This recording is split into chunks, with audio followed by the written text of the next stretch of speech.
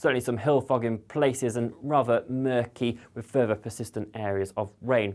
Climbing to highs of 10 degrees though, but with the cloud, not necessarily going to feel that particularly pleasant. Into Sunday evening, we retain that split then, so it's going to remain mild across the north and west where we hold onto that cloud. But now the cloud pushing its way into northern areas of England, western areas of Wales, so a slightly reduced risk of frost here. But where we hold onto those clearer skies, again, central eastern areas of England, temperatures will be plummeting once again, -3, -4 in towns and cities. Into the start of the new working week, whilst we do still have that split on the whole, the cloud will just gradually want to push its way into the southeast, and these frontal systems will eventually make their way further towards the south, but it will generally be more towards the middle of the week before we see that milder air eventually sweep its way across all areas of England. That's it for now. Enjoy the rest of your day. I'm Mark White. As GB News Home and Security Editor, I cover those key issues that are so important to you. Our authorities, our communities doing all they can to combat violent crime. With the public services under unbearable strain, why are we still failing to control our borders? Defence, the first priority of any government, has been continually hollowed out. Can we trust our politicians to protect the armed forces? Join me, Mark White, on GB News.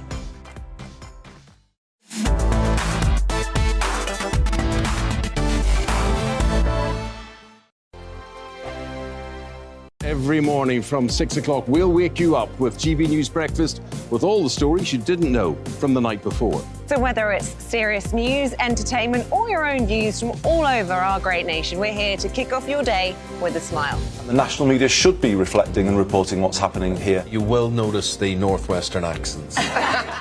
Whether you're with us on TV, radio, or online, every morning it's breakfast from 6 a.m. Hope you can join us. We are GB News, right across the nation. You can get us on television, on radio, on digital. We're absolutely everywhere. Amazing! You see, amazing! You remind me of me in the European Parliament. But here's the most important bit. We are not part of the mainstream establishment. We think and speak just like you do. We are the People's Channel. Magnificent. That's really, really thoughtful. Come and join us on GB News, the People's News Channel. My name's Tom Harwood, and join me 9:30 a.m. every weekday for The Briefing, your one-stop shop for everything you need to know about what's going on in politics today. I wonder if this is a deal that might need to be like the biscuits in this factory, twice baked. Is there not an opportunity here to win out against the extremes? Tom Harwood, GB News. What are you going to do about it? Things should have been done differently, and they certainly are being done differently. Don't miss it. The Briefing with me, Tom Harwood, 9:30 Monday to Friday on GB News. Join me, Nana Akua, Saturday and Sunday afternoons on GB News. Expect fiery debate and passionate discussion as me and my panel tackle some of the biggest topics hitting the headlines. It's a place for everyone's opinion. No one gets cancelled, but no one gets an easy ride. Oh, she's on it today! Be ready for conversations that are fierce, frank, and of course, fun. Every Saturday and Sunday afternoon from 4 p.m. on GB News, the People's Channel.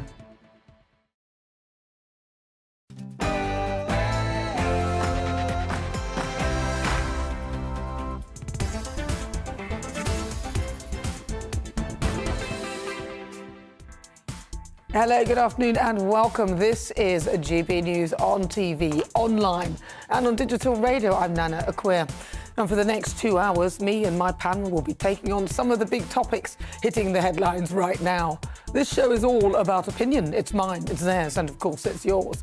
We'll be debating, discussing, and at times we will disagree, but no one will be cancelled. So joining me today is broadcaster and columnist Lizzie Cundy and also political commentator Sam Dowler. Before we get started, let's get your latest news headlines.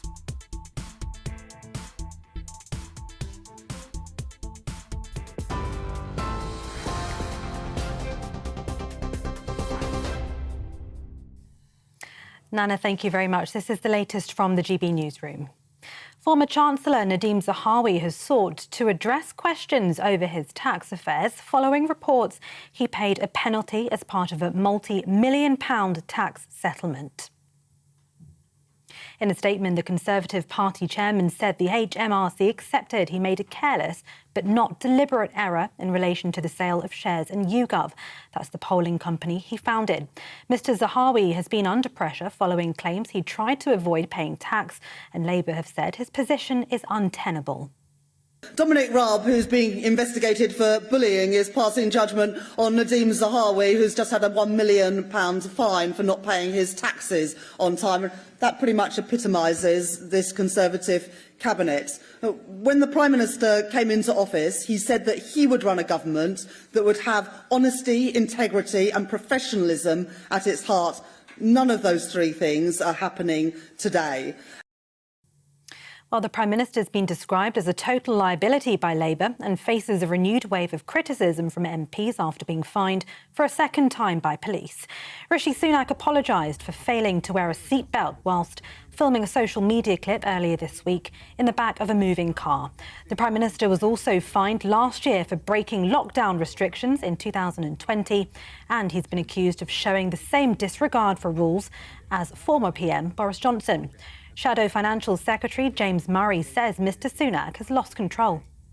Just when you thought the Conservatives couldn't get any more ridiculous, Rishi Sunak shows that he can't even fasten his own seatbelt. And I think this speaks volumes about the fact that the Prime Minister is not in control. And compare Keir Starmer with Rishi Sunak. You know, Keir Starmer has been at the World Economic Forum this week, promoting the UK, promoting our plan for economic growth. And Rishi Sunak can't fasten his own seatbelt. I think people will make their own judgment about who's best to lead the country. But Deputy Prime Minister Dominic Raab has defended Mr Sunak, saying he's a human being who made a mistake. The Prime Minister put his hand straight up. It was a mistake.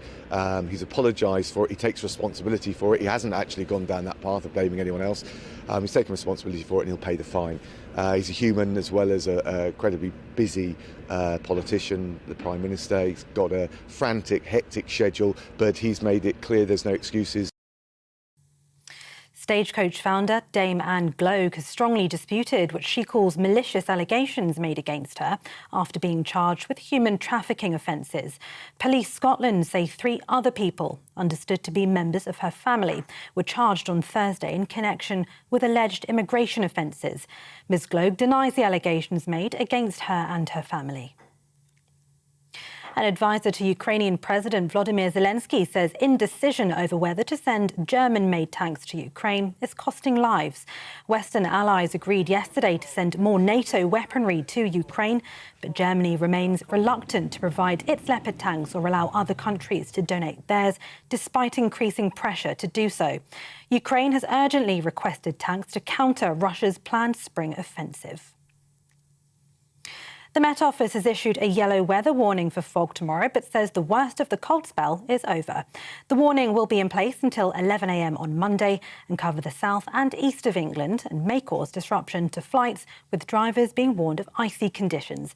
Temperatures are expected to climb next week right across the country. And Andy Murray's impressive winning run at the Australian Open has now come to an end after yet another battling display in round 3. The 3-time Grand Slam champion was knocked out by Spain's Roberto Bautista Agut despite a 4-set battle. Murray, who's now 35 and plays with a metal hip, was taken to 5 sets in his first 2 matches, finishing his second round tie after a 4 a.m. local time Friday.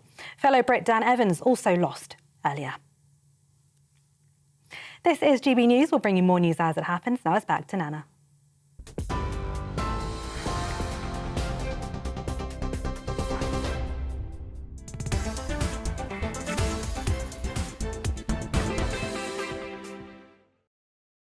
And you're with me, I'm Nana Akua. This is GB News on TV, online and on digital radio. It's fast approaching, excuse me, 6 minutes after 4 o'clock. Nicola Sturgeon, who, as you know, my mother cannot stand. That woman. What does she want? I just can't stand that woman. Nicola Sturgeon will stop at nothing to push her agenda of breaking up the union. And of course, she's at it again. In fact, she's always at it. And this time, it's at the expense of women. in what, in my view, is a clear attempt to stoke the fire of independence. Nicola Sturgeon has decided to tamper with something that really didn't need to be touched, something that only affects a small minority and to people, some of whom some would argue were suffering from a mental illness and need medical help, something that her plans will enable young people to bypass. Nicola Sturgeon, in her infinite wisdom, along with a load of Scottish MPs, has decided that in Scotland, the age for changing gender should be lowered to just 16, where at that age you will be able to legally acquire a gender recognition certificate for your preferred gender, irrespective of your actual biological sex, and you can do this without any medical checks whatsoever. On what planet does she exist where removal of safeguards protecting young and vulnerable minds from being certified as having gender dysphoria by professionals first as being unnecessary? It is meant to be a check and balance to ensure that those who feel they are trapped in the wrong body are not just going through puberty, a natural and normal stage that we all go through as our hormones run wild, but are actually in need of further evaluation. Anyone with half a brain knows that. And in opening the floodgates in this way, it means anyone who is not trans who wishes to take advantage of this can do so without any medical diagnosis.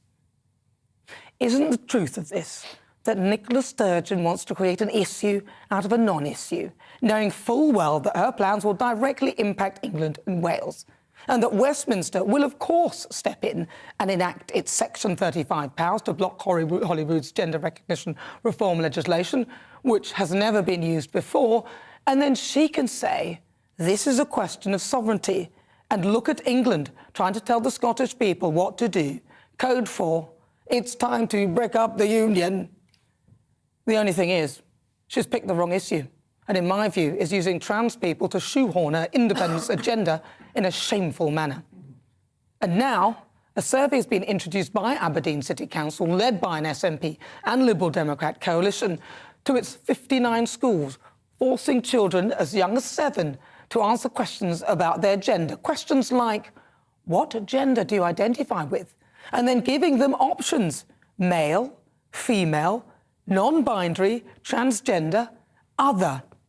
Subtly indoctrinating the concept of more than 2 genders, something that had not been discussed with the parents who were in the main outraged. Douglas Lumsden, Tory's MSP for North East Scotland and a former co-leader of Aberdeen City Council, said, it is disgraceful that the council are forcing children as young as 7 to answer questions about their gender. We've heard from Maggie Chapman just this week that she would like children as young as 8 to be able to change gender. These snooping questions from the council seem to be following the same agenda.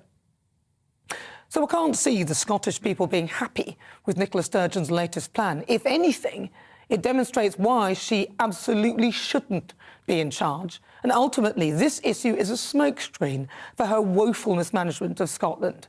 Nicola Sturgeon has bitten off more than she can chew. She has shown herself to be completely obsessed with her agenda in the midst of this crisis.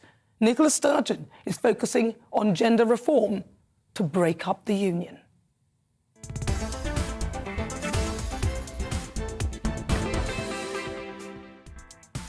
Oh, I'm so uncaring. My poor panellist Sam Dowell is joking, and I'm saying, shut up. Every time one of the little pictures comes up, like, shut the cake up. Right, before we get stuck into the debate, let me show you what else is coming up today. For the Great British Debate this hour, I'm asking, do you believe that Rishi Sunak can lead his government with integrity? Prime Minister Rishi Sunak has been fined after failing to wear a seatbelt in a promotional clip for his levelling up announcement. Now, that... And also former Chancellor Nadhim Zahawi paid a £1 million fine to HMRC over taxes. Can Sunak lead effectively? Or is it more of the same Tory chaos? Then stay with me. At 4:50, it's Royal Roundup time, and joining me live, YouTube sensation, the Royal Rogue, Jesus Enriquez Rosas, and Royal biographer Angela Levin will be live in the studio discussing all things royal. New polling suggests that Prince Harry and Meghan's ratings have plunged, both in the UK and in the States. That's following the release of Harry's dreadful memoir, Spare. And that's as the Princess of Wales, that's Princess Catherine, undertakes royal engagements amidst all the controversy surrounding the book. And then stay tuned, because at 5, it's this week's difficult conversation. Journalist and filmmaker Andrew Drury, who spent over a year with former ISIS bride Shamima Begum, will be live in the studio to talk about his experience with her and take us through some exclusive footage.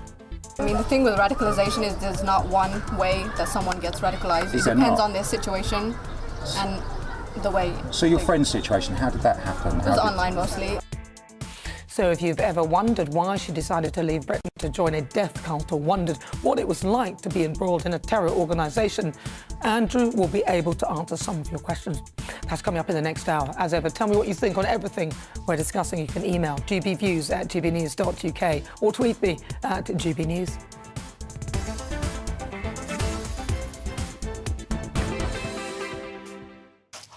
Right, let's get started. Welcome again to my panel, broadcaster and columnist Lizzie Cundy, and also political commentator Sam Dowler. Right, sorry about that, Sam, so uncaring of me to just leave you, listen to you choking out and just saying, shut up, for goodness sake, I'm doing my monologue. Right, let's... It's making me sick. Was it? The monologue? Oh, he's a fan of Nicola, that's why he's a fan of Nicola. Well, I'm not going to start with you first, and after that, I'm going to start with Lizzie Cundy, because she's matching me in orange. Oh, yes, see, great minds think alike. Absolutely. Nicola, yes. Well, she's an irritant, she's an annoyance, but most of all, she's dangerous, and she's a danger to women, because this bill is absolutely, I mean, it's ridiculous in every form, because, look, with this bill, predators will exploit any loophole they can to access vulnerable women and children. And, of course, what you're saying about predators isn't trans people. As in, about people who will take advantage. Exactly, people that will take advantage. So you can have a man that will dress up as a woman and go into a woman's changing room, making women feel vulnerable. And I think this is a dreadful bill. It won't get passed, and I think the trans community need kindness, they need care and understanding. But here she's just using them as political pawns to gain her mad desire for independence, which is obsessive, and it's one of Jimmy Cranky's crankiest ideas yet, if you don't mind me saying. Sam Dowler, what do you think? Look, I'm no fan of Nicola Sturgeon. Of course, I don't want there to be a breakup of the union at all. And there's 2 points here, really, because what she's actually the GRC, the gender recognition. It's it's something that Theresa May already talked about in 2019, and people didn't bat an eyelid at the time. But obviously, the rhetoric and the toxicity of the debate at the moment is changed. It has changed, so therefore people are completely different. Like, what she's actually talking about is just a piece of paper for somebody who it's not going to change. Well, it's a legally binding piece of paper. But it doesn't change the Equalities Act in the UK at all. It doesn't change anything. Well, and when it comes to trans women using toilets, it makes no difference at all. But it's not the trans women that we're worried about. Yeah, that's the whole point. That's the point. The point is, it's actually to do with predatory men that is the problem. That's right. Of course, taking advantage of certain situations. I mean, women, with all this furore, women and girls have more to fear from the police at this moment, statistically, than they have from trans women. Well, we're dealing with them as well. Well, we don't need more to worry about, do we? As a woman, exactly. So then you have to roll back to the fact that is Nicola Sturgeon using this to therefore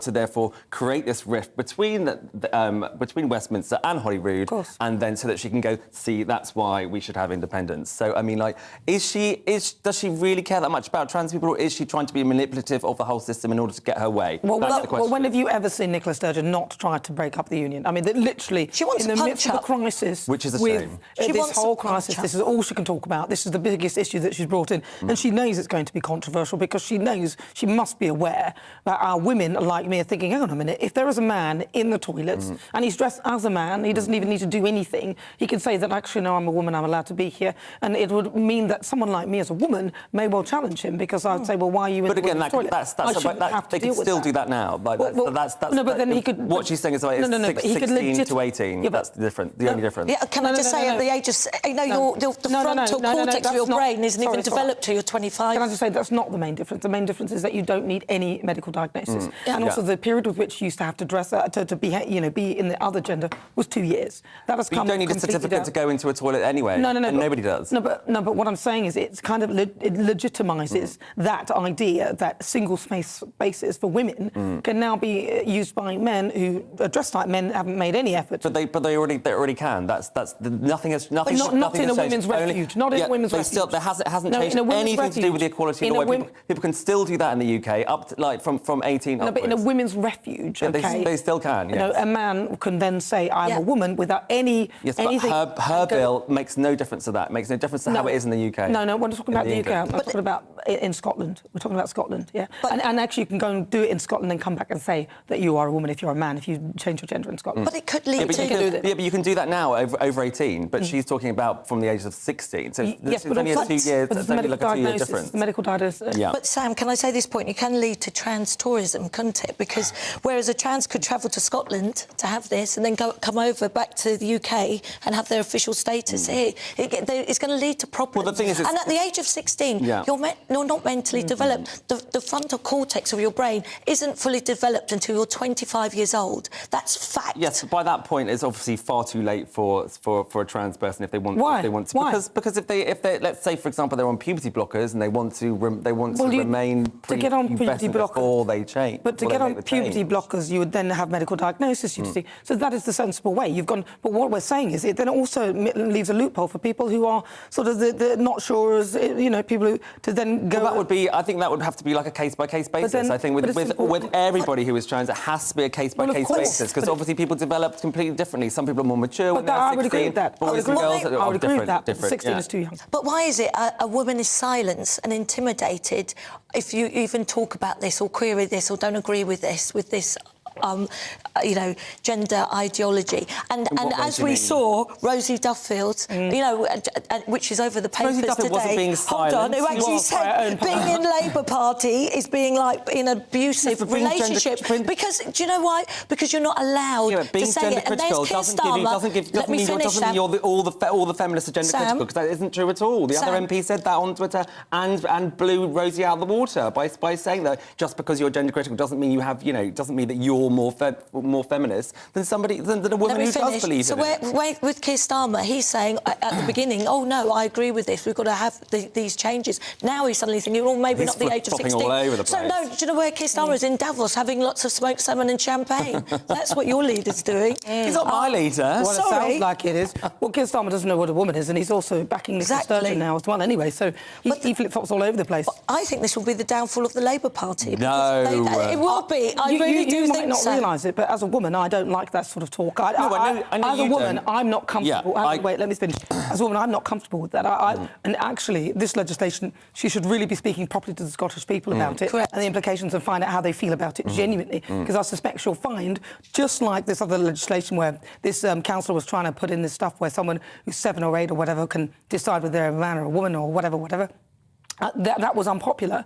I think she'll find this is equally as unpopular. Yeah. Well, I think women actually. There's obviously they would fall into two camps. I mean, the majority of the women that I know, for example, have no problems with it at all, and they've never, you should bring one of them on the show. I've not met one of them. Let me tell you. And Nicola has shot herself in the foot. Let me tell you. And let me just say for one more thing: 54% of Scots oppose independence. New poll today. Well, that was actually before we put enacted Section 35, but I think they'd probably still support us on that one. Well, if you just joined me, welcome on board. I'm Nana Akua. This is GB News on TV, online and on digital radio. After the break, it is time for the Great British Debate this hour. I'm asking, do you believe Rishi Sunak can lead his government with integrity? The Prime Minister has been fined after failing to wear a seatbelt in a promotional clip for his levelling up announcement. That's as the former Chancellor allegedly paid a £1 million fine to HMRC over taxes. But can Rishi Sunak lead by example? That's a bit unfortunate if he does. Send us an email, gbviews@gbnews.uk, or tweet me at gbnews. I've got a poll up right now. I'm asking you that question. Do you believe Rishi Sunak can lead his government with integrity? Cast your vote now. We'll be back after this.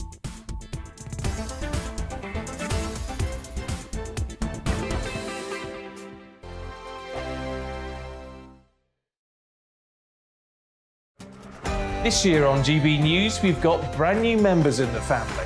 Join us. Across the entire United Kingdom, we cover the issues that matter to you.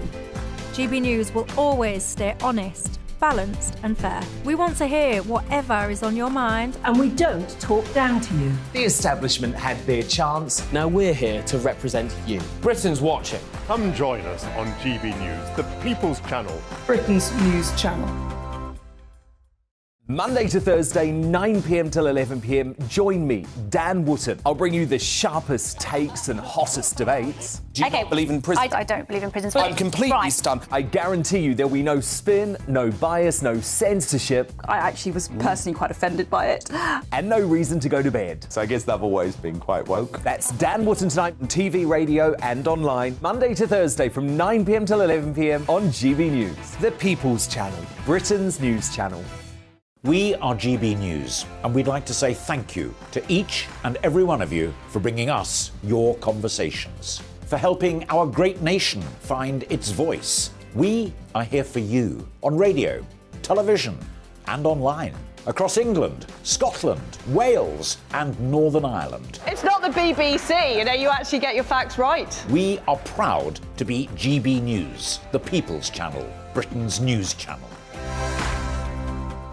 I'm Mark White. As GB News Home and Security Editor, I cover those key issues that are so important to you. Our authorities, our communities doing all they can to combat violent crime. With the public services under unbearable strain, why are we still failing to control our borders? Defence, the first priority of any government, has been continually hollowed out. Can we trust our politicians to protect the armed forces? Join me, Mark White, on GB News.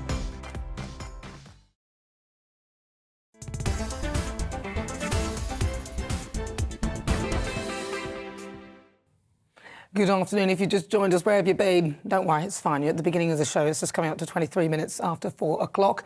I'm Nana Akua. This is GB News. We're live on TV, online and on digital radio. Don't forget as well, you can download the GB News app. You can check out all the shows there. It's a very, very good app. Now, before the break, we were discussing Scotland's gender reform bill. Let's see what you've been saying. Emily says, I don't trust Sturgeon with anything, let alone gender identity.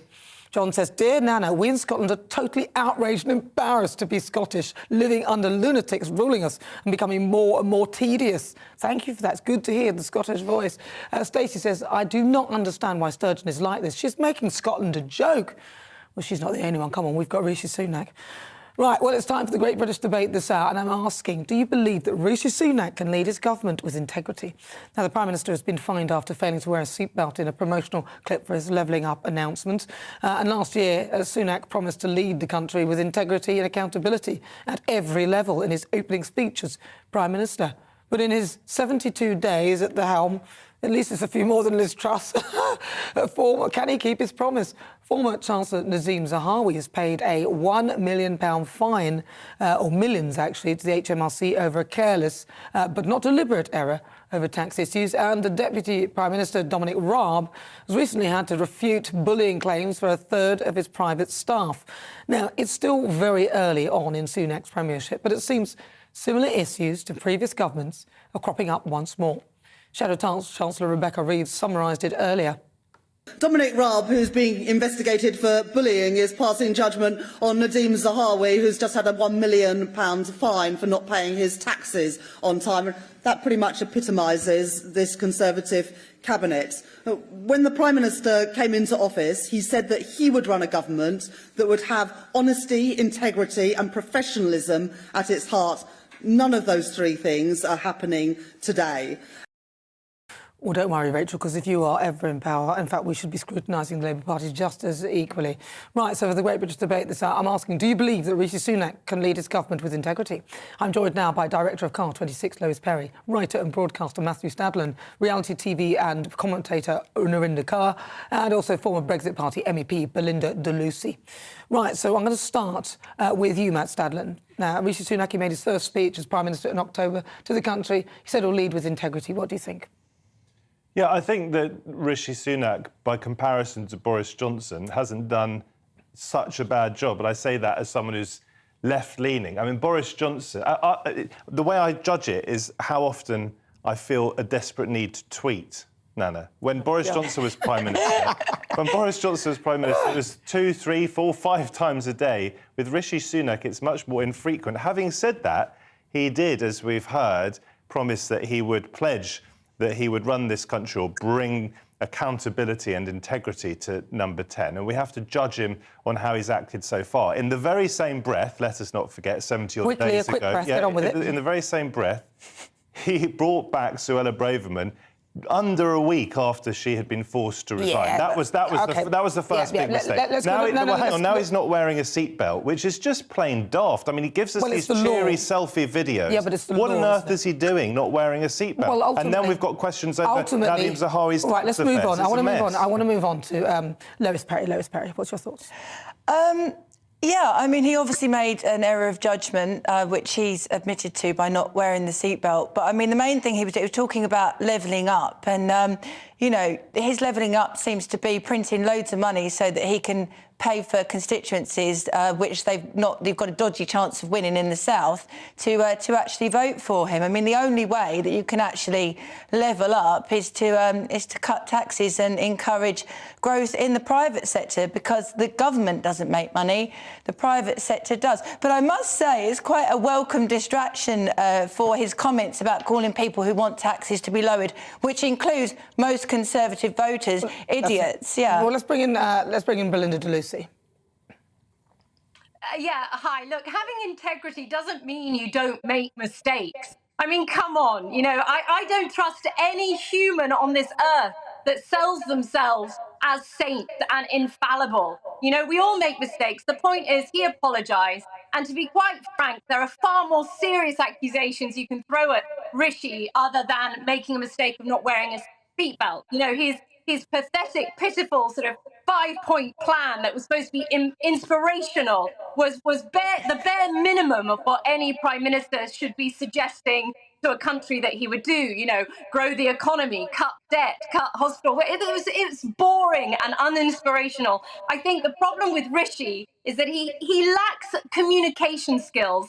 The less he tweets and the less he does these video clips, the better. He's only going to get things wrong. We just want action. People could argue that. But people could no more argue. of this. Well, a lot of people argued with Partygate that they broke laws that they made. I mean, these are laws, and he's broken the law. Narinda. I think it's time to admit this Tory government is like a professionally run criminal organisation, and how anyone can even defend what is going on right now. I mean, the second fine Rishi Sunak's had, his wife was non-dom, he's paying money to get votes in the south, he hasn't sorted out the strike process, and Well, hang on, I don't know about the paid money to get votes in the south. I'm not sure about that. No, I don't think. What do you mean broken the law to paid votes in the south? What are you saying? When was this? When he's levelling up, how he's put so much money in the south just to buy votes in the south. Rishi Sunak has got no integrity. This government has got no integrity, Nana. The Nadim Zahawi and the tax returns are as transparent as mud. He's got away with millions. This is criminal. It's criminal. This is a criminal government. They're scum. Well, Matt's shaking his head, Matt. No, you've got to be really careful when you talk about criminal behaviour. Nadim Zahawi has not broken the law. He seems to have paid a fine. The fine seems to have been about £1 million. HMRC. I'm not usually a defender of this Conservative government. I have to step in here. What he's done, Nadim Zahawi, is tell us that the HMRC agreed that it was careless, it was not deliberate. There is a difference between tax evasion, which is criminal, and tax avoidance. Well, he seems to have avoided tax. Yes. He's had to pay a fine. And that's not good. That's not good. But don't call him criminal. No, he's not. It's not criminal. But it's slightly morally bankrupt to do that, because you know it's not criminal because he hasn't broken the law. Unlike Rishi Sunak, who did break the law by not wearing a seatbelt, that is a law. Yeah. Lois. Can I just say that the main difference... Hang on, Lois is speaking. 1 second. Sorry, can I just say that the main difference between tax evasion and tax avoidance seems to be the amount of cash that you've got in the bank to make sure that it is legal or not legal. But having said that, there are... Guido Fawkes actually tweeted that 5 years ago, 5 years after the seatbelt law came out, that Keir Starmer was actually... He did a little video from the back of a car, not wearing a seatbelt as well. Well, we'll have a look into that if he did. Definitely. We'll see if we can find that, if that is the case. Can I just also say that I was talking to a Tory party donor earlier on, and he said that the way that Rishi Sunak is treating Conservative Party voters, donors, everybody, he said that Margaret Thatcher would literally be turning, if not rolling, in her grave about this. Belinda Lucy. Oh my gosh, I think this is a huge storm in a teacup, to be quite honest. I don't think the general public are going to be panicked that suddenly we have a terrible leader because he forgot to put his seatbelt on in the back of the car. But the positive is that it's highlighted to everyone, put your seatbelt on, so that's a good thing that's come out of it. But we cannot expect our politicians not to make mistakes. And I say this about Labour and Greens and everyone else, as long as they say sorry, we have to have an element of forgiveness. You know, you had Keir Starmer in 2020 in a collision with a cyclist and he didn't stick around to talk to the police about it. That wasn't morally great, but do I condemn him and demonise him for it? No. There are far worse things the Conservative Party have done. Belinda, enough. You can't keep making excuse after excuse after excuse. This is the worst government in my lifetime. They get away with breaking law and still staying in power. Resign. And he knows it. It's not the resignation matter. Let's go to Matt Staddon. Matt Staddon.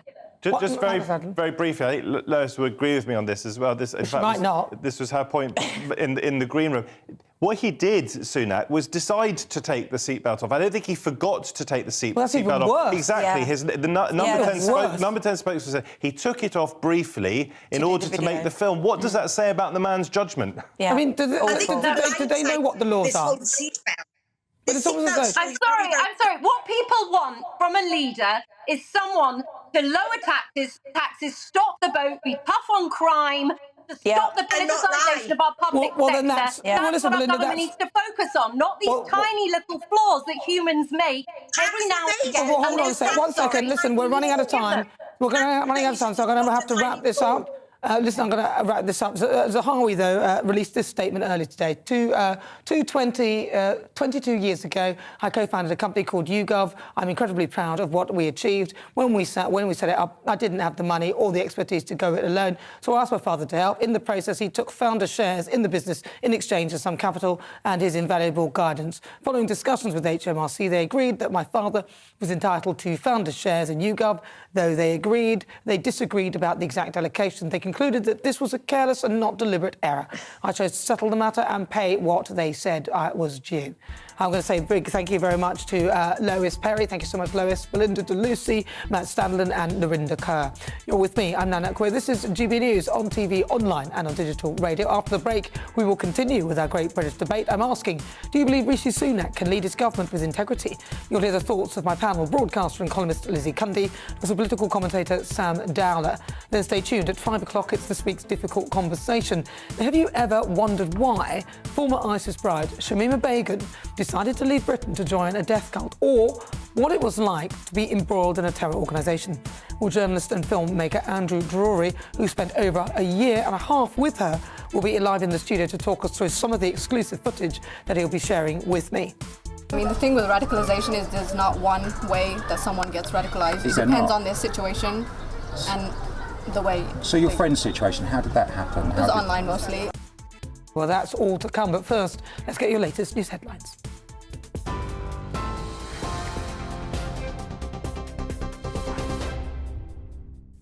Nana, thank you. Good afternoon. I'm Tatiana Sanchez in the GB newsroom.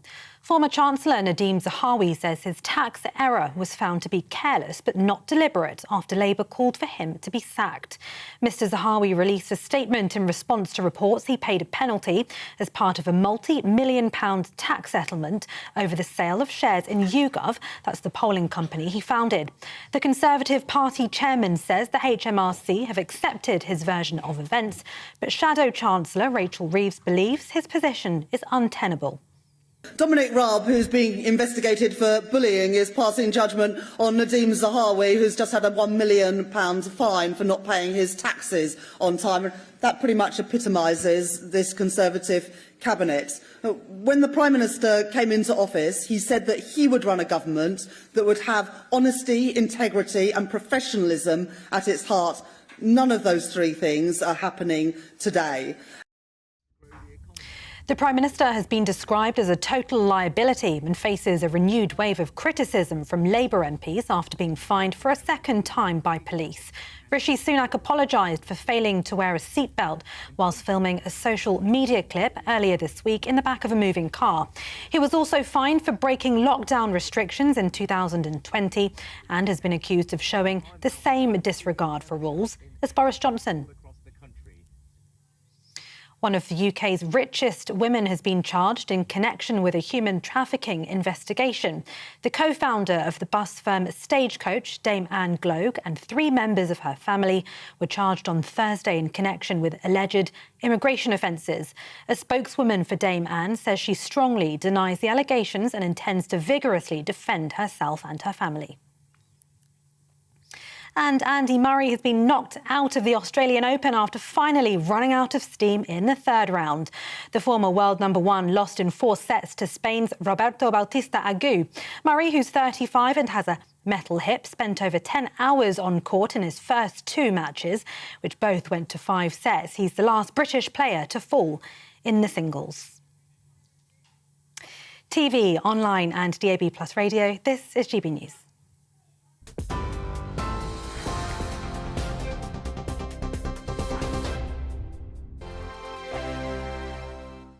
Monday to Thursday nights on GB News. At 6, it's Dubes & Co. 7 o'clock, Farage. At 8, join Mark Stein. And at 9, Dan Wootton Tonight, followed by Headliners. On TV, radio and online. This is GB News. We are GB News, the People's Channel. Why not take us home with you by visiting the GB News shop at gbnews.store. You'll find all the official merchandise, a really good present actually for yourself, your friends or your family. We ship across the UK mainland at no extra cost. GB News, the People's Channel.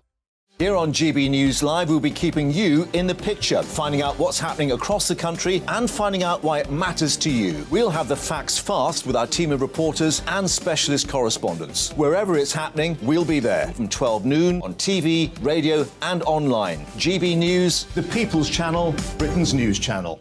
Monday to Thursday on GB News, it's Bev Turner Today from 10 a.m. We're going to be here for you, our GB News family, to keep you up to date, but also make you smile. The guy went from puberty to adultery. And I can't wait to bring a few of my own opinions. I have no time for cultural totalitarianism. We'll engage in passionate, but always polite debate, with your thoughts and opinions at the centre of it all. Only on GB News, the People's Channel, Britain's news channel.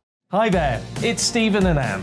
At breakfast from 6 a.m, you'll always be caught up with everything you need to know, the latest headlines, opinions and debates. We'll bring you the good news and the bad, but most of all, we're here for you. Remember, send in your views and let us know what you would like us to talk about. That's because we're your news channel. And every morning at 6 a.m, it's breakfast on GB News.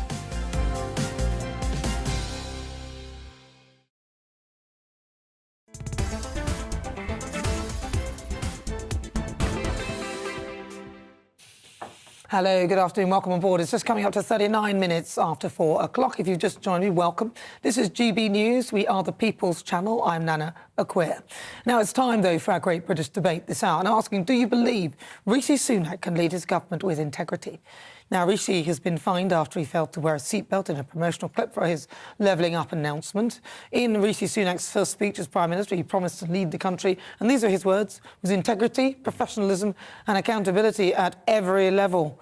But in his 72 days as Prime Minister, has he kept his promise? For example, Chancellor Nazim Zahawi has paid a penalty to HMRC. Admittedly, it was historical, something that happened a long time ago, over what he deemed to be a careless but not deliberate error. Now, it's still very early on in Sunak's premiership, but is it off to a good start?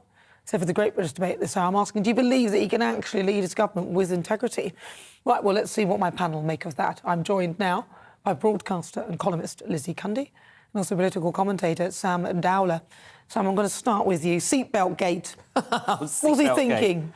Honestly, and somebody would have had to watch it and then let it go through. I mean, it's ridiculous. But they told him to take the seatbelt off at the beginning. I know, Rishi probably doesn't think he needs a seatbelt, especially when he can handle a bazooka so well in his promo video. Or a boomerang. Yeah, exactly. I mean, it is. I just think obviously it's a silly mistake. He needs to be fined, but it's just these little things that chip away at what he says. Why is it a silly mistake? Why is that acceptable? Why is it the Partygate with the cake where he apparently stuck his head around the corner?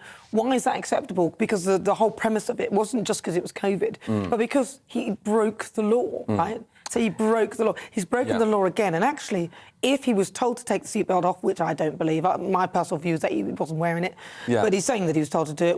He was then told to break the law, and he adhered. He went along with that. He probably just an excuse. He's trying to blame somebody else. Yeah, I think so. Someone told me to do it. Blah blah blah. But it's classic. That's what it seems the current Tory party seem to do. It's always somebody else's fault. They make a mistake and it's somebody else's fault. And the Nadeem Zahawi thing is just more of a reason why they are just so out of touch with the British people. Like, I forgot to pay £1 million in tax. Really? I wish I had enough money to pay £1 million in tax. Well, exactly. I mean, the fact that he forgot or whatever, or there was something that he missed a procedure or whatever, but what he did wasn't illegal. No, exactly. So it was a procedural thing. But then I think these sort of loopholes are the sort of things that I'm expecting them to close. They're just building up again, and it's just like, oh, come on, guys. These aren't difficult things. I mean, that could have been so easily avoided. Just a stupid seatbelt. Here we are talking about it on the news when all he needed to have done is just wear it like a normal person. Lizzie. Well, yeah. I mean, he's got another fine, the second fine. I'm surprised he didn't get a fine for not being in a booster seat, actually. That's heightist, Lizzie. Heightist. Sorry, in all seriousness, that was a careless and stupid error. And he started off this campaign saying, well, I've got integrity, I'm going to be so professional, you're going to get honesty, and none of those things. And I'm sorry, when all the strikes were happening, we've got the high cost of living, he literally ghosted the country. Oh, yeah. I mean, he was hiding. I thought he was under your chair, Nana, at one time. I was like, where is Rishi? Where has he gone? And I'm sorry, he has really let us down. I'm so underwhelmed by his performance, I can't tell you. And this is another thing, the Tory now, stupid thing, not wearing a clumsy, you know, how stupid not to wear it. And we're supposed to look up to our Prime Minister. It's hard enough for me trying to get my... look up to him, you look down. Exactly. Well, but it's another You're both as bad as each other. Yeah, but why about him just start doing what he said, you know, start practising what you preach and belt up. Belt up, Rishi. Very good. But you know what, though? I think this smacks of the sort of... It's almost like the law doesn't apply to them. We'll just do it this way, this is how we've always done it. The fact that it was so blasé that nobody noticed suggests to me that this is something that he would do all the time, even though he said somebody else or whatever told him to do it, which, if somebody tells you to do something that is wrong, you're going to do, it's even worse. Exactly. Which means one of his like handlers or whatever would be like, oh no, take that off, it's ruining your beautiful suit. Like, not even thinking about the fact that it was illegal. They all sweep it under the carpet. They're sweeping it under the carpet, like the former Chancellor. Exactly. Okay, you know, and how can you say it's careless? You know, not, you know, with the tax, over millions in pounds. Well, it's careless. It's just crony. But he was throwing legals at media establishments like the Independents to not let them ask questions about this tax. Well, cronies and corruption, like step by step. But the tax thing was a legal loophole, and he was following the law. But the problem with this is that because you've got money, if you've got money, then you can pay people to find these loopholes, so you're paying less. So the idea that you're not evading tax, you're avoiding tax, but you're still using these schemes. A bit like the non-dom status, which is another one of those, which is perfectly legitimate, but because they've got so much money, they're all using it. And I think perhaps these people are so detached from reality that we live in. It's the whole Donald Trump thing when he was saying, well, only a stupid person would, you know, not find the loopholes to pay like no tax. But Richard's not reading the room. Why is he taking private jets for meetings in Leeds? You know, and that's why I think he wanted to be seen in a car so badly because he was getting stick about being in private jet. He forgot to put the seatbelt on because he's like, I'm not in private jet because he's getting so much stick. God forbid he get the train because they wouldn't be running if he's trying to go all the way up to Morecambe. But he needs to read the room, and he's so unattached from what's going on in real life. All of them are. Well, it seems that way. Well, this show is nothing without you and your views. Let's welcome our great British voice, their opportunity to be on the show and tell us what they think about the topics we're discussing. This hour, I'm going to head over to Bristol to get some real opinion here from GBNews voice Lee Harris. Lee, what do you think? No seatbelt, honestly, ridiculous. I feel like I might have a slightly unpopular opinion here, but I'm no huge fan of Rishi Sunak. But these FPNs are a bit ridiculous. I don't view them as a matter of political integrity at all. We're all human. It was a mistake. They're not criminal convictions, and arguably Rishi and Boris shouldn't have even got the first FPNs, the first Partygate FPNs. They were pathetic. And Labour can get off their high horse too. I've been fed up of listening to them today. They're even worse. They bang on about integrity, but Keir Starmer has breached the MP's code of conduct multiple times over declaring registered interests late. So has David Lammy. Barry Gardner accepted £500,000 from a Chinese spy, which he kept. And don't even get me started on Keir Starmer campaigning for a second referendum after his side lost. But, you know, having said all of that, and I'm a Conservative member, and the entire foundation of Rishi Sunak's premiership does lack integrity.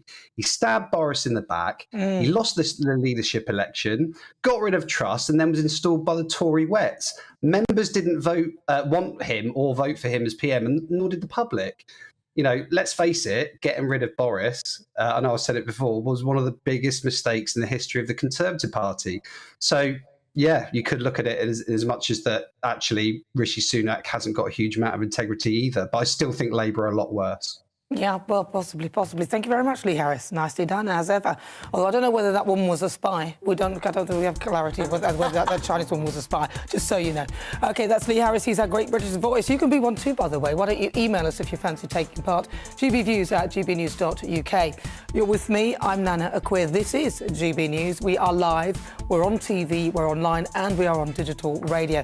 Now, after the break, it's Royal Roundup time. The Royal Rogue, Jesus Enriquez Rosas, and Royal biographer Angela Levin will be discussing all things palace-related.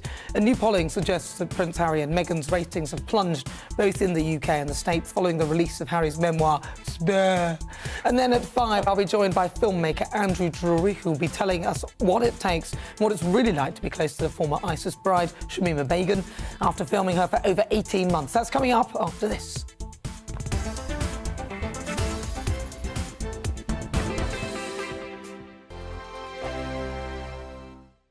Every morning from 6 o'clock, we'll wake you up with GB News Breakfast with all the stories you didn't know from the night before. So whether it's serious news, entertainment, or your own views from all over our great nation, we're here to kick off your day with a smile. The national media should be reflecting and reporting what's happening here. You will notice the northwestern accents. Whether you're with us on TV, radio, or online, every morning, it's breakfast from 6 a.m. Hope you can join us. We are GB News, right across the nation. You can get us on television, on radio, on digital. We're absolutely everywhere. Amazing! You see, amazing! You remind me of me in the European Parliament. But here's the most important bit. We are not part of the mainstream establishment. We think and speak just like you do. We are the People's Channel. Magnificent. That's really, really thoughtful. Come and join us on GB News, the People's News Channel. My name's Tom Harwood, and join me 9:30 a.m. every weekday for The Briefing, your one-stop shop for everything you need to know about what's going on in politics today. I wonder if this is a deal that might need to be like the biscuits in this factory, twice baked. Is there not an opportunity here to win out against the extremes? Tom Harwood, GB News. What are you going to do about it? Things should have been done differently, and they certainly are being done differently. Don't miss it. The Briefing with me, Tom Harwood, 9:30 Monday to Friday on GB News. Join me, Nana Akua, Saturday and Sunday afternoons on GB News. Expect fiery debate and passionate discussion as me and my panel tackle some of the biggest topics hitting the headlines. It's a place for everyone's opinion. No one gets cancelled, but no one gets an easy ride. Oh, she's on it today! Be ready for conversations that are fierce, frank, and of course, fun. Every Saturday and Sunday afternoon from 4 p.m. on GB News, the People's Channel.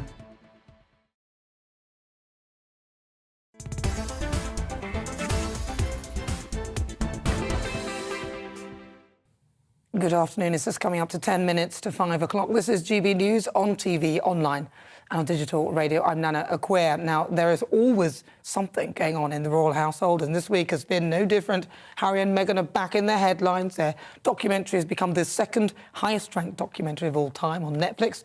Meanwhile, in America, Harry's popularity has plummeted to an all-time low. That's following the release of his memoir, Spare. And King Charles has donated £250 million to support offshore wind farms. Now, each Saturday, I love to give you a rundown, and who better to delve into this than the Royal Rogue, Jesus Enrique Rosas, who joins me now. Jesus, lovely to see you.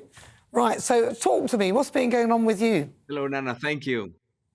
So, I know you've... I'm making some changes. Yes. Yeah, come on, tell us about it, very briefly, because then we can get stuck into it. Yeah, very briefly, split in my two channels, the Battle Language Guy and the Royal Rogue, now are totally differentiated in terms of the royal family. I'm going to cover that on the Royal Rogue on YouTube. And yes, Harry's popularity has been declining since the Book of Spare, the publication of his book. And I think it's because he expected people to be more related or empathic with him, but it was quite the opposite. I think all the stories that he revealed on his book actually had the opposite effect on the public, and especially on the American public. Well, let's take a look, because I know you've got a clip of Harry when he's being interviewed on an American show. Let's talk us through. Let's have a look.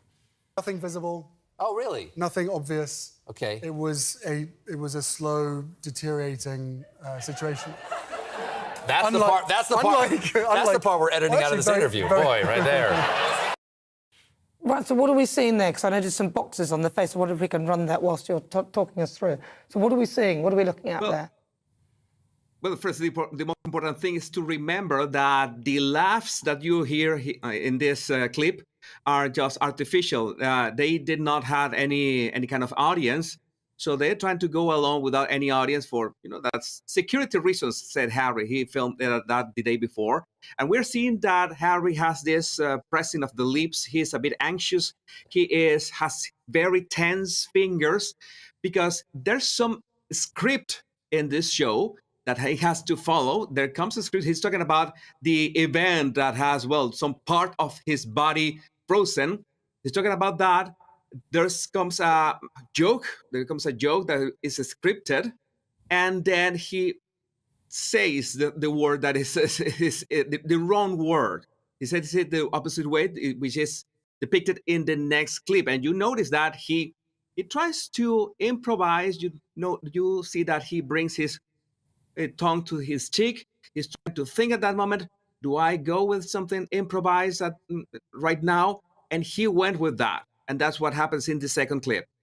All right, well, let's take a look at that second clip then, because this is what you were talking about. Very similar to this experience. Yes. Unlike what? Unlike what? That's right, you carry on. You were doing great, No, you're doing great.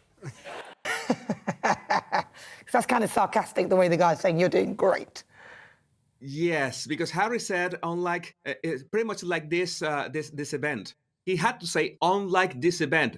He said that the event of his body part being frozen was very bad, unlike this event, this interview, right? It's like connecting the joke to praising, so to speak, Colbert's program. But he said the opposite. It was like, this is pretty much of a mess, a painful situation. And that's why Colbert says, unlike what, like trying to correct him, twice. Unlike what? Unlike what? Like, that was not in the script. Couldn't you follow the script?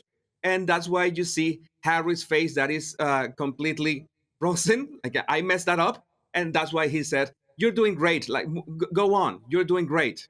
He tries to just move on. I think Harry is like empowered. Thinks that all the attention is empowering him to take these chances. And he's slowly realizing, I think, quickly realizing that the effect that this book had in the public and all the jokes that have sparked from this book, well, it is the opposite effect that the relatable story should have had in the public. But there's no relatable story. There's no morale to this story. Well, let's bring in Angela Levin. Angela, Right, so Angela, stay there, Jesus. Right, so Angela, your thoughts on all of this? I mean, what's been going on? What have you got? What have you seen? Well, I think one of the things is, where is Meghan? People have asked where she was, and she's not there. She's left Harry completely alone.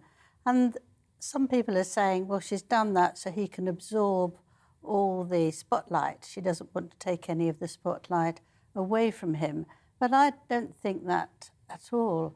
I think that she, can't bear not to be in the spotlight, and also that in his book, where he thanks people, without mentioning his family, of course, he says, thanks to her, he couldn't have done the book. Thank you, thank you, thank you, thank you. There's 4 of them there. And I think, well, what sort of wife would let their husband go through with that? I can't have a laugh. With those terrible things about weeing in his pants an hour before he met her for the first time. Wouldn't you say, darling, please, don't you think that's going a bit far, that, you're not going to look good?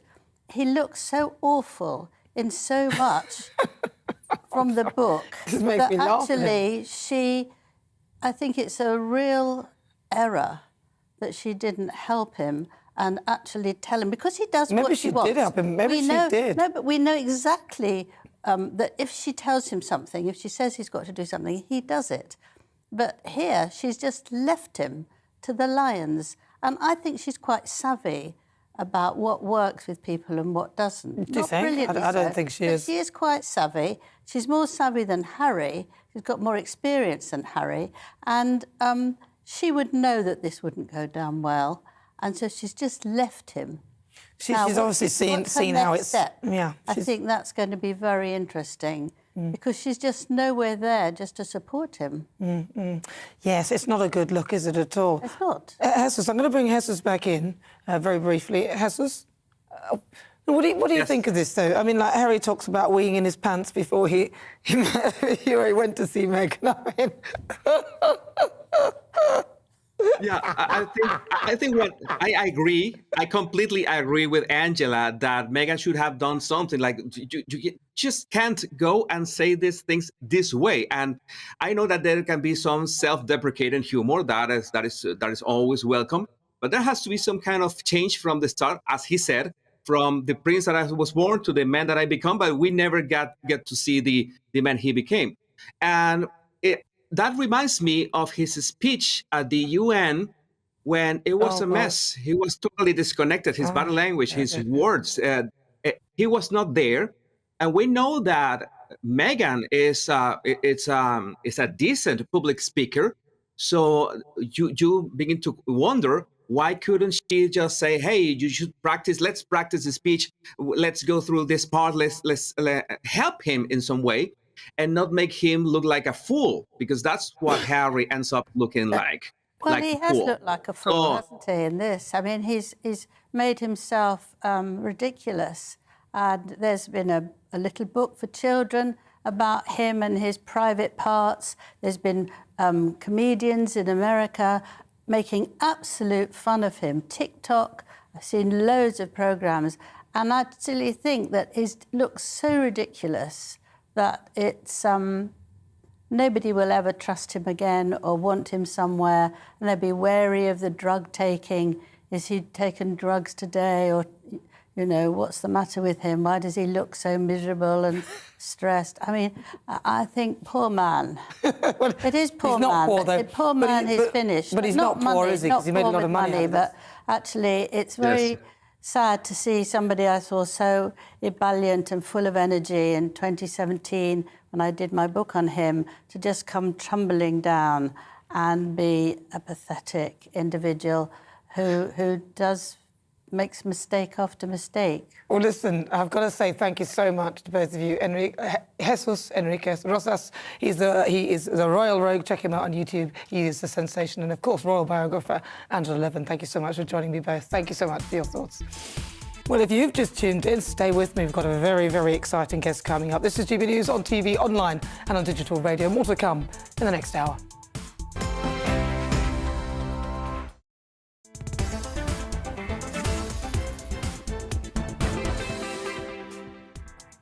So it's just coming up to 5 o'clock. You're with me. I'm Nana Akua. This is GB News. We're live on TV, online and on digital radio. Now, for the next hour, me and my panel will be talking about some of the big topics hitting the headlines right now. But coming up, I'll be joined by filmmaker Andrew Drury. Now, he'll be telling us what it's like to get close to former ISIS bride Shamima Begum. And for the Great British Debate this hour, I'm asking, should nurses be using food banks on an average salary of £35,000? But first, let's get your latest news headlines.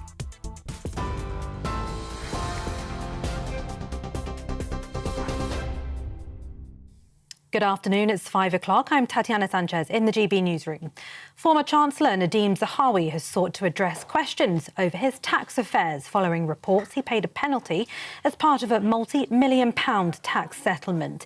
In a statement, the Conservative Party chairman said the HMRC accepted he made a careless but not deliberate error in relation to the sale of shares in YouGov, the polling company he founded. Mr Zahawi has been under pressure following claims he tried to avoid paying tax, and Labour have said his position is untenable. Dominic Raab, who's being investigated for bullying, is passing judgment on Nadeem Zahawi, who's just had a £1 million fine for not paying his taxes on time. That pretty much epitomises this Conservative cabinet. When the Prime Minister came into office, he said that he would run a government that would have honesty, integrity and professionalism at its heart. None of those three things are happening today. The Prime Minister has been described as a total liability by Labour and faces a renewed wave of criticism from MPs after being fined for a second time by police. Rishi Sunak apologised for failing to wear a seatbelt whilst filming a social media clip earlier this week. The Prime Minister was also fined last year for breaking lockdown restrictions in 2020, and he's been accused of showing the same disregard for rules as former PM Boris Johnson.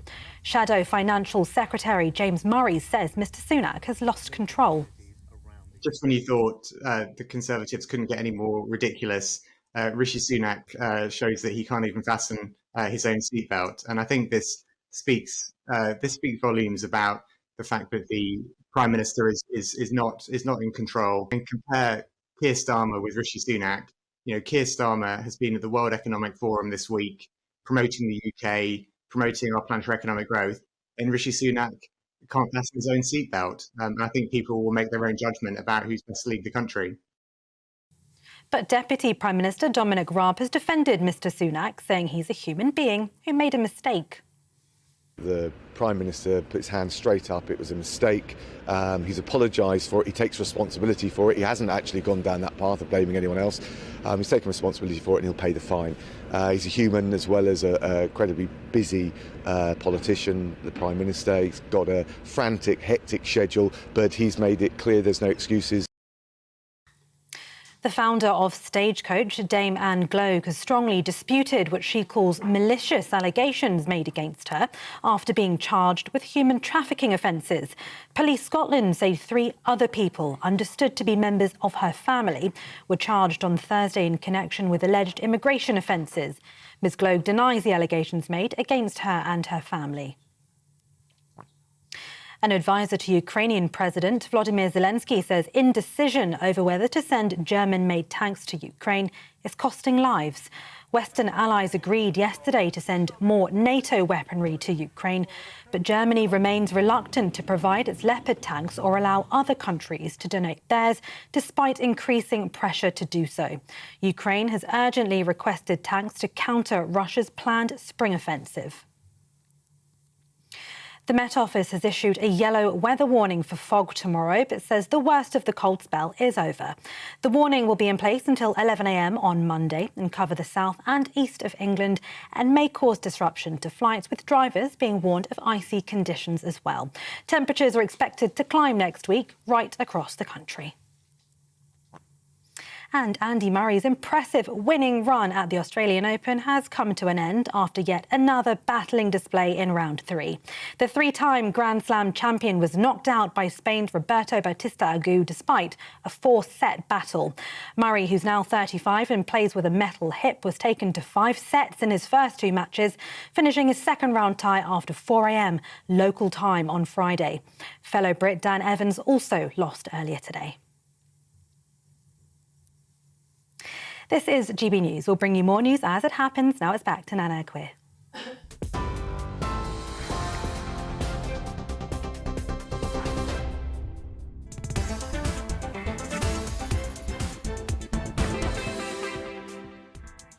Good afternoon. It's just coming up to 6 minutes after 5 o'clock. This is GB News on TV, online and on digital radio.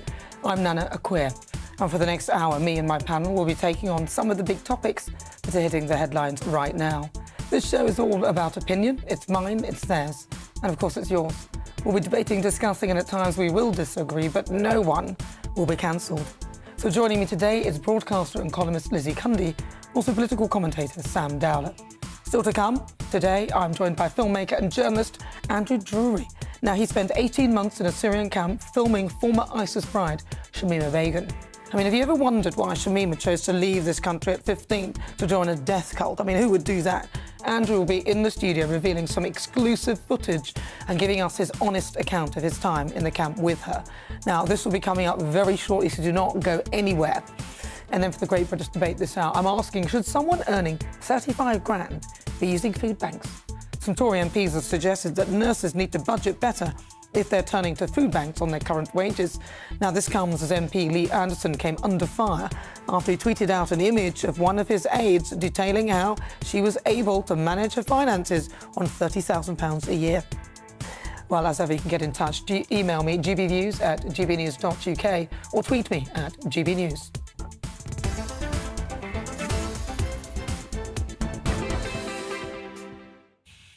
And now it is time for this week's difficult conversation. ISIS bride Shamima Begum is in the spotlight once more following the release of her BBC podcast, which I think is somewhat ridiculous that she was even allowed that. But she details her journey to Syria. Now, Shamima fled East London back in 2015 to join the terror organisation as a teenager alongside 2 others. Now, supporters claim that she was groomed by ISIS, whilst others would dub her as a traitor who knowingly and willingly joined a death cult. Now, in the BBC's latest episode of the podcast, I Am Not a Monster, Shamima discusses in detail how she was smuggled into Syria. Andrew Drury is a journalist and filmmaker who spent 18 months with the former ISIS bride, getting to know her on a personal level. I mean, the thing with radicalisation is there's not one way that someone gets radicalised. It depends on their situation and the way... So your friend's situation, how did that happen? It was online mostly. Now, in the past, Andrew expressed great sympathy with Shamima's situation, but he has since been very outspoken about how he felt manipulated and used by her. I'm pleased to say that joining me in the studio is journalist and filmmaker Andrew Drury. Hi, Andrew. Really good to meet you. Wow. Good afternoon. Can't believe you're 56. You look fabulous for it. Thank you. I'll tell you anything. So this is how I like to warm people up, start with that. So, Andrew, first of all, tell me a bit about yourself then, because how come you ended up going to this particular place and doing this particular interview? Who would go? It's the first time it was a mistake. I'm filming a documentary called Danger Zone, and it was a day off. And it's kind of a bit jokey because all these Oxbridge journalists couldn't get to meet her because she was sending them away, so I thought I'll give it a go. Just a normal bloke. Turned up, and we were introduced to her, and she did say no. To me at first, and then I had a kind of a prepared video. I did a Netflix documentary. I showed her that when I was with these authors. I thought it might play on her heartstrings, and it did. Wow. So you were in Syria? I was. And just to do this thing, you managed to see her? Yeah. And she saw the video? Yeah. And then how did it sort of transfer the relationship? Well, after that, I mean, we had about a 2 hour, and I wasn't going to ask her about the heads in the bins. I was going to ask her, I just asked her about her personally, how she was feeling, how her family felt, the general stuff. Not really a lot of interest. But we'd made this bond, and where the bond had happened is when we were saying goodbye, I asked if I could shake her hand, and she said, "Can I have a hug?" And we did hug. And at that point, when the hug happened, I felt guilty immediately. Why? Because of what she had done, but I still did it. And I had that living with me right through the 18 months, although I continued. I had no intention to ever seeing her again. And I felt quite euphoric about meeting her because she'd become a bit of a celebrity, for right or for wrong. And then I went home, and then I was contacted by the media outlets. So the next one was the famous TV one where she went live. So when you gave her that hug and everything, then you felt guilty. What was your thoughts of her as a person? In your mind, how did you feel about her? The first meeting, I felt sorry for her. Yeah. I thought she had been groomed, because that's what everybody had said. I thought she was radicalised and it'd been a period of time. And I felt sorry. I got a daughter her age and she kind of like a frightened rabbit at that particular time. And so I've come back and thinking, oh, this is really quite a sad story. And I didn't think she went there. I thought she was someone had manipulate her going there. Well, it's interesting that, because a lot of people do say she was groomed, but, how did she come across when did she tell you about the things with the bins and things like that, or did you ask her about Later on I did, yeah. Later on, so talk to me about the next time. I asked her about these suicide vests because they bothered me, because Javid had obviously said she'd sewed suicide vests. She categorically said no, she looked me in the eyes, and I don't believe her. I didn't believe her then. No, I didn't. I didn't believe her. I think she had the capability, and that was because during that second period we we exchanged phone numbers because I was told that she could have one call a week, and I wanted to, continue her story, but that call a week became texts. And in those texts, those texts over the next period of 3 months, finally told me what she was like. Really? My last visit did, yeah. So we have some texts of some of the messages that were sent. Yeah. To talk to me about some of those messages then. What was it about the messages that then changed your mind about her? When I was there, everybody says, did she really have kids? You must have heard that fake baby that she had, and she did have children. She said I was the first journalist she showed these pictures of the baby because she trusted me. She at one time said I was the closest to her. So she opened her purse, showed me this picture. There was a picture of a little boy that had chocolate around his face, a normal senior level as a baby. And when I came back, I texted her and I said, do you know what, I'm really sorry, that made me really feel sad that your child lost her. And she said to me, I'm over that part of my life, and it was so casual. Wow. And so she said, that doesn't make me sad anymore. And for me, that completely changed her. I had a brother die when I was young, so I know what holding the death of a child is like. She didn't seem to have any emotion, totally emotionless about the death of these children. And I know everybody goes, it's trauma. It's not. That's her being. So the second time you went, what happened then? Well, filming when we were away doing the live broadcast with the, most people know it was where it was or saw it live. She had tantrums. That was the first time I saw her have a tantrum. Oh, really? So we were filming, we stopped filming, we went to a break, and she ran off in tears and had this kind of tantrum. She wasn't coming back. So I convinced her to come back on because I'd gone all the way over it. So that was another facet of her. Why did she have a tantrum? What was she being annoyed about? Because she's a diva. That's what she is. She courts all this press, loves it. She loves the attention. And you can quite clearly see that every time you see her. Like the last visit I had, I was talking to a Trinidadian lady that was having a few problems that she introduced me to. And because I wasn't talking to Shamima, she feigned an illness like a child would. Oh, really? Didn't have all the attention, wasn't on her. She's a narcissist in my view. Wow. Now, apparently there was a fourth person. Was there a fourth person at the beginning? This shocked me about the podcast, and it really made me angry because I was listening to the first episode, how she describes how she was trafficked, was looking online and searching some online things. But she told me about a girl called Shamina, and Shamina was the one that took her through the travel. She took her across the border, or explained how to get to the border, but the BBC didn't show that at all, and I'm surprised. Well, we have a clip. This is one of. Let's see the clip. Shamima as well. Shamina. Shamima. Yeah, Shamina. Yeah. Was she at your school too? Yeah, she was my closest friend. Was she? All of them, yeah. So she was subject to some sort of radicalisation. Was her story the same as yours? Or? No, it's different, and it's also actually very sad, her story. Yeah. And if she had not been radicalised, I don't think we would have been radicalised. No. Well, I mean, obviously, Shamima isn't here to defend herself, and of course, that is your opinion on that. But it's interesting that that's the sort of idea of her character that you got from her. What were the conditions like at this camp that she was in? Conditions have got worse and worse when I was there because they were bringing more women in that were still affiliated with ISIS. So the last time I went, rocks were being thrown at us. But she's living in relatively comfort. She has air conditioning in a tent. She has a TV. They have discos at night between the girls, the Western girls, so they dance to music. They've got a shop in there, they've got a shopping area. So it isn't what you think, it's not a prison as you think, it's just a tented village. And how did she say that her children died then? Because she said, ironically, she said under ISIS, the 2 children would have survived. That was her words. And the 3rd child died through lack of oxygen. And wow. I don't want to but it seems strange all three died lack of oxygen. That worried me, the concern of that. That's what she said, because it seems strange. There was no real medical condition. None in her family had died of lack of oxygen, but 3 of her kids did. Does seem somewhat, you know. Yeah. But obviously, you know, in our minds we can speculate as to how that would happen. But in your view, then, having spent that time with her, and she's now claiming that she wants to come back, and you know, because obviously she's saying that with regard to her legal representation, because she can't speak properly about this because she can't speak to the officials. Do you think that she should be brought back to this country? It's a strange one because the camp I know will not be there forever. It's a tented camp. The Turkish have threatened to invade on a few times, and the SDF who are holding her have stated that they will let all the prisoners go. So we lose control of her. I think she should be brought back here, tried and put in prison for life.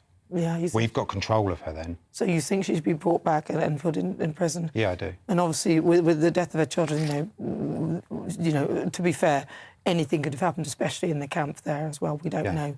We don't know the full extent of what it's really like to be there. But you spent 18 months there. So in that time, what kind of things did you do? I mean, where were you staying? Were you staying in a hotel nearby, or? The first time we had sort of 2 or 3 weeks filming this documentary, and then we stayed in a hotel that was probably, I don't know, only about 45 minutes away from it, in the northeast Syria. And it's quite a decent hotel. Now, Shamima said that she sort of mentioned that she used to hide when she prayed in England, which I think is odd. I think that's a nonsense. Why was she saying that? I don't know, because, like I said, in one of the other texts I think I told you about, she's starting to build herself a character. So if she gets anybody media there, she's now building herself into this victim. So I think that's part of the breakdown of that, saying that she had to hide her religion. I think it's something, it seems like she's guided into conversation now, because she's a different Shamima now than I first met her. So I don't know. I don't think she ever hid. She come from an Islamic household. Well, let's play the clip of her actually saying these things. Trust me, I used to hide from my family that I was praying. Did you? That I was praying, yeah.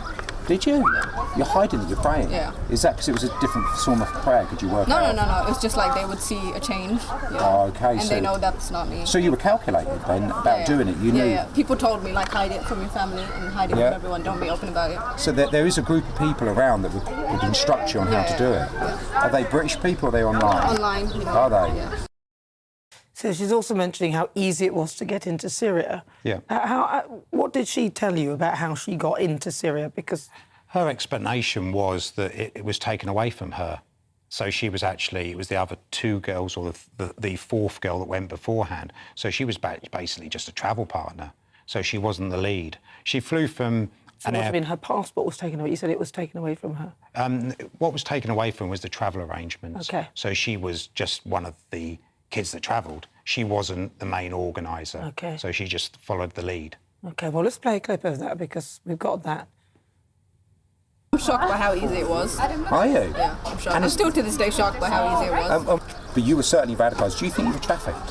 Yeah.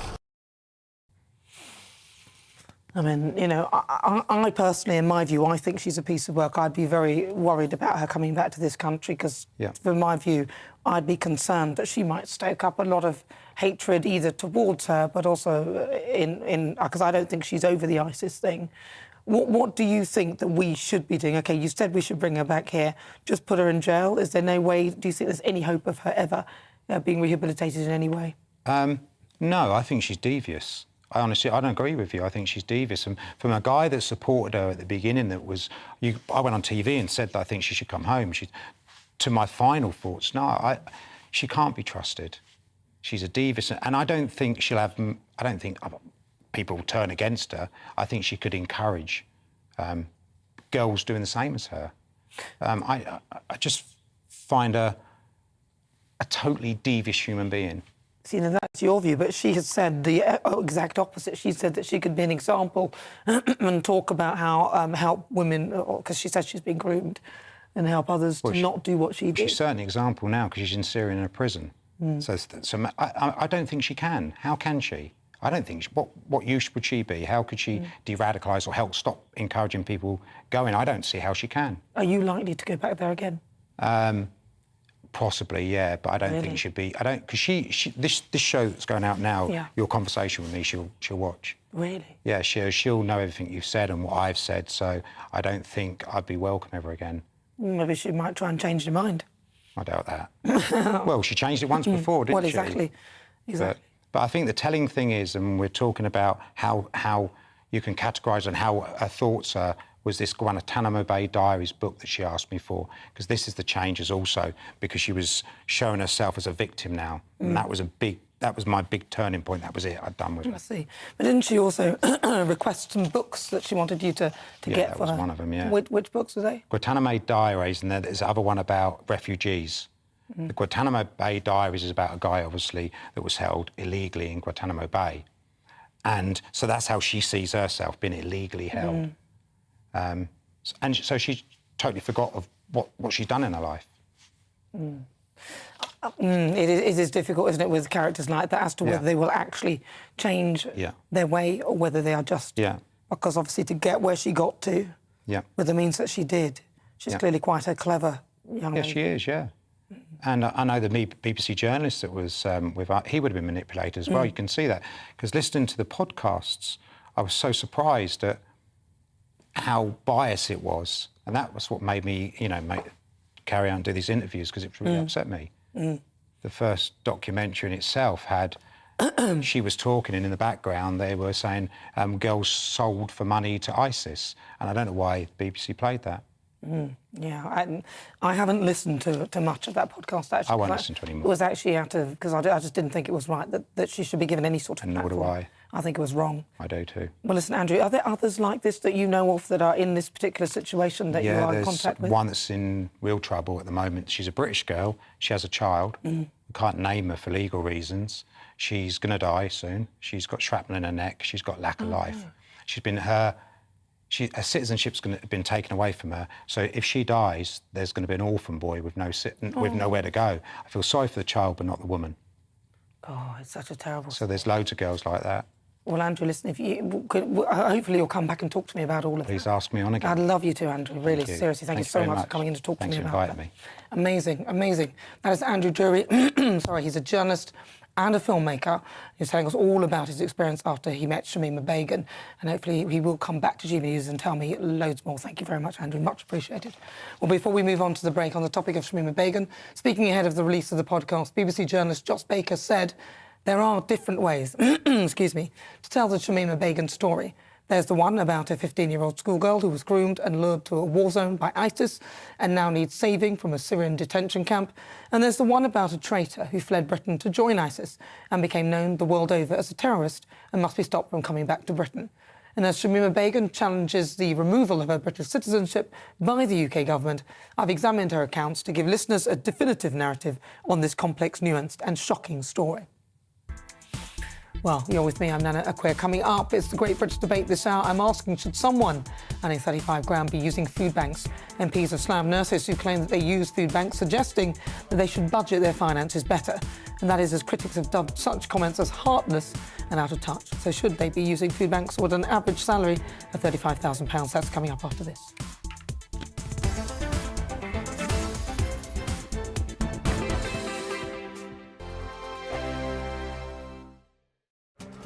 This year on GB News, we've got brand new members in the family. Join us. Across the entire United Kingdom, we cover the issues that matter to you. GB News will always stay honest, balanced and fair. We want to hear whatever is on your mind. And we don't talk down to you. The establishment had their chance. Now we're here to represent you. Britain's watching. Come join us on GB News, the People's Channel. Britain's news channel. Join me, Lawrence Fox, on GB News. Frank, fun, fearless and sometimes serious. Much as I love a Friday night punch-up, what I really want is a battle of ideas. I want to look at things differently. I want to hear different voices and engage with your unique experiences. Every Friday at 7 p.m. on GB News. I'm Michael Portillo. Join me on GB News on a Sunday morning for topical discussion, debate, arts and culture, and sometimes even ethical dilemmas. I don't always agree with you, Michael. Michael Portillo, Sundays on GB News, the People's Channel, Britain's news channel. Monday to Thursday nights on GB News. At 6, it's Deems & Co. 7 o'clock, Farage. At 8, join Mark Stein. And at 9, Dan Wootton Tonight, followed by Headliners. On TV, radio and online. This is GB News. We are GB News, the People's Channel. And right across the United Kingdom. You can find us on Sky Channel 512. Virgin Media Channel 604. Freesat Channel 216. Freeview Channel 236. And YouView Channel 236. You can also take us with you on DAB Plus Radio. With the GB News app and at the website gbnews.uk. We're absolutely everywhere. Come join us on GB News, the People's Channel, Britain's news channel.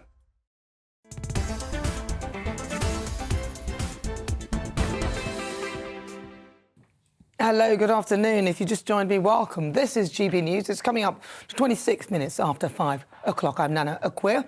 We're live on TV, online and on digital radio. And it's time now for our Great British Debate this hour. And I'm asking, should someone earning £35,000 be using food banks? The MPs have criticised nurses who claim to use them, suggesting that they should budget their finances better. Conservative MP Lee Anderson tweeted out a picture featuring one of his aides with the following caption. Katie works for me. She's single and earns less than £30,000, rents a room £775 per calendar month in central London, has student debt of £120 a month on travelling to work, saves money every month, goes on foreign holidays and does not need to use food banks. Katie makes my point really well. But Katie doesn't have any kids, does she?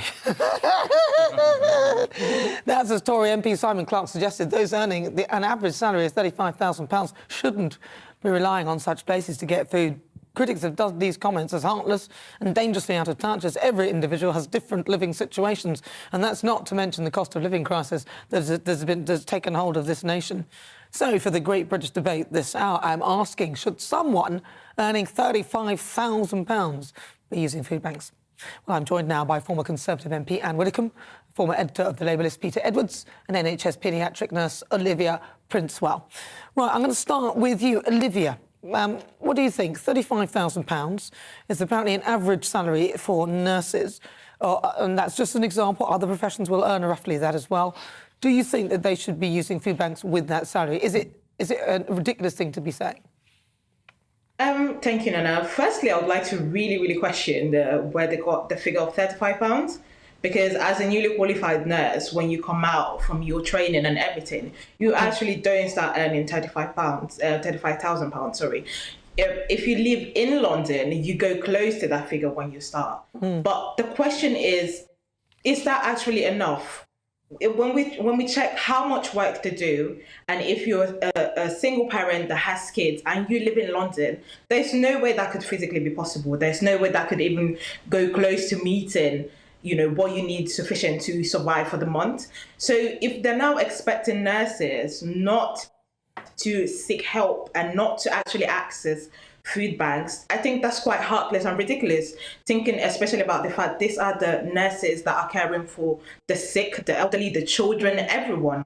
We are the ones that are on the front line, that are fighting, that fought during COVID. So I don't really understand why the 35,000 is being questioned as being the average salary for all nurses when it's actually not that way. Well, I suspect, that's just an average based on the highest, lowest and put it together. I'm sure there are obviously people who earn a lot less than that as well. I respect that. Although, if you choose to have children, having children is a choice. Let's go to Anne Widdecombe. Anne. Well, I think, you apply common sense to this. It's quite obvious that if you're a nurse and you're married and your husband's in steady employment as well and you're earning 35,000 or even a bit less, you're not going to have a problem.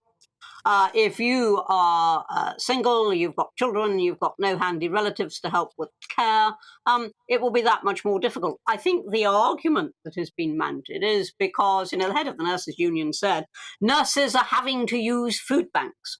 Well, a few nurses, maybe, just as maybe there are a few teachers. And what it's being determined by is not the salary, but the individual circumstances, which can sometimes make what looks perfectly reasonable to other people actually very difficult. Now, that, to my mind, is just common sense. But if you say as a generality, nurses have to use use food banks, that is a nonsense. If you say some people from any profession, even if they are earning quite well, will occasionally have to use a food bank, then I'll buy that. But why can't we apply logic to it? Yeah, that makes perfect sense to me, Anne. But what about you, Peter? What do you think? Is it, if you're on 35 grand, should you be really using food banks? I mean, some of these people on 35 grand may be using them. They may be married and having kids. I heard one on a radio show I was listening to where one person said that how much her mortgage was. She said it's £1,200. She says she pays this and pays that just to pay for other things. And then when she was asked, are you married? She said, yeah, my husband goes to work as well. And it's like, well, you're on 35 grand, he's on more. Well, anyway, what do you think, Peter? Well, I volunteer at a food bank and I've been involved in the homeless sector. Most people coming to a food bank earn nowhere near that sum at all of 35k. And I did a bit of research today. The average salary of a trainee nurse is about £26,000. And then we just heard before Anne, some people might be a single parent. Again, where I live in London, full-time childcare can easily come in at over £2,000 a month. So to me, it's outrageous and a tragedy that any nurse or public service professional would have to use a food bank. But at least there is a bit of understanding on this panel that circumstances are different. And the classic one being a single parent paying for very expensive childcare full-time, then the government help introduced by the coalition doesn't cover the cost. But the argument could be that, I mean, and I know this might be a callous argument, but it's just looking to the other side of it, that you chose to have the children and, you know, and you should live within your means. And 35 grand should be enough. That's, you know, that's just the counter-argument. Yeah, I mean, I know that's not necessarily your point of view, but I think it's a daft one because you can take the view that a child is a gift from God, but they're often unplanned. And secondly, if you do choose to have a child and are blessed to be a parent, you didn't choose to have 11% inflation and you didn't choose to have 18% food inflation. So we've got to think poorer households spend a much greater proportion of their income on food. And do you think that perhaps food banks should be means tested or needs tested in some way? Well, I mean, theoretically they are. I mean, any organiser of a food bank will tell you that they make very certain that the people who come there actually do need to use the food bank and they won't just take anybody. They always make that very clear. So theoretically, there's some means testing going on. But I mean, I asked myself this question. First of all, somebody's got, say, 2 children. There had to be 2 people to make those 2 children. So what part is the man playing? I mean, he does have an obligation to pay maintenance. If he's trying to dodge it, that is something that can be pursued and sometimes often is. And also, of course, you know, if you've got children and you're getting the best part of £3,000 a month, because that is what a salary of $35,000 implies, if that's what you're getting, then unless something is very odd, you should be able to keep those children. And when it comes to inflation, you know, I lived through the 70s when there weren't food banks, but there was rampant inflation, even above the level that there is now. And people coped. And manifestly, you can cope. And it's a question, there may be individual circumstances, as I said right at the beginning, you know, that suddenly come in on you. You've got a maintenance dodging ex and you've got children, you haven't got value around the corner. But in the generality, which is what the MPs were saying, you don't need food banks if you're getting nearly £3,000 a month. Thank you very much. Anne Widdicombe, former editor of The Labellist, Peter Edwards, and also NHS paediatric nurse Olivia Principal. Thank you very much. You're with me, I'm Nana Akua. This is GB News on TV, online and on digital radio. Don't forget as well, you can stream us live on YouTube. Coming up, we'll continue with our Great British Debate this hour. I'm asking, should someone earning 35 grand be using food banks? You'll hear the thoughts of my panel, broadcaster and economist Lizzie Cundy, and also political commentator Sam Dowler. But first, let's get your latest news headlines.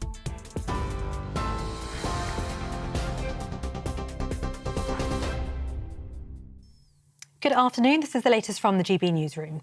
Former Chancellor Nadeem Zahawi says his tax error was found to be careless but not deliberate after Labour called for him to be sacked. Mr Zahawi released a statement in response to reports he paid a penalty as part of a multi-million-pound tax settlement over the sale of shares in YouGov, the polling company he founded.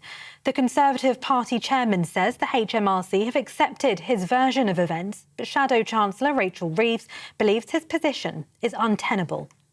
Dominic Raab, who's being investigated for bullying, is passing judgment on Nadeem Zahawi, who's just had a £1 million fine for not paying his taxes on time. That pretty much epitomises this Conservative cabinet. When the Prime Minister came into office, he said that he would run a government that would have honesty, integrity and professionalism at its heart. None of those three things are happening today. The Prime Minister has been described as a total liability and faces a renewed wave of criticism from Labour MPs after being fined for a second time by police. Rishi Sunak apologised for failing to wear a seatbelt whilst filming a social media clip earlier this week. He was also fined for breaking lockdown restrictions in 2020 and has been accused of showing the same disregard for rules as Boris Johnson. One of the UK's richest women has been charged in connection with a human trafficking investigation. The co-founder of the bus firm Stagecoach, Dame Anne Gloag, and 3 members of her family were charged on Thursday in connection with alleged immigration offences. A spokeswoman for Dame Anne says she strongly denies the allegations and intends to vigorously defend herself. And Andy Murray has been knocked out of the Australian Open after finally running out of steam in the third round. The former world number 1 lost in 4 sets to Spain's Roberto Bautista Agut. Murray, who's 35 and has a metal hip, spent over 10 hours on court in his first 2 matches, which both went to 5 sets. Fellow Brit Dan Evans also lost earlier today. TV, online and DAB Plus radio, this is GB News.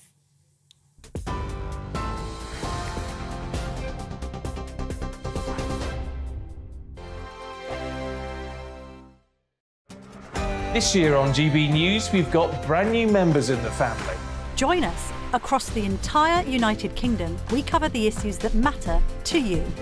GB News will always stay honest, balanced and fair. We want to hear whatever is on your mind. And we don't talk down to you. The establishment had their chance. Now we're here to represent you. Britain's watching. Come join us on GB News, the People's Channel. Britain's news channel. Monday to Thursday, 9 p.m. till 11 p.m. Join me, Dan Wootton. I'll bring you the sharpest takes and hottest debates. Do you not believe in prisons? I don't believe in prisons. I'm completely stunned. I guarantee you there'll be no spin, no bias, no censorship. I actually was personally quite offended by it. And no reason to go to bed. So I guess they've always been quite woke. That's Dan Wootton tonight on TV, radio and online. Monday to Thursday from 9 p.m. till 11 p.m. on GB News. The People's Channel, Britain's news channel. We are GB News, and we'd like to say thank you to each and every one of you for bringing us your conversations, for helping our great nation find its voice. We are here for you on radio, television, and online, across England, Scotland, Wales, and Northern Ireland. It's not the BBC, you actually get your facts right. We are proud to be GB News, the People's Channel, Britain's news channel. I'm Mark White. As GB News Home and Security Editor, I cover those key issues that are so important to you. Our authorities, our communities doing all they can to combat violent crime. With the public services under unbearable strain, why are we still failing to control our borders? Defence, the first priority of any government, has been continually hollowed out. Can we trust our politicians to protect the armed forces? Join me, Mark White, on GB News.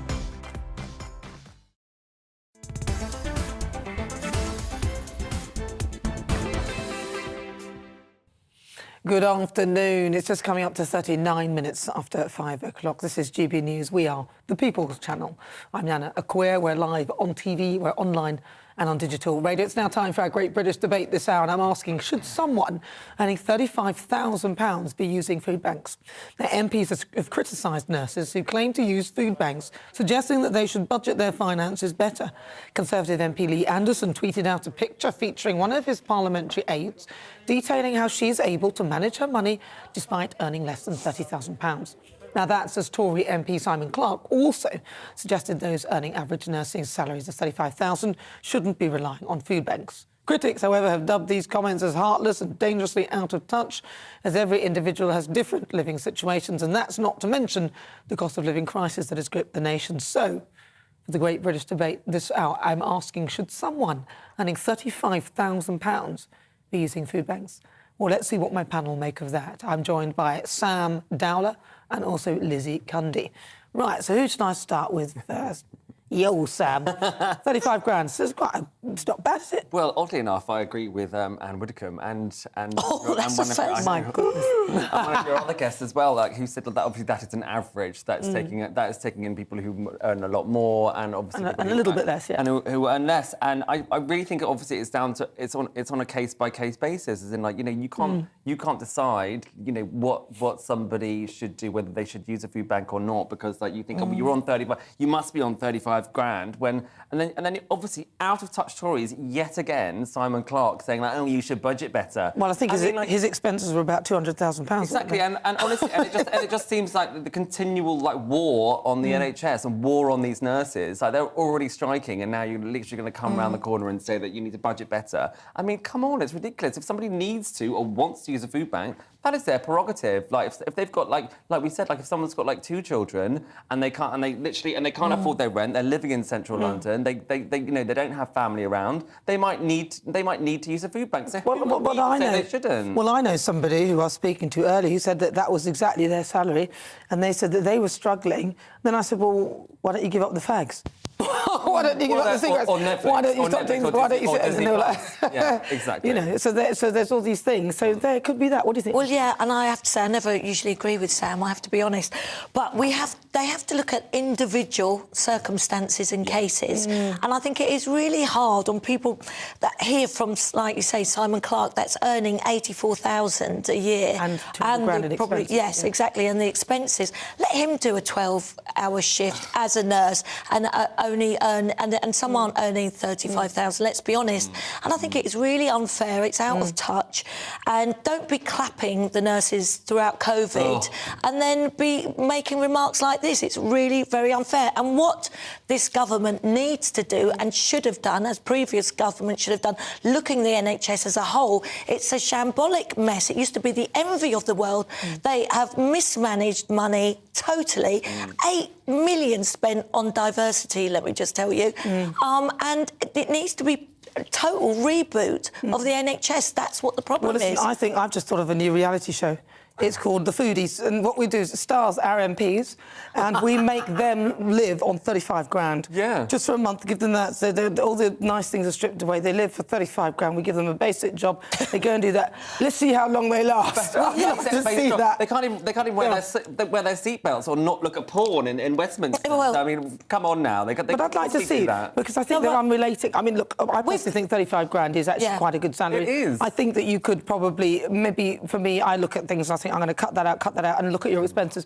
But as you said, it is circumstance. But there has to be a cut-off somewhere, doesn't there? There does, but we have to remember what the nurses have gone through COVID, everything else. They may have mental health issues from that, indeed, and the debt. You know, some of them have gone to universities, still got their university debt, so many things. Well, it's the bursaries, isn't it? They should never have taken away the bursaries from the nurses. This was the government paying for their tuition, and now they have to pay for it themselves. I think that's wrong. I think the government, they should be paid to do that, which is one of the reasons why we don't have many nurses. And it's still to do obviously with the care sector as well. Like, my partner works in the care sector. He works at a school for disabled children, and then he spends the rest of his hours. He also works at a mental health facility and at a pub. He's in the studio. And at a pub. And then he has to look after you. And at a pub as well.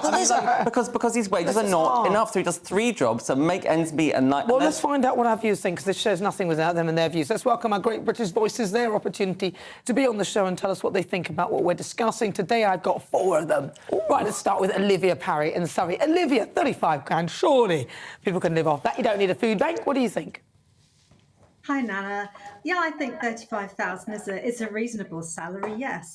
And I also agree with the fact that nurses should never have student loans. I mean, if they could write off their student loans, that would be a great step forward. I think they want to be appreciated, and if we could give them 10% and maybe say to the train drivers, well, you can wait.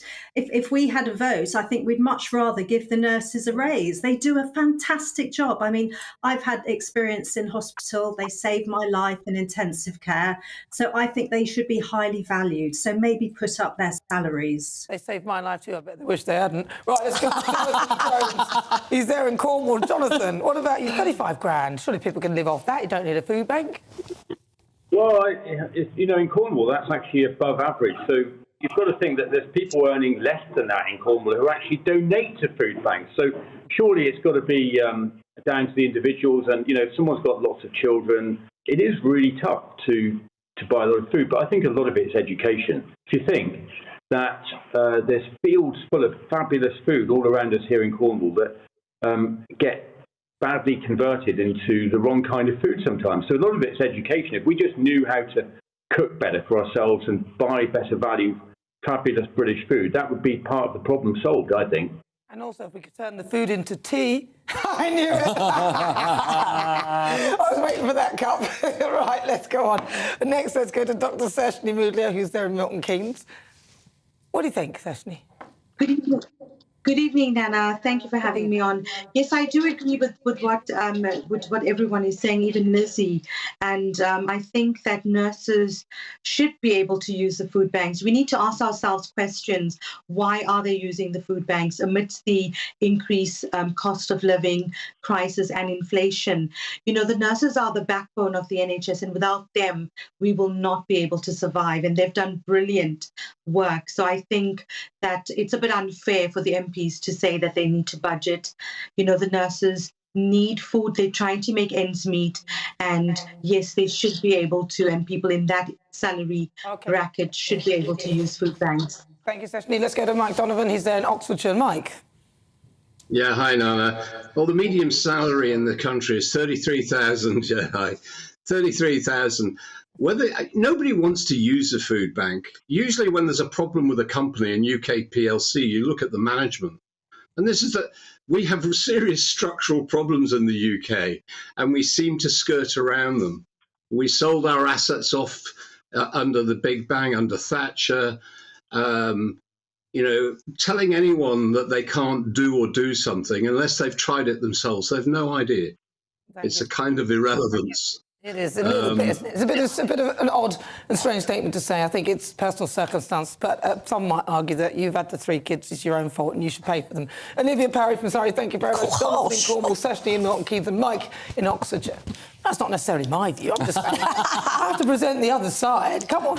Let's move on to another story. And this one caught my eye. TV personality Jeremy Clarkson set to be cancelled by ITV after making controversial comments about Meghan Markle. That was in reference to the TV series Game of Thrones. 61-year-old said that he dreamt of the day that Meghan would walk down the streets whilst crowds throw excrement at her. I mean, it's not really...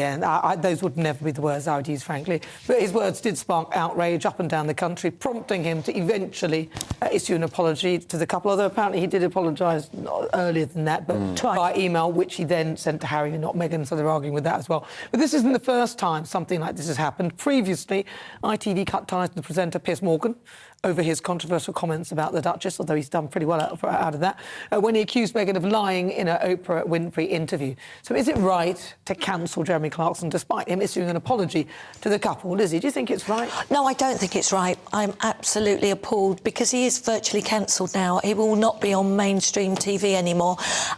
He has apologised. What he said was, what he wrote was wrong and it should never have been written, never should have been printed by the paper. But he has apologised twice. They should have accepted that apology. And I'm sorry, but... well, the Markles didn't accept the apology, did they? And no, the Markles didn't. And the thing is with Harry and Meghan, they like to pretend they're the media campaigners and trying to reform the media. But in fact, they will cancel anyone, you've got a one-way ticket to be cancelled or sacked if you disagree with them or they don't like their critics. Now, you know, usually the lefties would hate that multi-millionaire couple from royalty that are cancelling and dictating what goes in the press. Well, to be fair, I mean, they're not the ones cancelling, ITV are, but they didn't accept Jeremy's apology, so I think they missed a trick. What do you think he has? But they've done this to Piers and they've done it to Sharon Jeremy Osbourne. Clarkson has cancelled himself in this front. I mean, like, if we are here at a TV studio, if he punched one of your producers in the face, of course he should be sacked, which is why he was sacked from Top Gear to begin with. So here he is again, doing something abhorrent. And, of course, like, he's not being cancelled. He can still speak however much he wants to on Twitter, find another show. Amazon don't want to be associated with someone who's going to write something like that, and nor do ITV. And that is their prerogative. Why would they want to? I think he's not being cancelled. He said something awful, and therefore they were like, we don't want to be associated with you, and that's fair enough. And that is freedom of speech. You have the freedom to say what you like, but then live with the consequences. Exactly. I suppose. I mean, I don't know whether he deserves to lose everything, but he's apologised, but it was very unwise. Maybe Harry and Meghan should say a few sorries because of what they've said to Camilla, calling her a villain, dangerous, and other things. That's a different scenario. The other thing is, though, they didn't accept the apology, so I think King Charles needs to be wary. Even if he does apologise, those two might not take any notice of him. Right, but in response to Jeremy Clarkson's article, ITV CEO Carolyn McCall said this: everyone at ITV is very aware of our responsibilities as a public service broadcaster, and I'd like to be clear that the comments made were Jeremy Clarkson's own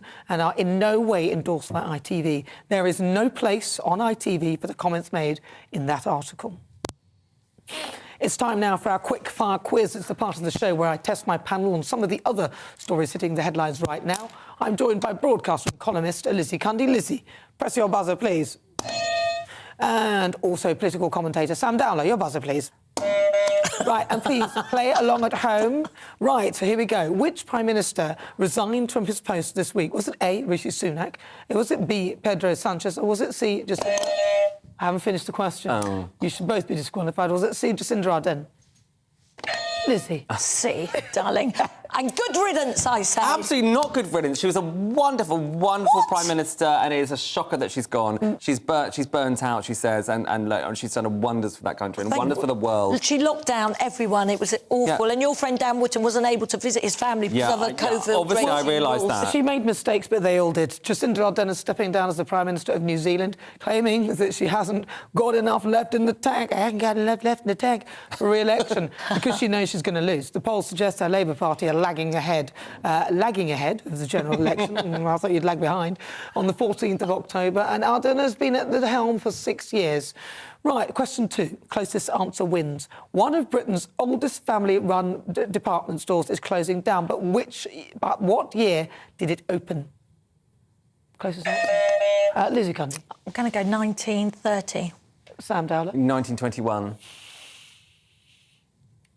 1781. I didn't even know what the store was. 1781. We don't need to, it doesn't matter. It's called Eve and Ranshaw in Lincolnshire and it's been open for over 242 years.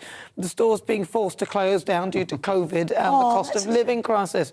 And the business was unable to financially recover following the lockdown pandemic. Isn't that sad? Yeah, so sad. What store are you sad to see the back of that's gone? I was sad to see the back of Debenhams, actually. What about you, Lizzie? Mine was Dickinson Jones. I don't remember that. Yes, I do. Mine was Karen Millen, the actual stores, because it's all gone a bit... yeah. Online. It's all gone a bit boo-hoo.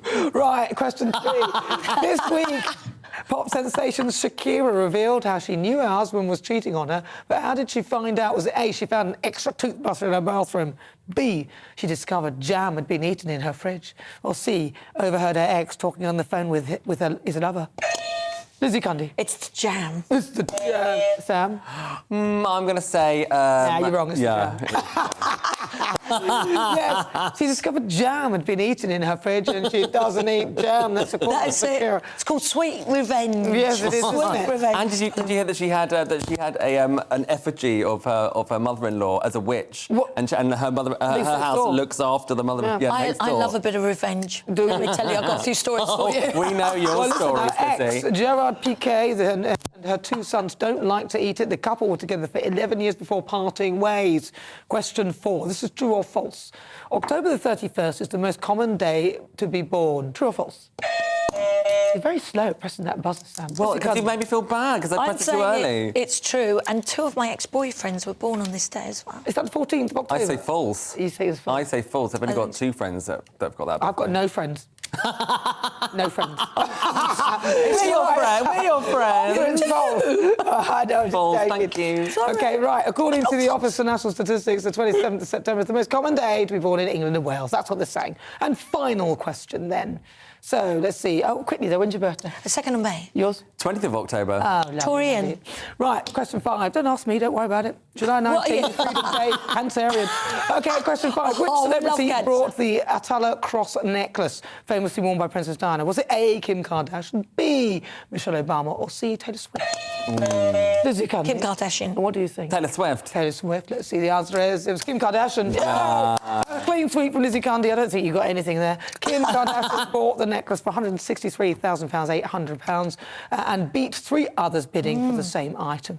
Princess Diana famously wore the pendant back in 1987 at a charity gala. So, very nice. Could you afford it, Lizzie? Well, no, I sadly can't. But no, Yes I can't. or no? But I would if I could. No, absolutely not. Right. Ridiculous. Well, listen, on today's show, I've been asking, do you believe Rishi Sunak can lead his government with integrity?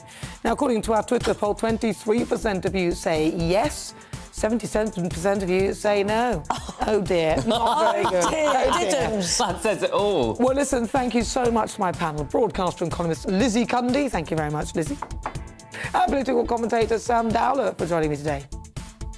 And a huge thank you to you at home for your company. Now, tomorrow I will be back again at 4 o'clock to discuss the top stories. Joining me there will be broadcaster and author Christine Hamilton, also broadcaster and journalist Danny Kelly.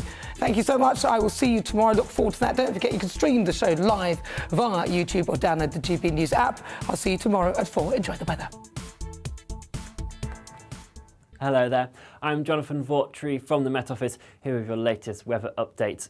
This weekend is all about the northwest-southeast split, and it's due to where we've got high pressure sat across England and Wales, keeping the colder air intact here. But further towards the northwest, we've got milder air pushing up in association with these frontal systems.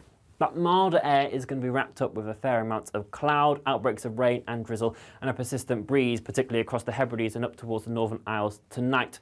Meanwhile, where we've got the clearer skies across particularly areas of England and eastern Wales, the frost will be returning down to as low as -7 degrees in some rural prone spots. We will see some freezing fog patches as well, perhaps particularly Bedfordshire, Hertfordshire, so could be a bit of a murky start to Sunday morning through here. Otherwise, once those do eventually clear off into the afternoon, we will see some brighter spells develop, but holding on to that colder air still.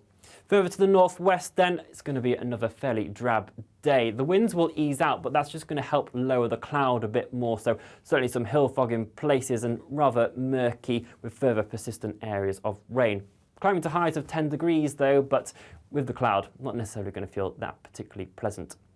Into Sunday evening, we retain that split then, so it's going to remain mild across the north and west where we hold onto that cloud. But now the cloud pushing its way into northern areas of England, western areas of Wales, so a slightly reduced risk of frost here. But where we hold onto those clearer skies, again, central eastern areas of England, temperatures will be plummeting once again, -3, -4 in towns and cities.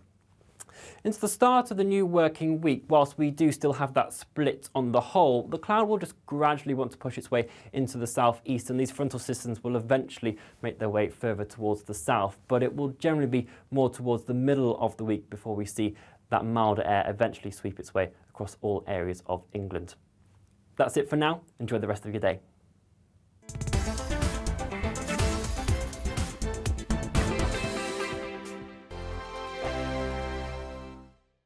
Monday to Thursday nights on GB News. At 6, it's Dubes & Co. 7 o'clock, Farage. At 8, join Mark Stein. And at 9, Dan Wootton Tonight, followed by Headliners. On TV, radio and online. This is GB News. We are GB News, the People's Channel. Why not take us home with you by visiting the GB News shop at gbnews.store. You'll find all the official merchandise, a really good present actually for yourself, your friends or your family. We ship across the UK mainland at no extra cost. GB News, the People's Channel. Here on GB News Live, we'll be keeping you in the picture, finding out what's happening across the country and finding out why it matters to you. We'll have the facts fast with our team of reporters and specialist correspondents. Wherever it's happening, we'll be there from 12 noon on TV, radio and online. GB News, the People's Channel, Britain's news channel.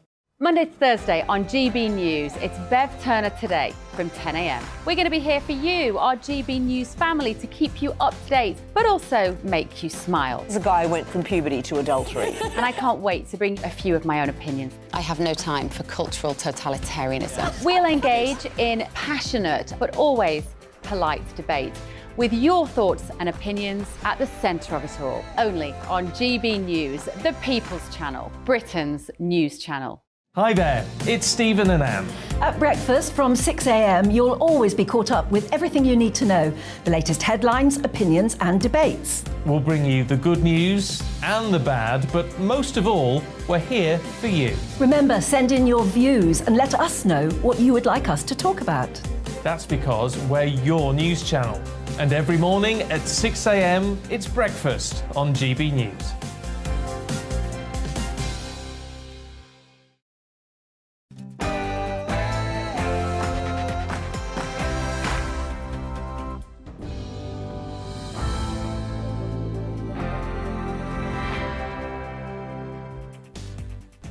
Good evening, lovely people, and welcome along once more to Neil Oliver Live on GB News TV and on radio.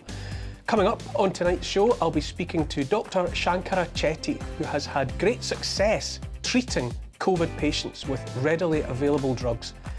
We'll talk about the rights and wrongs of AI, artificial intelligence technology, which could allow families to speak with virtual recreations of lost loved ones.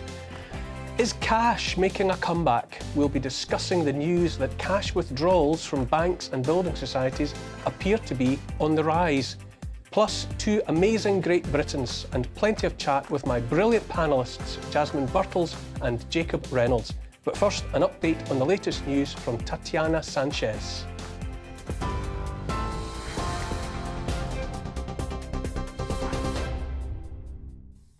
Neil, thank you. This is the latest from the GB newsroom. Former Chancellor Nadhim Zahawi has sought to address questions over his tax affairs following reports he paid a penalty as part of a multi-million-pound tax settlement. In a statement, the Conservative Party chairman said the HMRC accepted he made a careless but not deliberate error in relation to the sale of shares in YouGov, the polling company he founded. Mr Zahawi has been under pressure following claims he tried to avoid paying tax, and Labour have said his position is untenable. Dominic Raab, who's being investigated for bullying, is passing judgment on Nadhim Zahawi, who's just had a £1 million fine for not paying his taxes on time. That pretty much epitomises this Conservative cabinet. When the Prime Minister came into office, he said that he would run a government that would have honesty, integrity and professionalism at its heart. None of those three things are happening today. The Prime Minister has been described as a total liability by Labour and faces a renewed wave of criticism from MPs after being fined for a second time by police. Rishi Sunak apologised for failing to wear a seatbelt whilst filming a social media clip earlier this week in the back of a moving car. The Prime Minister was also fined last year for breaking lockdown restrictions in 2020, and he's been accused of showing the same disregard for rules as former PM Boris Johnson. Shadow Financial Secretary James Murray says Mr Sunak has lost control.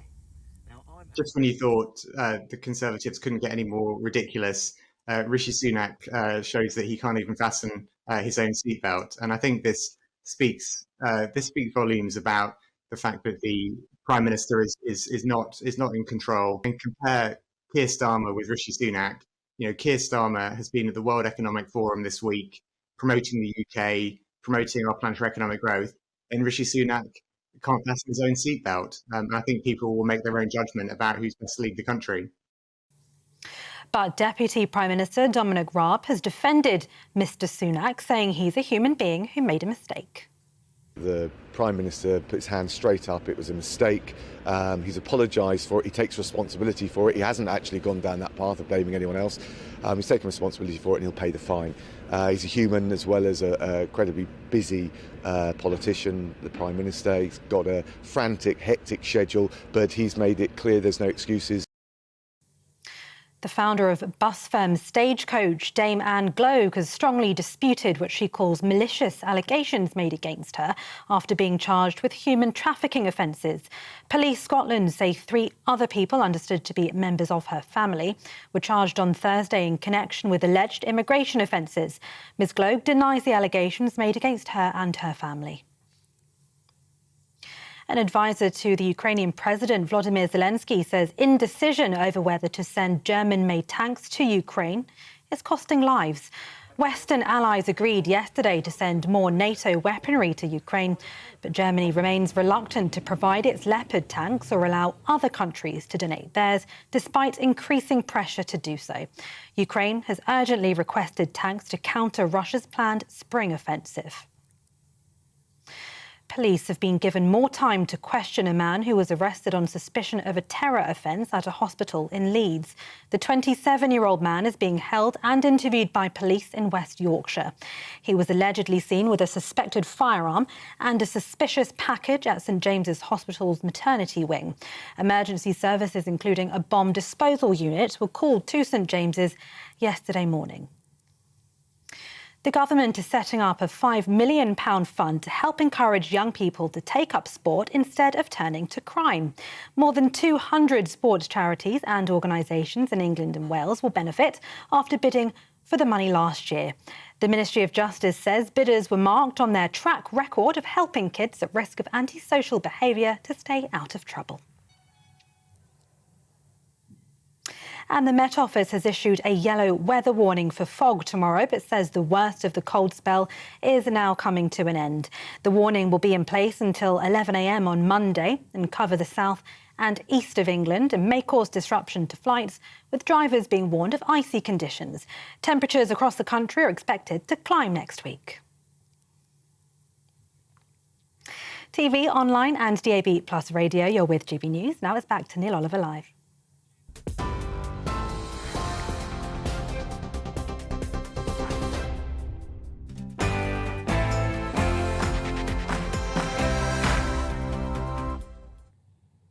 Thank you, as always, Tatiana.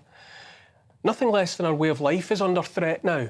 A population distracted by propaganda about one existential threat after another, pandemics, nuclear war, climate crisis, is being herded into an unrecognisable future. What was done in the name of COVID was grotesque, a violation of the rights of billions of people. Having seen what they can get away with, our so-called leaders have moved on, broadening their scope, as greedy for more as kids left unsupervised in a sweetie shop. What's happening now all around us is the relentless erosion, not just of our rights and liberties, but of our lives. It is so blatant what's happening, it's hard to see it for what it is, which is barefaced daylight robbery. After COVID, the C word that's supposed to be on everyone's lips, drummed into us night and day by the same complicit media that drives everything else, is climate. Climate crisis, in fact. 2 C words for the price of 1. From all sides, we are bombarded with predictions of the end of the world. Predictions, remember? Computer modelling, the crystal ball gazing of the scientific world. If you believe the predictions and the science, by which I mean the pronouncement of scientists and global corporations, the same corporations champing at the bit for all the government grants and contracts to get all tooled up for making expensive wind turbines, solar panels, liquid hydrogen processing plants, and all those batteries, gazillions of batteries filled with the Earth's rarest metals and minerals. The important word to notice there is rare, in that if they're rare now, what's it going to be like in 20 years' time when all the existing stuff needs replaced and multiplied in number by a factor of 10 or 100 or 1,000? If you believe that science unquestioningly, if you can't or won't see vested interests at work, it may already be too late for you. We're to sacrifice everything on the promise of jam tomorrow, pain for a decade, until the as yet non-existent technology is invented and fills all the yawning gaps. Try selling that business pitch on Dragon's Den. I don't know what I'm going to invent, but if you give me all your money, your way of life and your children's futures, this time next decade we'll all be farting through silk. They get away with it because of the message relentlessly pumped out. The message pumped out morning, noon and night that we filthy, mostly white creatures of the West have, with our greedy consumption of fossil fuels since the Industrial Revolution, all but set the world on fire. If we don't stop now, or preferably yesterday, they squeal, the blue planet will shortly be a blackened lump of charcoal, leaving only a smoking trail as it hurtles lifeless through the universe. By now, generations of people in the West have been raised to accept this grim premonition as holy writ. Children are crying themselves to sleep at night on account of their certainty that the planet won't continue to exist long enough for them to grow up. This ingrained endemic terror is the breeding ground for the insanity of net zero and the suicide note for millions that is Agenda 2030. Generations alive today have been raised to believe that the planet and entire populations yet to be are far, far more important than they are now. Those alive today are of no concern whatever when compared to the well-being of fantasy people of the future who will inhabit a utopia made possible by the impoverishment and immiseration of all of us here right now. Collectively, we are the first pancake, the throwaway. When I say we're being robbed of our way of life, I could as justifiably say our children are being raised to accept that their being alive at all is the biggest part of the problem. What the planet wants most of all, we're told, is to be rid of most of us, like too many flies in summer. All around the world, birth rates are dropping as fast as a piano falling out of a window. The living populations of many nations are not producing enough people to replace them after they die. If nothing is done to slow this runaway train, to drive the birth of many, many more babies every year, entire nations face inevitable extinction. Worse than our way of life being under threat, life itself is being sacrificed to ensure the future of planet Earth. The message fed to our children is satanically dark, that they are nothing more than a blight upon the world, meat-eating, resource-consuming, fossil fuel-dependent parasites. Once you contemplate the consequences of those poisonous seeds, the motivations behind anti-human notions like Agenda 2030 and Net Zero become obvious. Look around now. Take, for instance, the idea of the 15-minute city. That's another foot in the door by Mr. Global. Together with the clampdown on cars, the ideology that started with congestion zones but that has metastasised into a multifaceted determination to make the privacy and convenience of independent travel a thing of the past. The idea of limiting our horizons to within walking distance of our houses is about preparing us for smaller, meaner lives lived under perpetual scrutiny. Papers, please. Critics say it's all very well if you actually already live in a city, but ask, what about those in small towns, villages, or in isolated homes in the countryside? If you ask me, that's to miss the point of 15-minute cities entirely. If you ask me, the evolution in the minds of the powers that be, like those little emperors gathered in Davos, where the alpine air must be thick with the smell of spent aviation fuel from hundreds of private jets, and if reports are to be believed, the cologne worn by the thousands of sex workers who have arrived in town for no apparent reason whatsoever. The Daily Mail ran with the headline, "Prostitutes gather in Davos for annual meeting of global elite, where demand for sexual services rockets during economic summit." The grand plan of those priapic masters of the universe will see us herded out of the countryside, out of the villages and into those cities already built and others yet to be. The direction of travel I detect will set aside the countryside for other purposes that us little people ought not to bother our pretty little heads about. Probably growing all the biofuel required for all those private jets, who knows? In the future, we'll all be city mice and the country mice will be just another extinct species, like the cattle, pigs and sheep. The fear works best on children, and so much of the rest of the change to our way of life targets children first. Last week I read about Edinburgh being the first city in Europe to commit to getting meat off the menu in schools. Choice about what we eat is obviously another fundamental part of life that's being set aside without so much as a by your leave.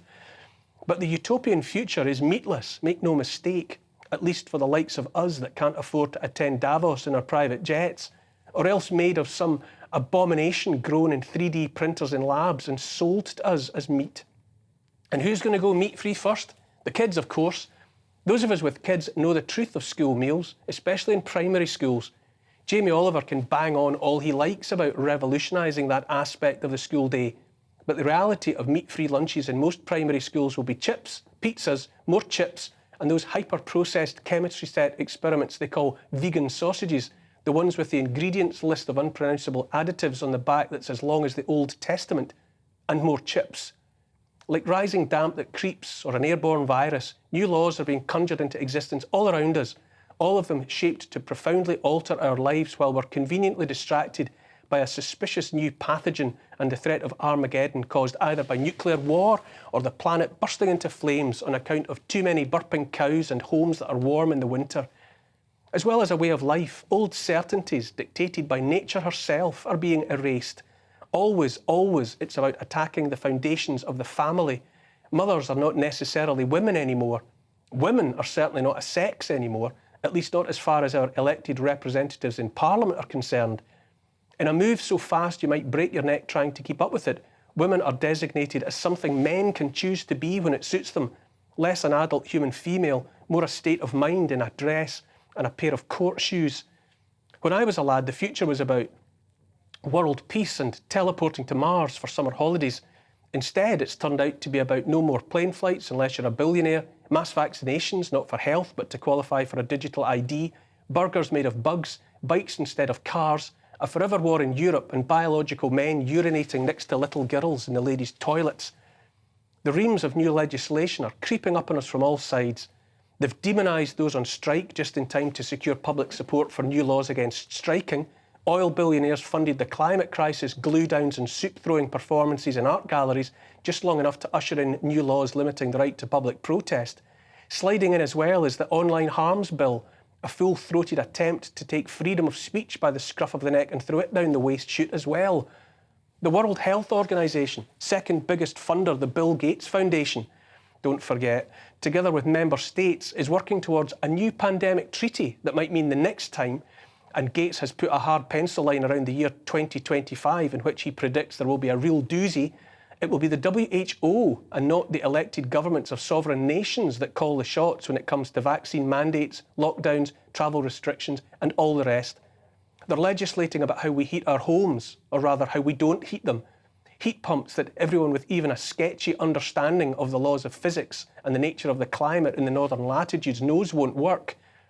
No more gas boilers. How long before they really do come for the wood burners, the coal fires and the gas stoves as well? How long before they decide they really will deny us every last one of the things that give us independence, herding us away from a past in which our heating and cooking is powered by fuels that can't be cut off remotely with just the flick of a switch on a smart meter? How long have we got?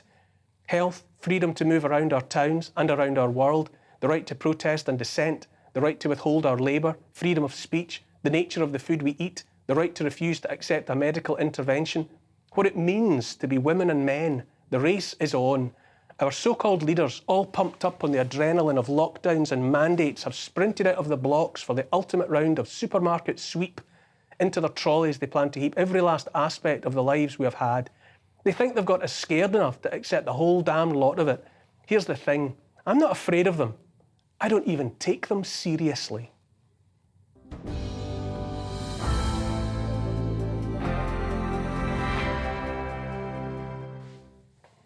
All of that's my opinion, of course, and you're free to disagree. Keep your tweets and your emails coming throughout the show.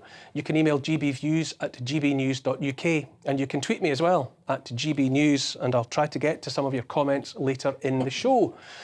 I'm joined tonight by the money expert and broadcaster Jasmine Birtles. Lovely to see you again. And Jacob Reynolds, the partnerships manager at the Academy of Ideas. Welcome back to you too, Jacob. What do you think, Jasmine? I say they can't help themselves. They can't help helping themselves to our way of life. What's for you? Well, I agree with what you've said, and particularly at the end, I don't take them seriously either. And what I'm seeing now is a breakup of the whole situation that you have outlined. And I was particularly, I mean, it made me snigger when I saw that headline, and I think it was Daily Mail Online, about the prostitutes. You know, now, in early, even last year, we wouldn't have had that headline. But this is, you know, the sniggering is starting. It's like prostitutes. And then we've had the video of Greta Thunberg's alleged arrest, you know, and her laughing with the police. We've got Rebel News doing marvellous videos asking people, and really asking hard questions, the sort of questions that the mainstream media should have been asking. I mean, I agree with you that we're having this stuff coming at us from all sides. We've got the online harms bill, as you say. We've got CBDCs potentially around, central bank digital currencies. We've got the whole net zero nonsense. We've got transgender questioning all over the place. But we have a growing number of people who are going, there's something very wrong here. And this is people who were absolutely masked up to the eyeballs, vaxxed, doing everything that the government said. Now they're questioning. Do you think so, Jacob? I would like to take that as really in line with how I'm thinking too. I think there's a ridiculousness about their ambitions creeping in. Yeah, for sure. There's a slight emperor's no clothes quality to a lot of these pronouncements, and people do kind of asking more difficult questions, digging a little bit deeper. But it's still in a slightly difficult transitionary period, because what it takes is a tremendous amount of political courage for people to stand up and kind of try and respond to these things. And similarly, that lack of political courage is reflected in our leaders, who maybe aren't quite as malevolent as you might have kind of pointed out in your opening, although I agree with most of the thrust of it, but more they themselves, I think, lack kind of political courage to offer some solutions to the crises that we kind of face. And as a result, they draw on any old things that happen to be in the ether, whether it's net zero or pronouncements from the World Economic Forum or whatever. And I think it's that lack of courage that kind of needs to be addressed. I do think the more they're exposed, the more their ideas are widely disseminated, the more ridiculous and unwanted it begins to sound. Going to have to move on. We've got to get to a break already, after which Dr. Shankara Chetty will be here to tell us about the success he had treating COVID patients and how his findings have been ignored by the medical establishment around the world.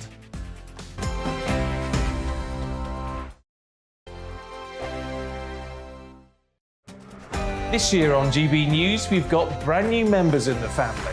Join us. Across the entire United Kingdom, we cover the issues that matter to you.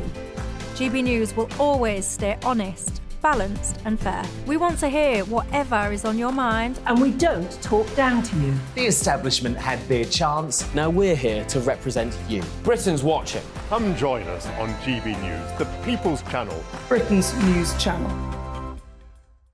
Monday to Thursday, 9 p.m. till 11 p.m. Join me, Dan Wootton. I'll bring you the sharpest takes and hottest debates. Do you not believe in prison? I don't believe in prison. I'm completely stunned. I guarantee you there'll be no spin, no bias, no censorship. I actually was personally quite offended by it.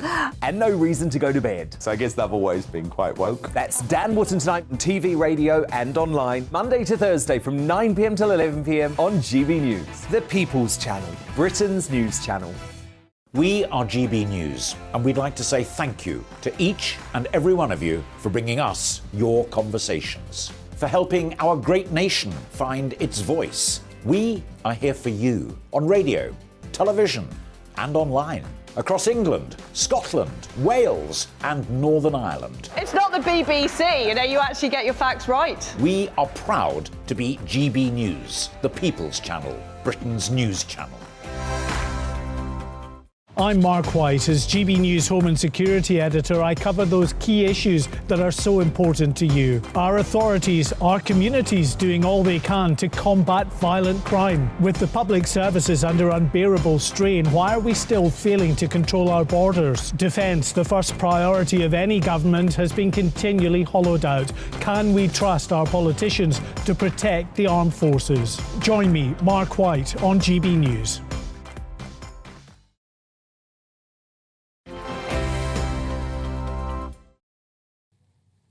Welcome back to Neil Oliver Live.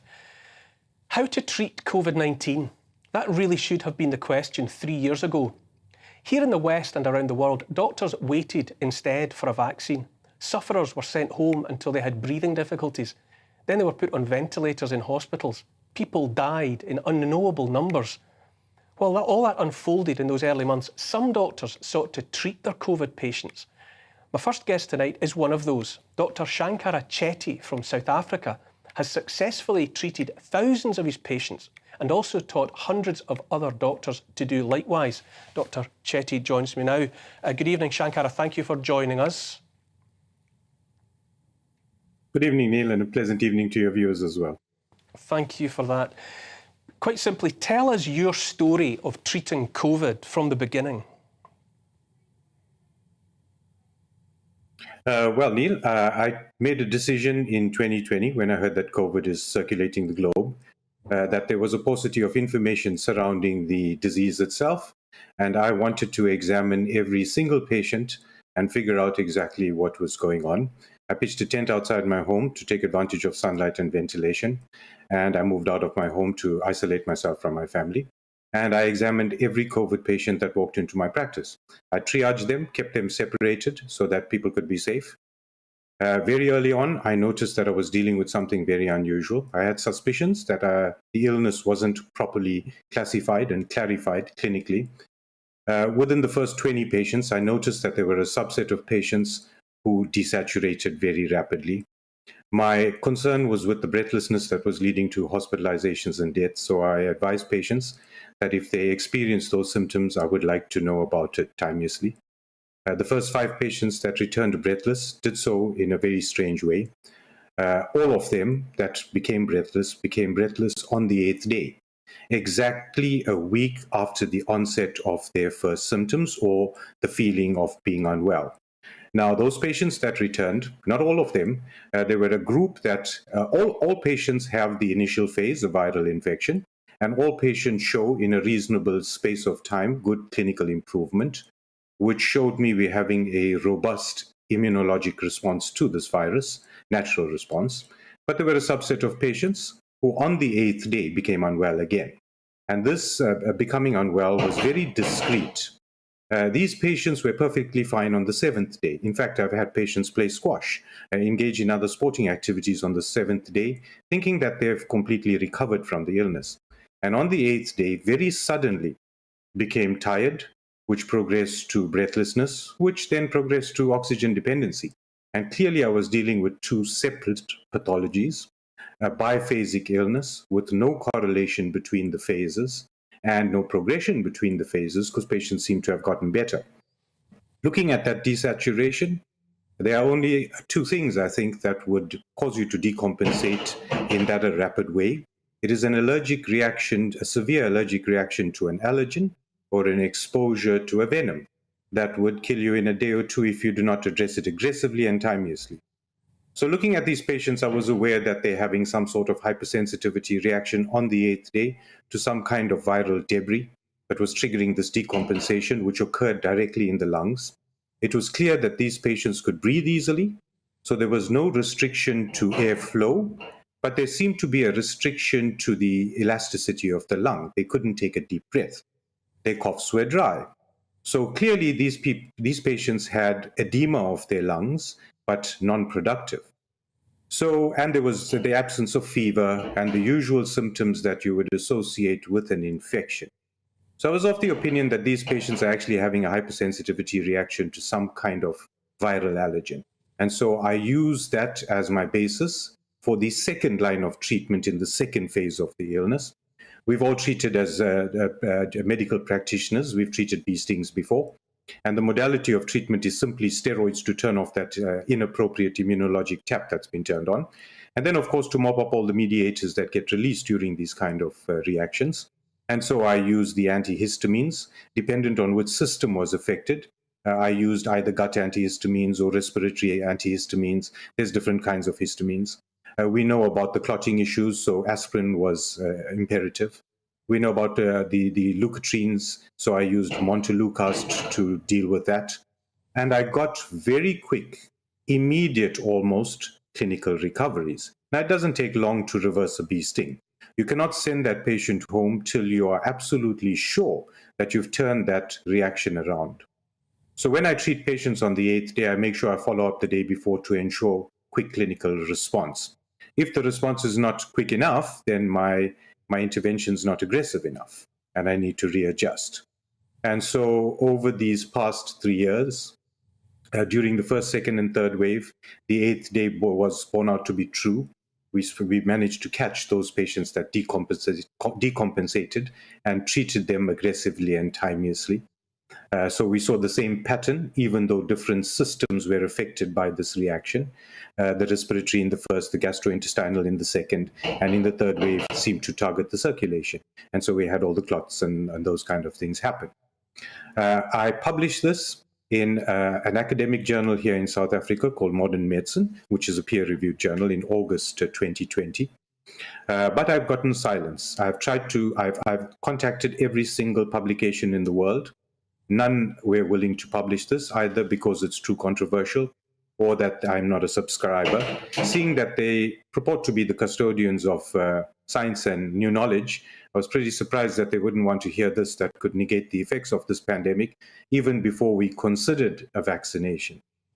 But why on earth, when you had something that was working for, I believe you've treated something like 14,000 patients.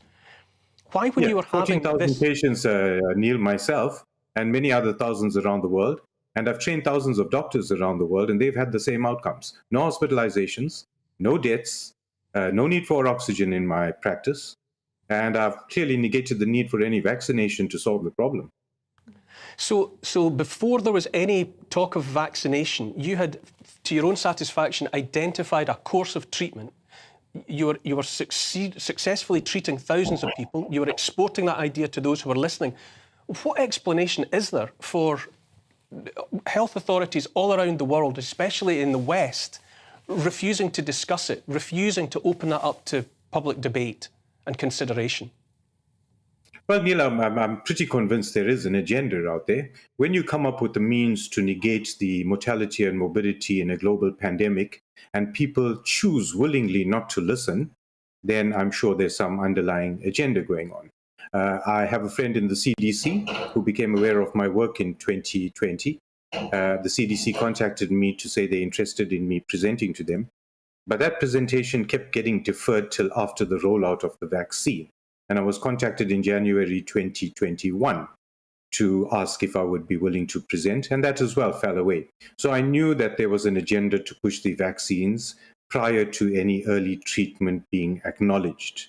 My aim was to educate doctors and educate patients about the importance of that 8-day and recognizing a desaturation to get to treatment quickly, which saved all the lives. So it was ranged from patient education to doctor education to understanding the pathophysiology of the illness itself and what to treat. And a lot of the treatment is over the counter, on label. I think the label of viral pneumonia was wrong.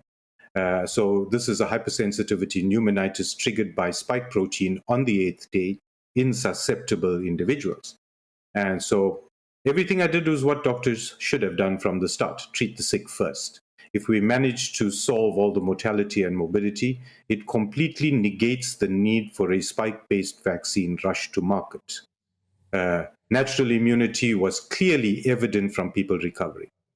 And furthermore, am I right in getting from what you're saying that if it's the spike protein that susceptible people are really struggling with, that an mRNA vaccine that only makes their bodies produce more spike protein would have been, well, counterproductive, to put it mildly?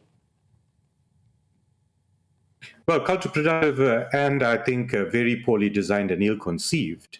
If we are allergic to spike protein, a subset of the population, and it triggers an immune response, an allergic kind of hypersensitivity response, then no manner of vaccine is going to address that issue.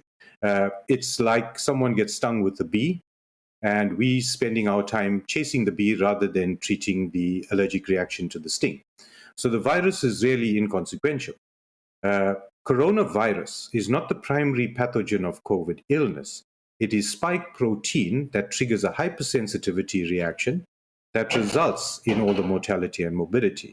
So it's a pathogenic protein that is the primary pathogen of COVID illness and not the virus. But we've spent our time chasing a virus. And of course, we've seen the lack of benefit in doing that globally. Of course, when we deal with an allergic reaction, attempting to expose the patient to that allergen can only bring tolerance. And that's what we're seeing recently with boosting of the vaccine, that we're getting IgG4, which is an immunoglobulin that gets your body to tolerate whatever you're being exposed to. And that's a dangerous thing if your body tolerates an infection with coronavirus. It's going to lead to more severe illness and more prolonged illness because you are not responding to it. And that's where we're at. This was discussed from the early 2021. I made my views on the vaccine very, very well known, that the vaccine will not do what we expect it to do. We are dealing with a severe immune dysregulation, and it should be treated as such. Dr. Long Chetty. COVID has stemmed from that as well. Dr. Chetty, that's a fascinating account that you've given in such a succinct form that, you know, even I understand that effortlessly. Thank you so much. But time's against us, and I'm going to have to. All I can do now at this moment is just to say thank you so much, and I will very much look forward to picking this story up with you again in the future and hearing more about it. But for now, Dr. Shankara Chetty, thank you very much indeed. Jasmine, how do you react to that simple statement? Well, as you say, it's simple, it's straightforward, it seems pretty obvious, even to a sort of a non-medical person like me. And I'm listening as a journalist, thinking, yet again, here we are hearing of, in this case, specialist publications going, oh, no, we can't hear you because we've got our advertisers, our sponsors, they're telling us not to hear you. I mean, you know, this is, I think, what we've got across the board. We've got this with media, we've got this with government. Government have no idea what to say until they hear from it sounds to me, their corporate sponsors. Jacob, what's your reaction to hearing that?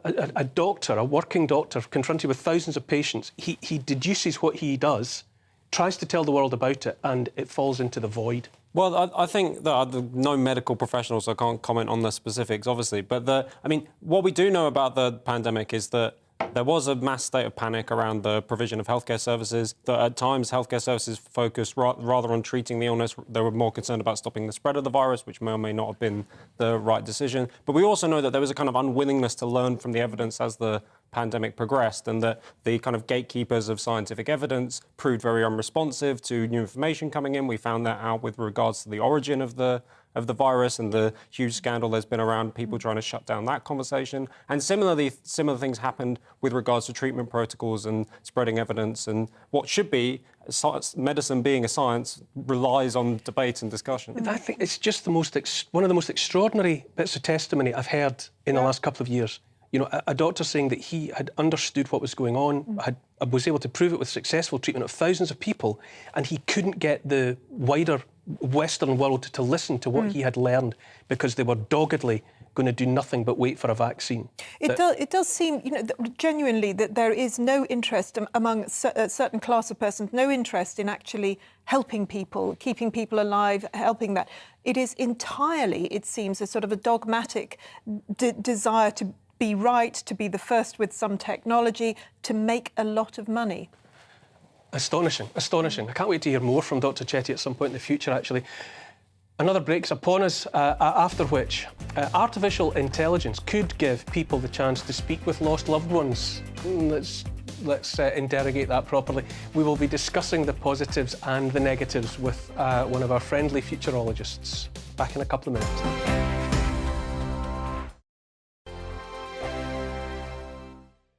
Monday to Thursday nights on GB News. At 6, it's Dubes & Co.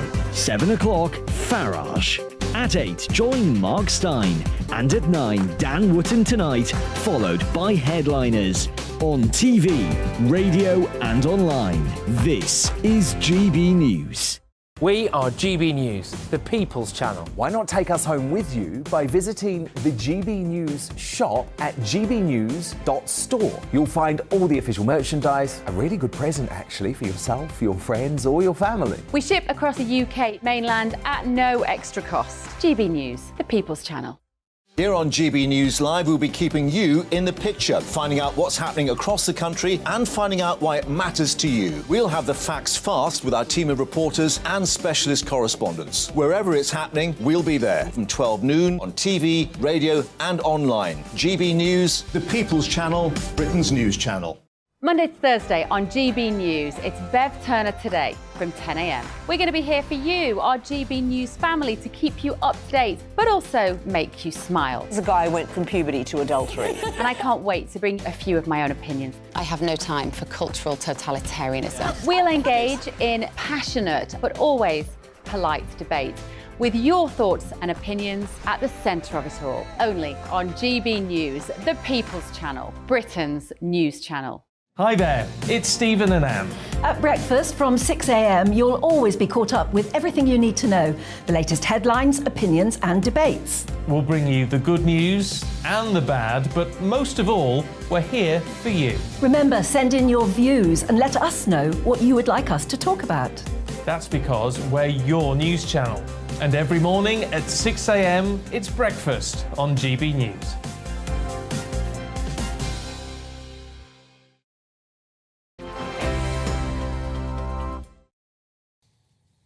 There you are. Where have you been? Back with Neil Oliver Live. Now, the loss of a loved one might be the hardest blow to be endured in life. For many, the grief is intensified by feelings of unfinished business, things left unsaid. For others, a lingering wish is that they could just talk again to their mum or their dad or whoever it is that has died. Now, artificial intelligence is offering the grieving the chance to do just that.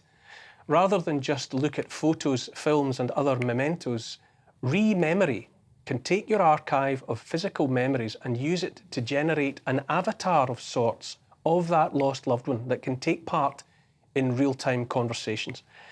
Joining me to discuss the concept, and it's a concept that I absolutely don't know how to internalise and accept, is futurologist Andrew Eborn. Andrew, thanks for coming. Pleasure to see you being again, with us. Neil. First of all, tell us how Rememory works. What is it? Yeah, well, basically, this is a particular company. It's a soul-based company, quite appropriate for looking at the soul.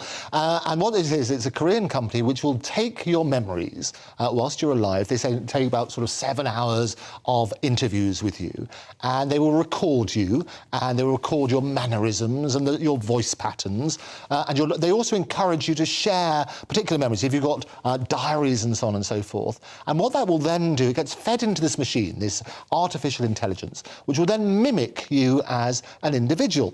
And you're basically combining that, and they're missing a few tricks which we'll come on to, but you basically combine that then with the visual image. Well, it was, we were discussing earlier, it's like Harry Potter, it's the images come to life. And then what this particular company is saying is that you can then pay to come and visit your past loved ones and engage in a conversation. Now, this is the headline stuff, which all sounds very creepy and scary. Is it an image on a screen? Is it a 3D hologram? They could do a lot better. So their particular product is you go along, and effectively it looks like a hologram, and you basically, it's probably, you spend about £10,000 to £20,000 creating this hologram and feeding it the intelligence. And then what this particular company is saying is that you spend £1,000 to £2,000 a time every time you come for a visit. 2,000 to 3,000 times to chat with Nan. To chat with Nan. There is a much better solution. And the better solution, I've been, as you know, working with holograms for many years, and we do what we call digital resurrections. So working, for example, in the music world, if you've never seen Elvis perform, we can basically, from archive footage and so on and so forth, recreate Elvis and put him on stage with a live orchestra. But there is a difference there, I would say, where people are going knowing that they're just going to watch a resurrected performance. But aren't we preying on people's grief by suggesting to them that they are now in the presence of their lost loved one? Is that not just exploiting? That's certainly one way of looking at it. Well, I don't know if it is, because this is done during their lifetime. So it's rather, if you like, it's the stage on. It's not for everybody, I absolutely understand that. But it's the stage on from saying, look, let's go and watch a family movie. This is us, grands at Christmas time, enjoying whatever was left of the turkey. Here's that funny sort of memory about how they met and all that sort of stuff. So some people will find it very, very comforting. And if you look at the videos on this particular company's website, there are people who are very emotionally moved as a result of it. Jacob, what do you think of that? Just in principle, inviting people to imagine that they're talking to someone who is, after all, not there. Well, I mean, writers and philosophers often point out that we get the technologies socially that we're kind of craving, in a way. And what this represents, I think, is that people increasingly are struggling to give meaning to life, and so therefore are struggling to come to terms with people being dead. And so that naturally breeds a kind of need to cling on to the remnants of the past. I mean, we saw one of the revelations from Harry's biography was kind of one of the meta stories there was his inability to come to terms with the loss of his mother, and so he was paying mediums and psychics and all these kind of things. And in a way, what this technology represents is that writ large across society, our inability to come to terms with death, because we struggle to give meaning to life. But Jasmine, wouldn't you say that, I hear what Jacob's saying, but that's feeding that inability to accept reality rather than having someone find a measured way of accepting the loss. Yeah, a way of moving on. And it does, I mean, as Jacob says, I think it is very much to do with not just a lack of meaning of life, but our lack of understanding of life as spirit. And because we have increasingly been told that there is only matter. You're born, you live, you die, end of. But those like myself, for example, who don't agree with that, I think that we should have a much better sense of life as spirit, as nothing to do with matter. That's a whole different thing. Interesting, Andrew, isn't it? That this is circumventing what has been for thousands, an immeasurable period of time, people believing and accepting that lost loved ones are somewhere in another existence. And I think you're absolutely right, and I see that. This is an ersatz, decaffeinated coffee fakery. Well, there is a degree of fakery about it, but the other way of looking at it is one up from the family album, the photographs, which you don't burn at the end of it. It's the memories, if you like, on film and so on and so forth. So if you can do, and this is just the beginning. As I say, it will now be possible, because technology is there, that you can combine it, and this will scare you, with robotics. So you could have, Robot Nan. Absolutely. You could have a robo-nan, which will look and feel and smell the same as your nan. Will have the same memories, if you like, on that sort of basis. Are we opening the door into a new reality where we as a species will be made redundant by the capabilities of artificial intelligence? And that's always the scary thing. And not just it'll do your job. Yeah. Or it'll harvest the crop. It will actually outthink you and actually be a better version of you. And it's already happening. So in AI, and I've been talking about this for years, in 2016, an AI machine beat the world Go champion. On that sort of basis, so outthink them. It's what Alan Turing, the famous in the 1950s, he called the imitation game, when basically you can fool somebody into believing they're talking to a human being, as opposed to a machine. We're already there. So the advances in that sort of side are tremendous. The trouble is the media always look at the negative side of it. And there are tremendous... And I watched another movie today called Megan, not to do with Harry or anything else, but it's to do with AI, robot and a toy. It's sort of one up from Chucky, if you like. But again, it's that negative side about the rise of the machine. HAL in 2001, you're looking at the Ex Machina. All of those are negative implications about how the machine will work. But the advances in AI, for example, in medicine and stuff like that, if you go to a doctor, if you can get an appointment, and that doctor on his or her desk has access to the best research in the world automatically and can help you diagnose to improve your treatment, that has got to be a good thing. Yes. But as with so much of technology, with AI, I think we have got to the point where the technology, the AI, is way past us, and we've allowed it to go forward without us thinking about the morality of this, having a look at how it genuinely fits in with humanity, rather than trying to fit humanity around the AI. It's posing some of the biggest questions that our species will have been asked in 300,000 years. Sadly, we've got to go to the break now. Andrew, thank you very much for that. Wonderful stuff. Wonderful stuff. I could talk about that for the rest of the 2 hours. But we've got another break to get through.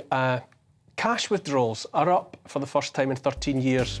Is the old folding stuff making a comeback? We'll find out in a couple of minutes. Bear with us.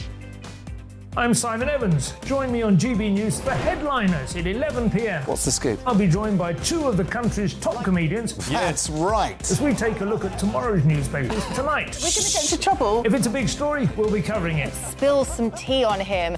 There we go. But we'll also have some fun. I wouldn't stick up a bank. My father didn't love me. So anyway. Headliners every night from 11 on GB News, the People's Channel, Britain's news channel.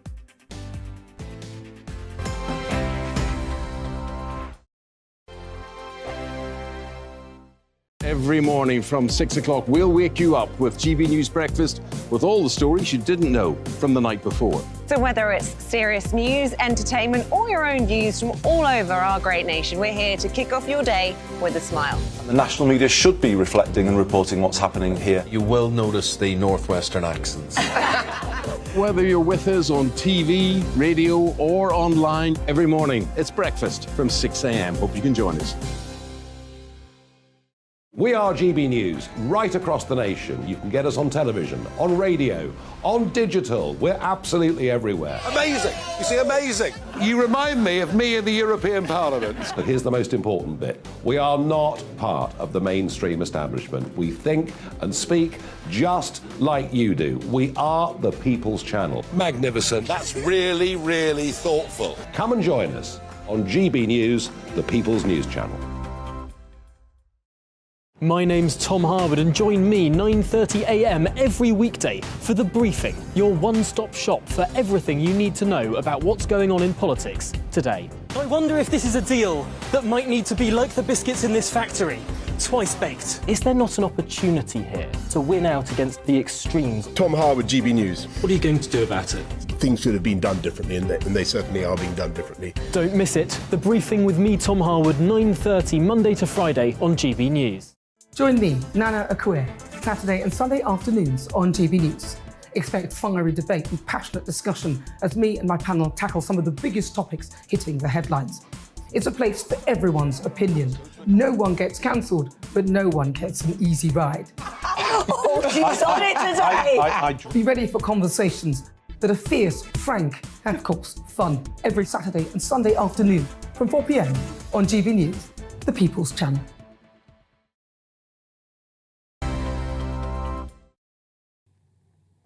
We've missed you. Welcome back to Neil Oliver Live. In the Money song, Monty Python sang about how there's nothing quite as wonderful as money. There is nothing quite as beautiful as cash. Some people say it's folly, but I'd rather have the lolly. With money, you can make a splash. In recent years, the old folding stuff, moolah, wedge, bees and honey, whatever you call it, has been going out of fashion, replaced first by plastic cards and then by apps on smartphones. But according to the latest research, the Nelson Eddies, the Lady Godivas, the Horn of Plenties and the Ponies and the Monkeys are on the way back.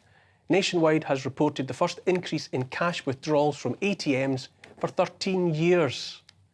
Otto Benz, Nationwide's Director of Payments, joins me now. Good evening, Otto. Thank you for joining me. Hi, thank you very much. I am cheered by this news, but tell us, why is this happening? Well, it's a good question. We think really that it's partially due to the end of COVID, and it's partially due to the fact that we are actually in a bit of a difficult time economically. And what we see is that people are taking more physical cash out so that they can use it to budget more easily. You know, when you actually take money out of the hole in the wall, you've got that money in front of you, and that's what you spend. And actually, that's what we see people doing. Is there also, though, I appreciate that, but is there also an element at all, do you think, of a fight back against the cashless society and notions like, you know, digital currencies and cryptocurrencies? I'm not sure I'm going to say it's a fight back, but I definitely agree that the end of cash has been, called far too often and far too quickly. Cash is very much not finished. People are still using it. And I think people want to use it. And I think people like using it, and I think it's not finished. Jasmine, you're the money magpie. What's your take on the knowledge that people are taking out more cash and just carrying it with them, spending it as they wish? Yes, I agree that there are two main reasons. One is because when times are tough, it's easier to budget with cash, actual folding money. You can see it going out of your wallet. You realise how to budget. But the other thing is there is a fight back. There is a fight back against the encroachment of digital. A lot of people are realising that if we go fully digital, that's our freedoms gone. If we go to central bank digital currencies, that really is our freedoms gone. Right now, every time you use a credit card, and I use them, credit, debit cards, certainly, there's a trace on everything that you do. But importantly, there's a charge. So you've got Visa, MasterCard, who make money every time you have a transaction there. They have been waging a war against cash because they hate the fact that with cash, they don't make any money. And so it's a very much a corporate push with some governments as well being very interested in the control element. Jacob, you don't give a damn, do you? Well, with due respect to the both of you, I can't stand this kind of technological determinism, Luddism, conspiratorialism around the end of cash. Of course, if governments want to put in kind of restrictive surveillance on what we do and buy, then that will be a challenge that we fight democratically. But that's not because of the technology. The technology is neutral. We decide what to make of it. And personally, I enjoy the convenience of paying on my phone and all the rest of it. And I know plenty of people who operate businesses. That's a huge, huge burden removed from the running of their business, having to count cash and do cash takes and all of these kind of things. And the transaction costs it's just easier and more convenient. And I think we should welcome and steer the technology in that direction rather than being conspiratorial. Well, I think, convenience is always a problem. When you find something is very convenient, that is the danger. And what you have if we do go to a totally digital economy, then we have, as they've said in Davos, that we're going to have some major cyber attack, that's it. That's your money gone for, as long as the systems are out. We need to have something to fall back on. And increasingly, I think more and more people are realising that they need to have this safety net, frankly, of cash. Jacob, are you still... sorry, Otto, are you still with us? Otto, are people taking out large sums of money? I mean, is it even possible to tell that? Or is it just the odd 20 or the odd tenner here and there? People are taking out reasonable sums. The average cash withdrawal is about £105. Wow. So it's actually quite substantial. It's not just small sums. But clearly, there's a whole range of behaviour there. Mm. But some people are taking small sums out and they're budgeting on small sums. But people on average taking more than £100 out, and that's the average for the year. Would we expect a pushback then from, as Jasmine was saying, there's a very clear financial imperative for Visa and MasterCard and the rest because they get a payment for every transaction. Will they push back? Will it be even harder to get hold of actual money in the months and years ahead to try and further discourage that kind of antediluvian transaction? I'm not sure I go that far. I think what I'd say is that the use of cash is actually really dominated by people who want to accept it. It's all about where you go to shop and whether they would prefer to take physical cash or cards. And actually, like you said, cash is not free. Processing cash is not free. Taking cards is not free. And actually, there is a competition there between cards and cash and what's the most convenient and what's less convenient. What I think we need to see in this society is to enable people to use the type of payment that they'd like to use, whether it's physical cash or cards. And we're definitely up to supporting both. Jasmine Birtles here has a question for you or a point. Well, yes, because I was thinking it's true. We do need to have both of them, because if you have just one, then that whatever one it is has all the power. And I do know that I think it was Visa. It was either Visa or MasterCard. I think it was Visa. A few years ago, were paying £10,000 or $10,000, depending where they are, to small businesses to go cashless. So there is most definitely an actual push to get rid of cash, to push small businesses particularly, also large businesses, to not take cash. But I have quite a few friends who are now saying to businesses, well, if you don't take cash, I won't spend my money here. So we have seen a few businesses reverse their decision of going cashless because of that. How do you react to that, Otto? I think you're right. People use cash because they want to use it. You've mentioned some of the other reasons. They don't want to necessarily be controlled. But, it is all about convenience. It's about convenience for the people who want to use cash in shops. It's about the convenience of the businesses and merchants who take it. And I think we can probably live with both. And I think, cash is definitely not gone out of circulation. People still want to use it, and you can see that little growth back in the use of cash. Otto Benz, Director of Payments at Nationwide, thank you for your time this evening. Fascinating. Thank you very much. Jacob, what about privacy? Does it not bother you that when you do something via, let's say, for example, a central bank digital currency, you know, you're all for the future, that your every action, your every move, everything you buy, everywhere you go, every meal you share with friends will be attached to you? Well, this question obviously comes up with everything related to the digital world, which is that there's a trail that can be potentially tracked and all the rest of it. That doesn't mean that we just kind of give up on the technologies and say the technology is inherently dangerous. It's that we come up with the right kind of laws and social attitudes to properly regulate them. Going to have to get into a break here. That's the end of the first hour, but coming up next, we're lucky to be surrounded by fantastic female role models, and one of them will be joining me after the break to discuss last night's Inspiration Awards for Women. Don't go anywhere.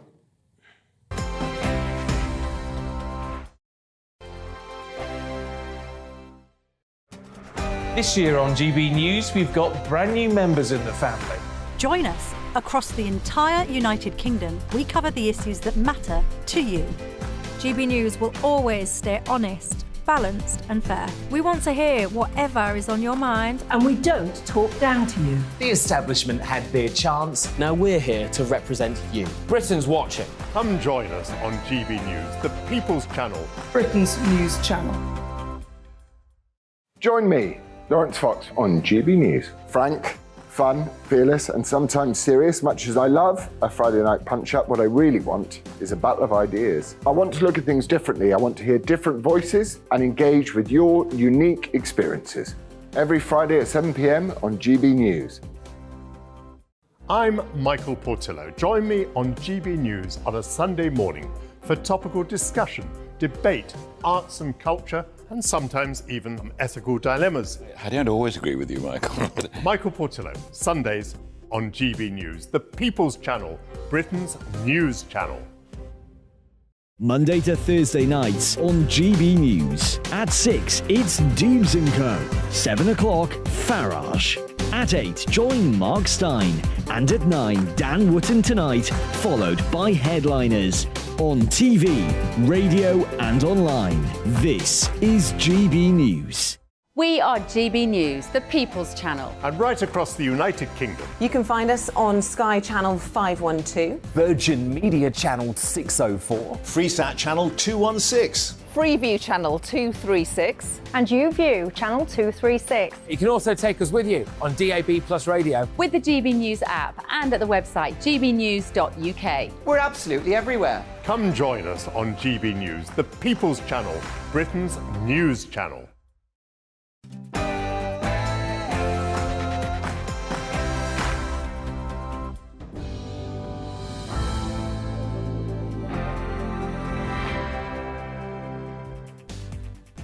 Welcome back once more to Neil Oliver Live on GB News TV and on radio. Coming up on the second hour of tonight's show, I'll be joined by the human rights activist Mary Ann Thompson-Frank to discuss last night's Inspiration Awards for Women. I'll also be joined by 3 brilliant female photographers to discuss their careers and show us some examples of their work. Our Great Britain has arranged a charity walk for her friend who is suffering from cancer, and both of them will be joining us tonight. Jeff Hummel will be joining us live from the coast of America to tell us about his hunt for a ship which sank back in 1875. Plus, plenty more chat with my fantastic panellists, Jasmine Birtles and Jacob Reynolds. But first, an update on the latest news from Tatiana Sanchez.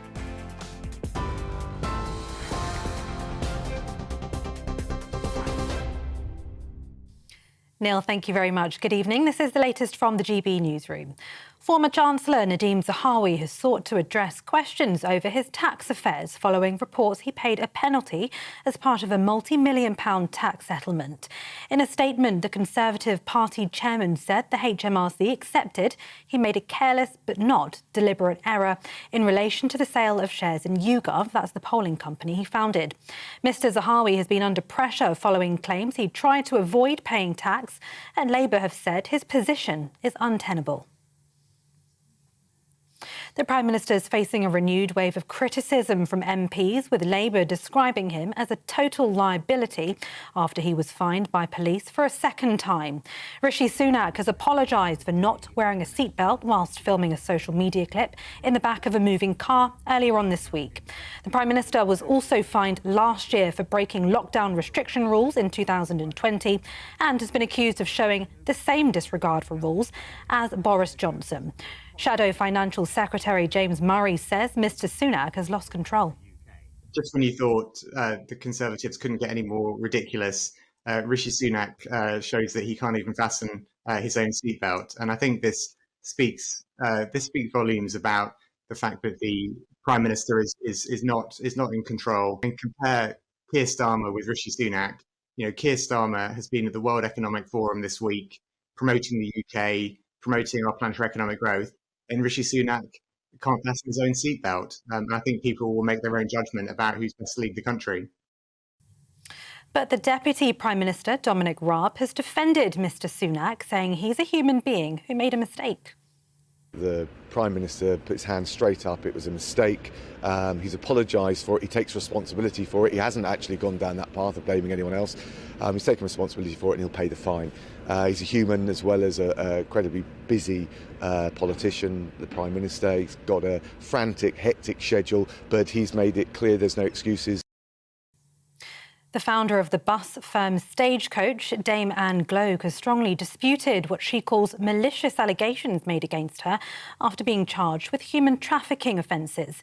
Police Scotland says 3 other people that are understood to be members of her family were charged on Thursday in connection with alleged immigration offences. Ms Gloag denies the allegations made against her and her family. The Met Office has issued a weather warning for fog tomorrow, but says the worst of the cold spell is now coming to an end. The yellow alert covering the south and east of England will be in place until 11 a.m. on Monday. Drivers are being warned of icy conditions with possible disruption to flights. Next week, however, temperatures right across the country are expected to climb yet again. TV, online and DAB+ radio. This is GB News. Now it's back to Neil.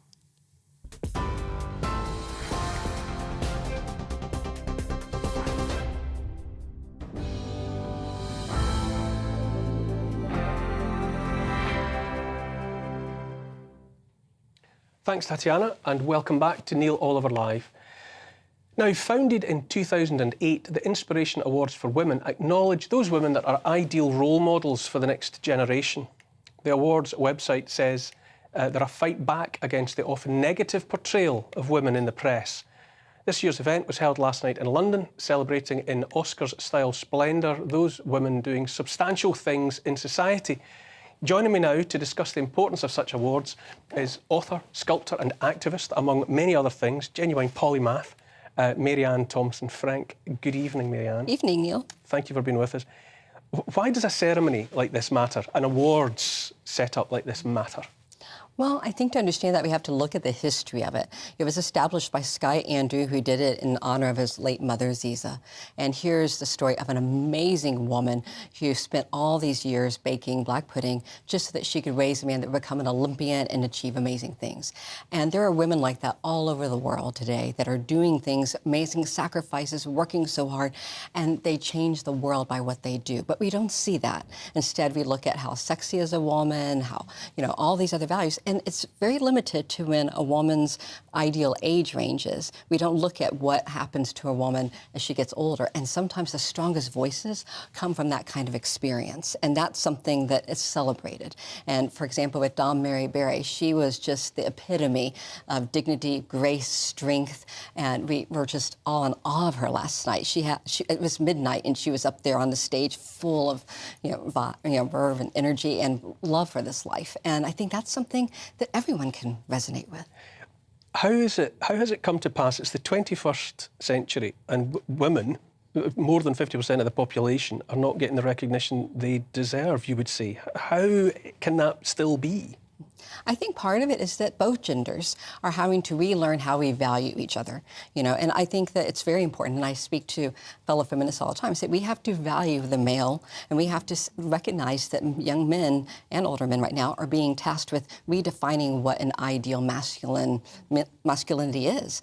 And as women, we have to applaud what that is, and at the same time, recognize within ourselves all those things that sadly used to be seen as weak. It's powerful to be compassionate in this day and age, especially when everything is trying to encourage you to act in a sociopathic manner. To say, I feel and I care, that is a beautiful thing, a powerful thing that both genders can benefit from. Do any awards acknowledge women who, let's say, they're not necessarily in careers outside the home, but, raising families, making those kinds of commitments to family life, to their immediate communities? Yeah, they recognize women that were CEOs, and they recognize women that were, there's a woman there that raised 4 children, and she was recognized as just being an exceptional mother. And the idea is, in a real world that values women in general, it's a woman's right to choose how she wants to be a woman. So we're going to value all of it equally because it's all about impact. Are you making a positive impact in the world? Jasmine, do you think, when you look out at what we're presented with, do you think that younger generation girls and young women are presented with good role models of their own sex? A few, yes. I think we've got both. We've got good role models and we've got very bad role models. I mean, I don't personally consider the Kardashians to be good role models, even though they've made insane amounts of money. I've never been a fan of Madonna. There have been quite a number of role models that I think have actually used the wrong sides of femininity, whereas the ones that you mentioned, compassion, for example, I agree, that is powerful. And I do think that right now, as you say, young men, particularly older men, are having to reevaluate their relationship with women and who they are. And of course, we also have, it seems to me, a big push to eliminate the existence of women, where we've had a few sort of women events which are essentially celebrating men, men in a dress, basically, and that's how I would see it. So I think there is something that we as women need to stand up for right now, that we are women and we will not be annihilated. Jacob, do you think the male sex is properly paying attention to the female sex? Do you think we are, making space for and recognising the kind of role models that we're talking about? Well, I mean, I wouldn't necessarily put it in a kind of man versus woman sense, but I think certainly as a society, there is a lot of temptation at the moment to only value women in terms of vulnerability. And so there's a lot of kind of push for women to see themselves, and especially young women to see themselves as victims of social media, or victims of catcalling, as victims of the male gaze, or whatever it is. And I think that's kind of really detrimental to especially young women, because it tells them the only way to get ahead in life is to kind of make a victim out of yourself, rather than do the kinds of achievements, whether it's in the workplace or in the home or in your community, that require you to kind of think of yourself as a robust, positive person who can make an impact in the world. So it's that vulnerability that I think is kind of detrimental for young women. I mean, I definitely can't let this go by without, pointing out that our own Bev Turner here on GB News was given an award last night at this ceremony, which, apart from anything else, demonstrates that GB News absolutely is the people's channel, because it was a popular vote. It was the public vote that acknowledged Bev in that way. But having said that, Marianne, did the event get media attention? Did it attract coverage? I think it did. Because, right now, people feel very strong. And like, for example, is what you were just saying a moment ago, there are women that have been victims and have still become incredibly strong. And so to me, I think one of the strengths that we heard last night is whether it was a victimization from, maybe it was a sexual accosting, or it might have also just been, there were women that had actually been, migrants who had survived great struggles in order to become heads of their own corporations. So I think the idea is that you don't have to choose between. Life may have created you and put you in a situation where you're victimized, but you can choose your strength and your path, and that's what we're celebrating. What did you make of, I think it was the Brits this year that dispensed with, the male artist, female artist, and just had artist, and yet all 5 nominees were men? Are we getting ourselves into an unnecessary mess when it comes to trying to be inclusive? In my personal opinion, as someone that is competitive, I'm a sculptor, I'm a writer, my ego would like to know I'm the best, that it stands alone. Now, I can't speak for all women. There's some women that may feel that it's important to have their own category. But for me, if I'm in a competition for something that is regarding talent or ability or knowledge, I would like to be able to stand on my own for that. But how could something like that come to pass? That there's space for 5 nominees for artist, and yet who makes these selections? Well, I mean, we can put the Brits to one side, but the point being that I think there are some areas of life, like in art, music and those kind of things, where while men and women might sometimes bring slightly different qualities to the table, you can't make a definitive judgment and say, OK, men are always better in one category than another. This could have just been a blip. But it's also important to remember there are areas of life that are not like that, such as sport, where women 100% need their own categories and women need to be able to compete against other women because there are fundamental differences between the sexes. So I think if we can be kind of grown up and recognise that in art and those kind of fields, then maybe we can have single categories, and if 5 men get nominated sometime, maybe it was just because there were 5 better men that year. But in the other categories, like in sport, we need to really keep the separation. I don't think that's going to last, though, with the Brits. I mean, you were talking about egos. Frankly, if you take away ways in which people can be the best in something, then that's not going to last. People are not going to stand for that. I think artists are not going to stand for that. Well, inevitably, in today's day and age, they'll just have 5. But mandate that 2 of them are men and 2 of them are women, and there'll be one kind of like special category. A wild card. Yeah.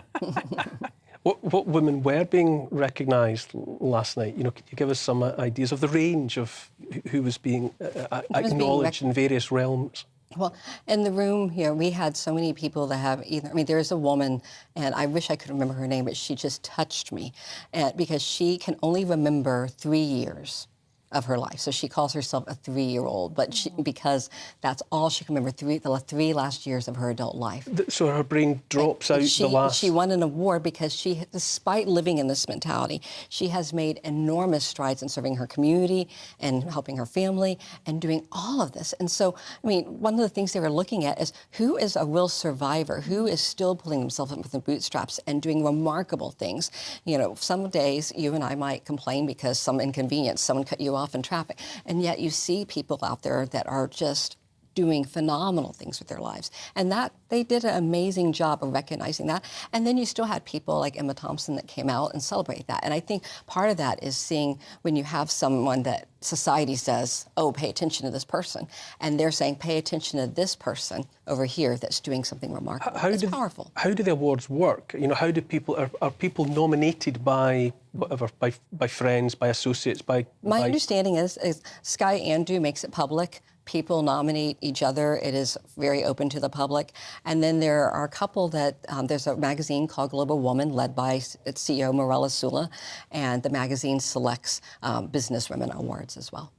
Marianne, lovely to hear from you tonight. Lovely to Sounds like an excellent event, and more power to the elbow of whoever's organising that. Thank you for being here this evening.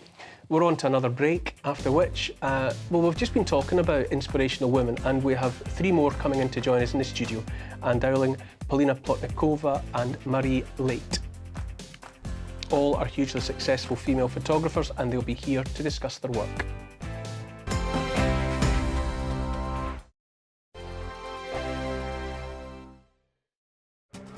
This year on GB News, we've got brand new members in the family. Join us. Across the entire United Kingdom, we cover the issues that matter to you. GB News will always stay honest, balanced and fair. We want to hear whatever is on your mind. And we don't talk down to you. The establishment had their chance. Now we're here to represent you. Britain's watching. Come join us on GB News, the People's Channel. Britain's news channel. Monday to Thursday, 9 p.m. till 11 p.m. Join me, Dan Wootton. I'll bring you the sharpest takes and hottest debates. Do you not believe in prison? I don't believe in prisons. I'm completely stunned. I guarantee you there'll be no spin, no bias, no censorship. I actually was personally quite offended by it. And no reason to go to bed. So I guess they've always been quite woke. That's Dan Wootton tonight on TV, radio and online. Monday to Thursday from 9 p.m. till 11 p.m. on GB News. The People's Channel, Britain's news channel. We are GB News, and we'd like to say thank you to each and every one of you for bringing us your conversations, for helping our great nation find its voice. We are here for you on radio, television, and online, across England, Scotland, Wales, and Northern Ireland. It's not the BBC, you actually get your facts right. We are proud to be GB News, the People's Channel, Britain's news channel. I'm Mark White. As GB News Home and Security Editor, I cover those key issues that are so important to you. Our authorities, our communities doing all they can to combat violent crime. With the public services under unbearable strain, why are we still failing to control our borders? Defence, the first priority of any government, has been continually hollowed out. Can we trust our politicians to protect the armed forces? Join me, Mark White, on GB News. This year on GB News, we've got brand new members in the family. Join us. Across the entire United Kingdom, we cover the issues that matter to you. GB News will always stay honest, balanced and fair. We want to hear whatever is on your mind. And we don't talk down to you. The establishment had their chance. Now we're here to represent you. Britain's watching. Come join us on GB News, the People's Channel, Britain's news channel. Monday to Thursday, 9 p.m. till 11 p.m. Join me, Dan Wootton. I'll bring you the sharpest takes and hottest debates. Do you not believe in prison? I don't believe in prisons. I'm completely stunned. I guarantee you there'll be no spin, no bias, no censorship. I actually was personally quite offended by it. And no reason to go to bed. So I guess they've always been quite woke. That's Dan Wootton tonight on TV, radio and online. Monday to Thursday from 9 p.m. till 11 p.m. on GB News. The People's Channel, Britain's news channel.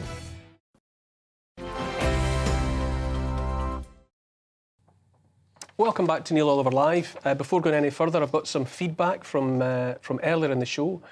Wanda says, the point you made about our leaders' lack of courage is, I think, correct.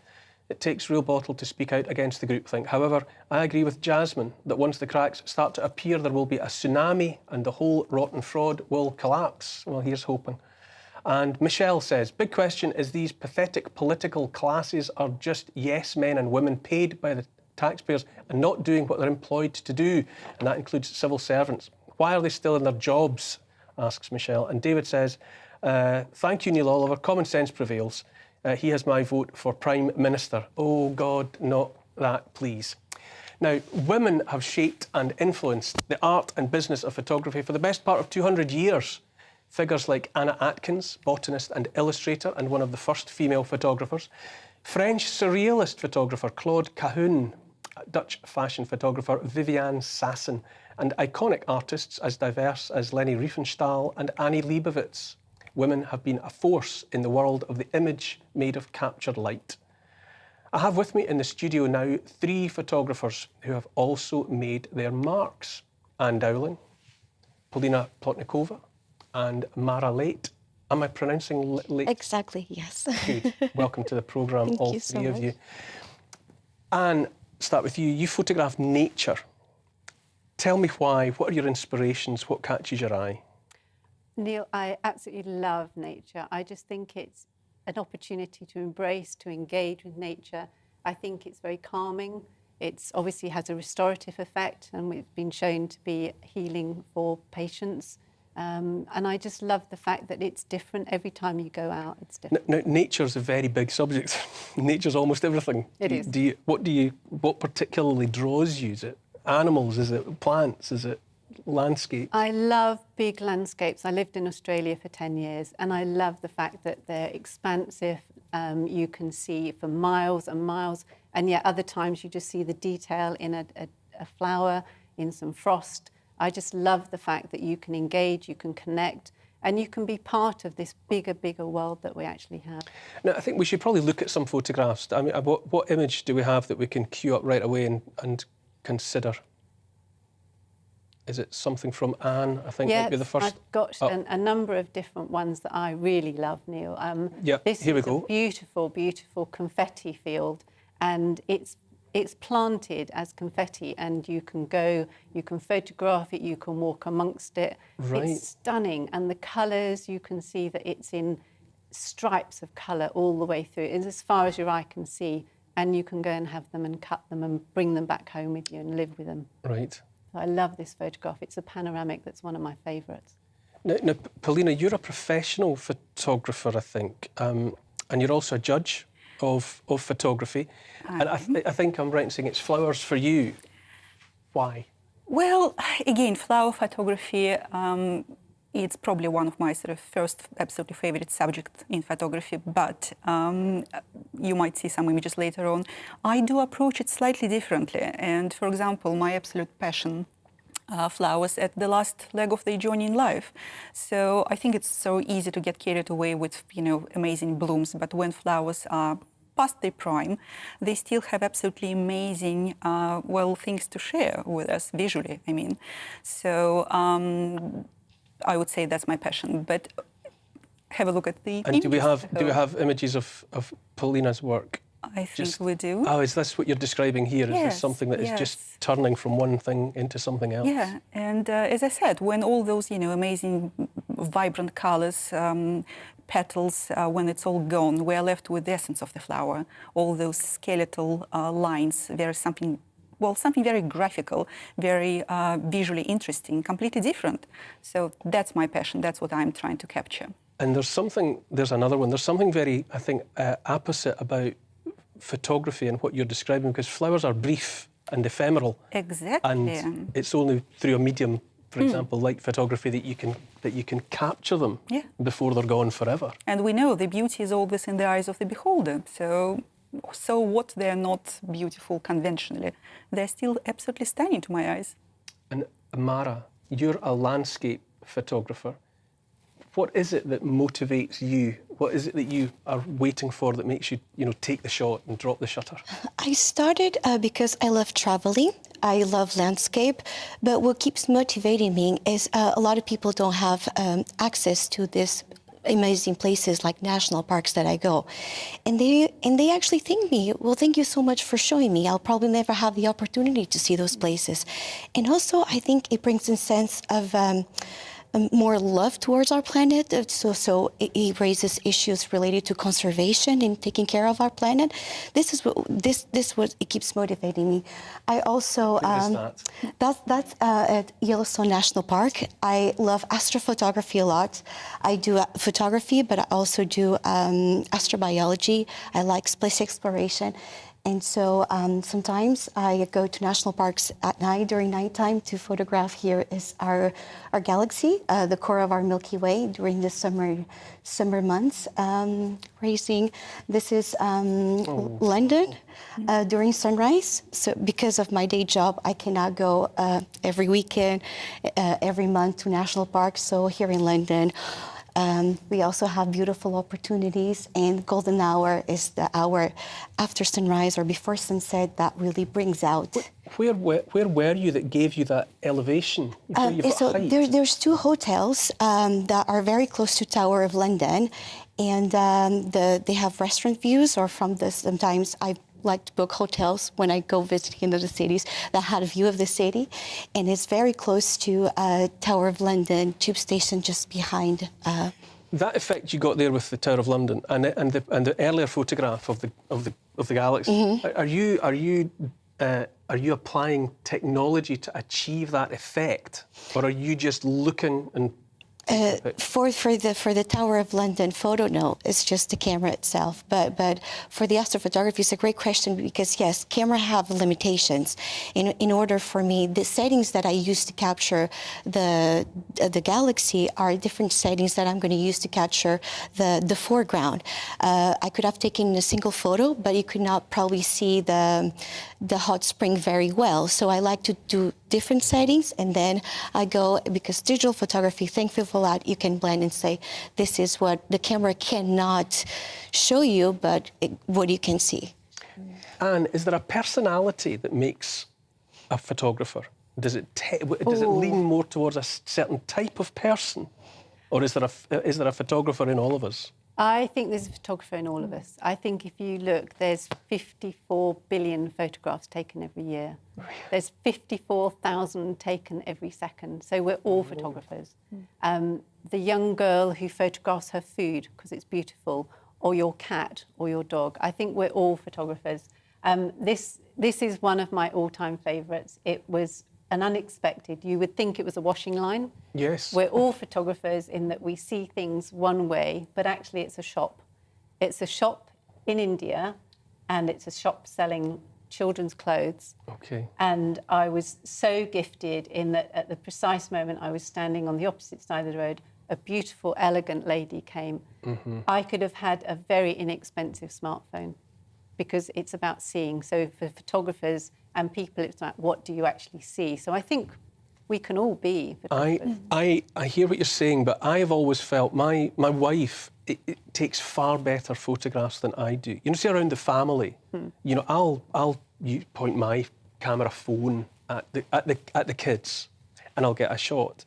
But when Trudy looks at it, she, I don't know, instinctively frames better. You know, she'll be looking at essentially all the same constituent elements, but the way what she puts in and what she leaves out, I look at it and go, why is your photograph better than my photograph? Because we were both standing in more or less the same place looking at the same thing. So there's something innate, I would say. I'm not sure if it's innate. I think there's about what you see, and they often say it's what you see and what you don't see. Some people may have a better photographic eye than other for composition. You want curves and lines. You don't want your subject right in front of you. You actually want the eye a little bit to unveil the main subject. And some people that have more eye for photography than others, but that can be taught. You can learn that as well. That's to me that's Tolkien-esque to me. That there's something about the Shire and hobbits about that image. That's a real place. That was taken here in England, Holnacar Tunnel, and this is the kind of feedback that I get. So, well, this is the real place, and maybe I cannot go there right now, but now you've inspired me to visit England, or maybe I would never have the opportunity, but thank you for showing us the corners of the world. And this won a competition, yes? Yes, this won the UK Landscape Photographer of the Year. And I could not believe when I received the call. I received a phone call. I thought it was stunning. I thought it was more about submit high resolutions or raw files or still deciding. But no, it was you won. I was like, oh no, I couldn't believe it. Deservedly so to me. Paulina, I'm very interested in your psychology and the way you're thinking when you talk about not just being interested in in its bloom that you're interested in, but all the stages of it. What do you? Absolutely. What's that thought process? Think about it. For me, flower portraiture, that's how I actually define what I love in this particular subject. Flower portraiture is very close to portraiture photography, you know, photographer taking amazing portraits of human beings. So surely you always look for some kind of unique features. You try to uncover some unique characteristics of your model. That's what I do with flowers.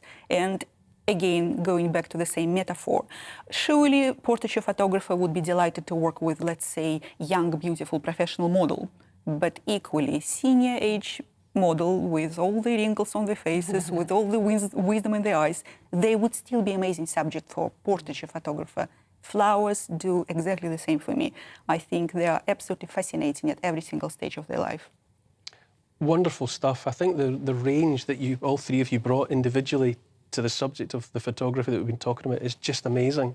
So, Anne Dowling, Paulina Plotnikova and Mara Leit, thank you so much for your time this evening. Thank you. Thank you so much. Thank you so much. Now, after the break, we'll be speaking to this week's Great Britons. Alex Moore is a mother of two who has been living with secondary cancer and is calling on the NHS to do more for people with disabilities. And her friend Laura Bannister organised a sponsored walk to pay for Alex to get the physio treatment that she needed.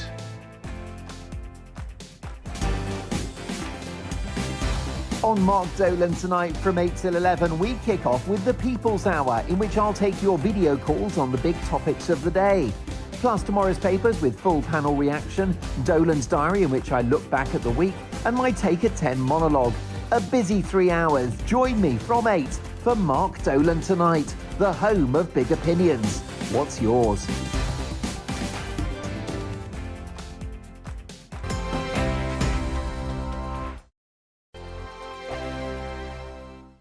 We are GB News, and we'd like to say thank you to each and every one of you for bringing us your conversations, for helping our great nation find its voice. We are here for you on radio, television, and online, across England, Scotland, Wales, and Northern Ireland. It's not the BBC, you actually get your facts right. We are proud to be GB News, the People's Channel, Britain's news channel. Hi there, it's Stephen and Anne. At breakfast from 6 a.m, you'll always be caught up with everything you need to know, the latest headlines, opinions and debates. We'll bring you the good news and the bad, but most of all, we're here for you. Remember, send in your views and let us know what you would like us to talk about. That's because we're your news channel. And every morning at 6 a.m, it's breakfast on GB News. Monday to Thursday on GB News, it's Bev Turner Today from 10 a.m. We're going to be here for you, our GB News family, to keep you up to date, but also make you smile. The guy went from puberty to adultery. And I can't wait to bring a few of my own opinions. I have no time for cultural totalitarianism. We'll engage in passionate, but always polite debate, with your thoughts and opinions at the centre of it all. Only on GB News, the People's Channel, Britain's news channel. Join me, Nana Akua, Saturday and Sunday afternoons on GB News. Expect fiery debate and passionate discussion as me and my panel tackle some of the biggest topics hitting the headlines. It's a place for everyone's opinion. No one gets cancelled, but no one gets an easy ride. Oh, she's on it today! Be ready for conversations that are fierce, frank, and of course, fun. Every Saturday and Sunday afternoon from 4 p.m. on GB News, the People's Channel. Join my show Farage, 7 p.m. till 8 p.m. Monday through Thursday. And there you will get opinion, analysis, debate, and I'll cover stories that nobody else dares to touch. You've been cancelled. Join the club. Oh my goodness me. And then for the last 15 minutes, talking pints. We're over a drink. We have a civilised conversation with someone. We very often disagree, but we do it in a grown-up way. Come and join me on Farage. We are GB News, the People's Channel. And right across the United Kingdom. You can find us on Sky Channel 512. Virgin Media Channel 604. Freesat Channel 216. Freeview Channel 236. And YouView Channel 236. You can also take us with you on DAB Plus Radio. With the GB News app and at the website gbnews.uk. We're absolutely everywhere. Come join us on GB News, the People's Channel, Britain's news channel.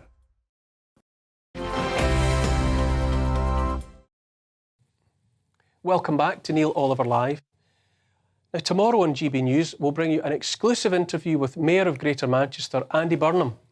Gloria De Piero asked if he was planning to run as the leader of the Labour Party.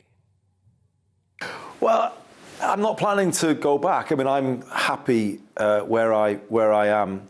And let me say, maybe this is an exclusive for you. I will be running for a third term as Mayor of Greater Manchester. I love what I'm doing here. I think what we're building here is a big part of the answer to make British politics work better. And that is more power in the hands of a place like this. You know, this place is amazing, Greater Manchester. You know, the people here, the kind of passion that people have got, the identity. You give a place like this more power. It's unbelievable what it can do with it. And hopefully we're already showing that. You can watch the full interview on GB News show Gloria Meets, where you'll get a better idea about the person behind the politician, every Sunday at 6 p.m. My next guest tonight is Alex Moore, a former teacher from South Woodham Ferris in Essex. She's a mother of two. In 2016, Alex found she had breast cancer. Initially treated and given the all clear, this time last year she was diagnosed with secondary cancer.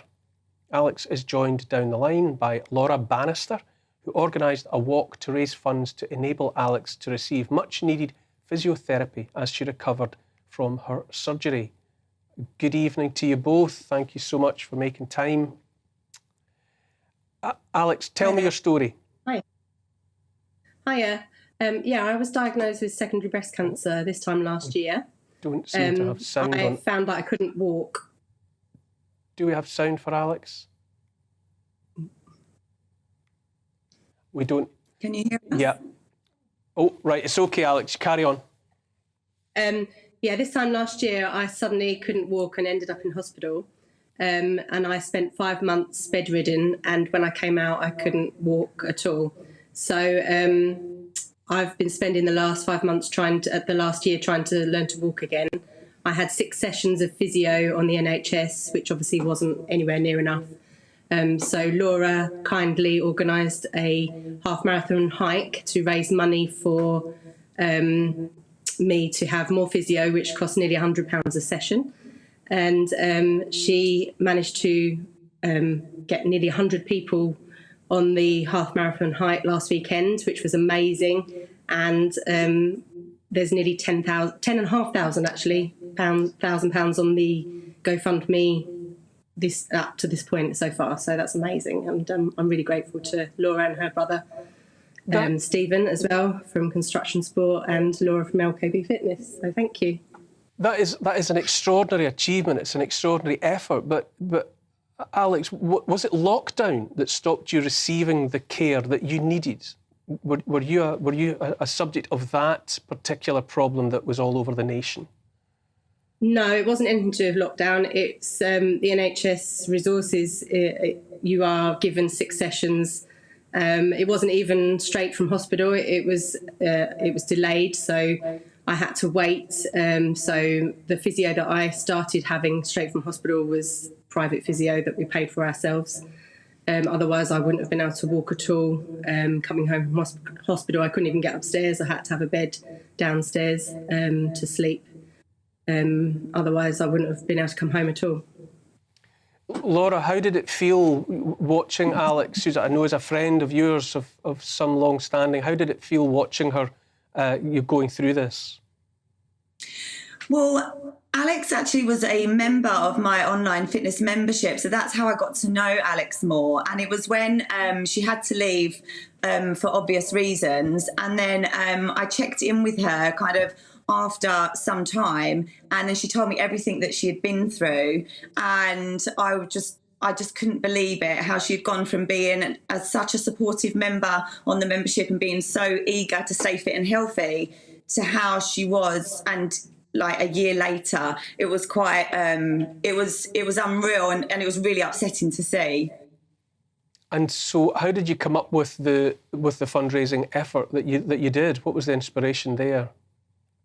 So I spoke to Alex at the end of last year. It was just before Christmas, and I said, she told me everything that was going on, and I said, and about the fact that she needs physio. And I said, leave it with me, I'll speak to my brother. And so I've got an online fitness membership, and my brother runs Construction Sport, which is his own charity, and he often runs big hikes. And I often join him, and I said to him, we need to pull something together for one of my previous members who's very poorly. He was like, yeah, when are we doing it? I said, January, let's do it when everyone's motivated so we can get a real good crowd together.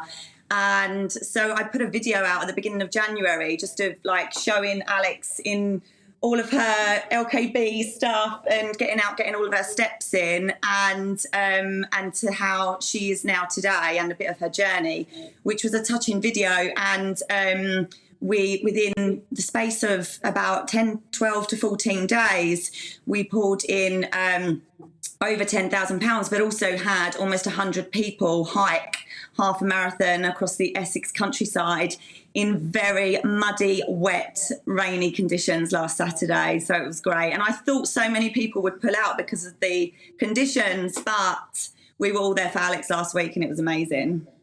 Now, I mean, Alex, Laura, it's an inspirational story, you know, to hear about people who just get together and do what needs to be done, you know, for a fellow traveller. But it shouldn't be like this, should it? You know, in what way, what does the NHS have to do? How does it have to change such that it becomes better able to provide the kind of help that you need? Well, to be honest, I was shocked that Alex only was allowed 6 sessions of physio after everything that she'd been through. Now, I think the NHS are amazing and I think they do a fantastic job. But I think that something definitely needs to be looked at when someone in Alex's position, has worked all her life, paid her taxes, whatever, is being given 6 sessions of physio to be able to walk again. So something definitely needs looking at. Alex, does the physio help you? I mean, do you get a real, positive effect from it? Yeah, definitely. Yeah. So all the sessions I have are an hour long with my private physio, and then also I go to Farley Hospice, and they have a gym that I can access, and they really help me as well. But obviously the NHS one was about 15 minutes long, so it wasn't very helpful at all. It just seems extraordinary to me that something, as you say, that someone like you, that you only get this numbered set of physio sessions when you should be treated until the desired effect has been achieved, and that people all over the country are just in that same predicament, just being given this number of sessions, and then that's it. And if you're not better, or if you haven't reached your goal, you're left to your own devices. Yeah, that's the way it is. And my oncologist also agreed that I would be someone that she would expect to have physio for the rest of my life.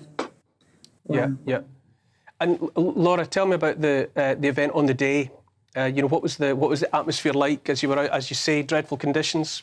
How were people facing up to it? And I think even despite the conditions, we were there for a reason, and we was there to raise money for Alex. So the night before, I also had asked Alex, I said, can you just list some things that you've been through in the past year? And I'm just going to let the people know. We had a WhatsApp group of everybody, and I said, I'm going to let everyone know what you've been through, because I don't want people starting to think that they're going to pull out just because of a bit of mud and a bit of rain. And so I put that out to the team, and it was really touching.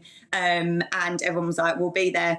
So on the morning we started, it was pitch black. I mean, there was just a picture that come up there. It literally was pitch black. We had head torches, and we went up something called Radar Hill, which is a hill local to where we live.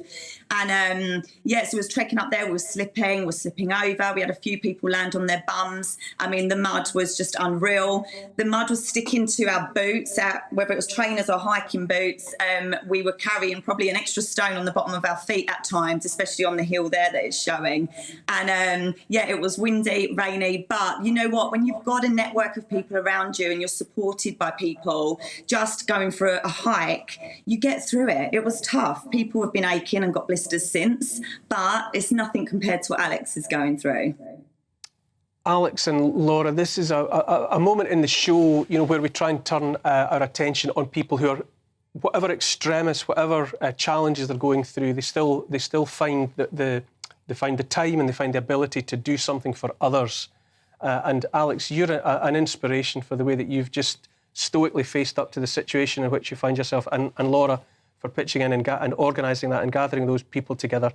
You very much qualify to be regarded as Great Britain's in my eyes. And also thank you again for making time for us this evening. Lots of love to you both. Thank you so much. Thank you.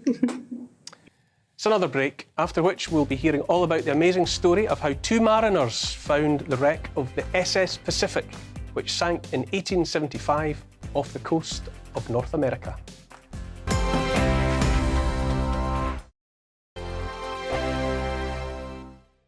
Monday to Thursday nights on GB News. At 6, it's Dubes & Co.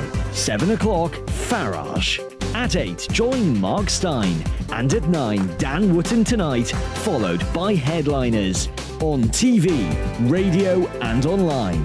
This is GB News.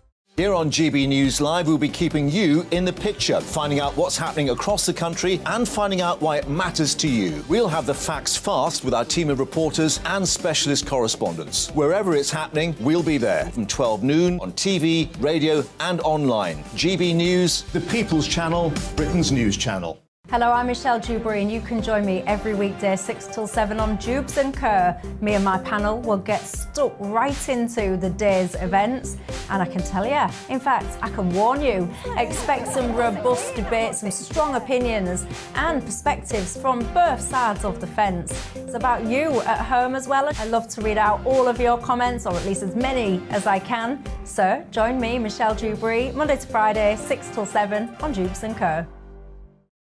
We are GB News, the People's Channel. Why not take us home with you by visiting the GB News shop at gbnews.store? You'll find all the official merchandise, a really good present actually for yourself, your friends or your family. We ship across the UK mainland at no extra cost. GB News, the People's Channel.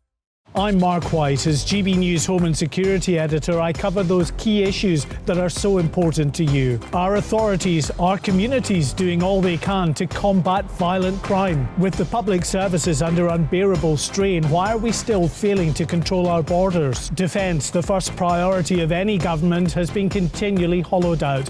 Can we trust our politicians to protect the armed forces? Join me, Mark White, on GB News.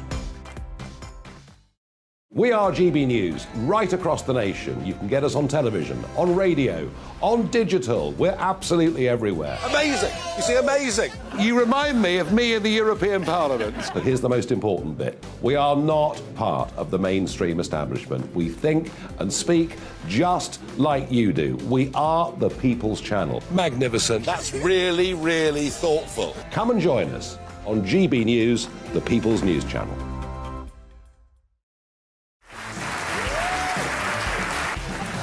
My name is Andrew Doyle. Join me every Sunday evening at 7 p.m. for Free Speech Nation.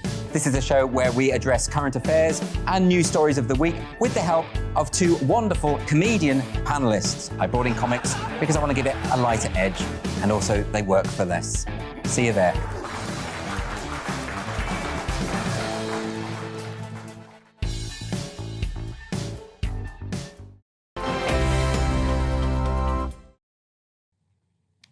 Welcome back to Neil Oliver Live.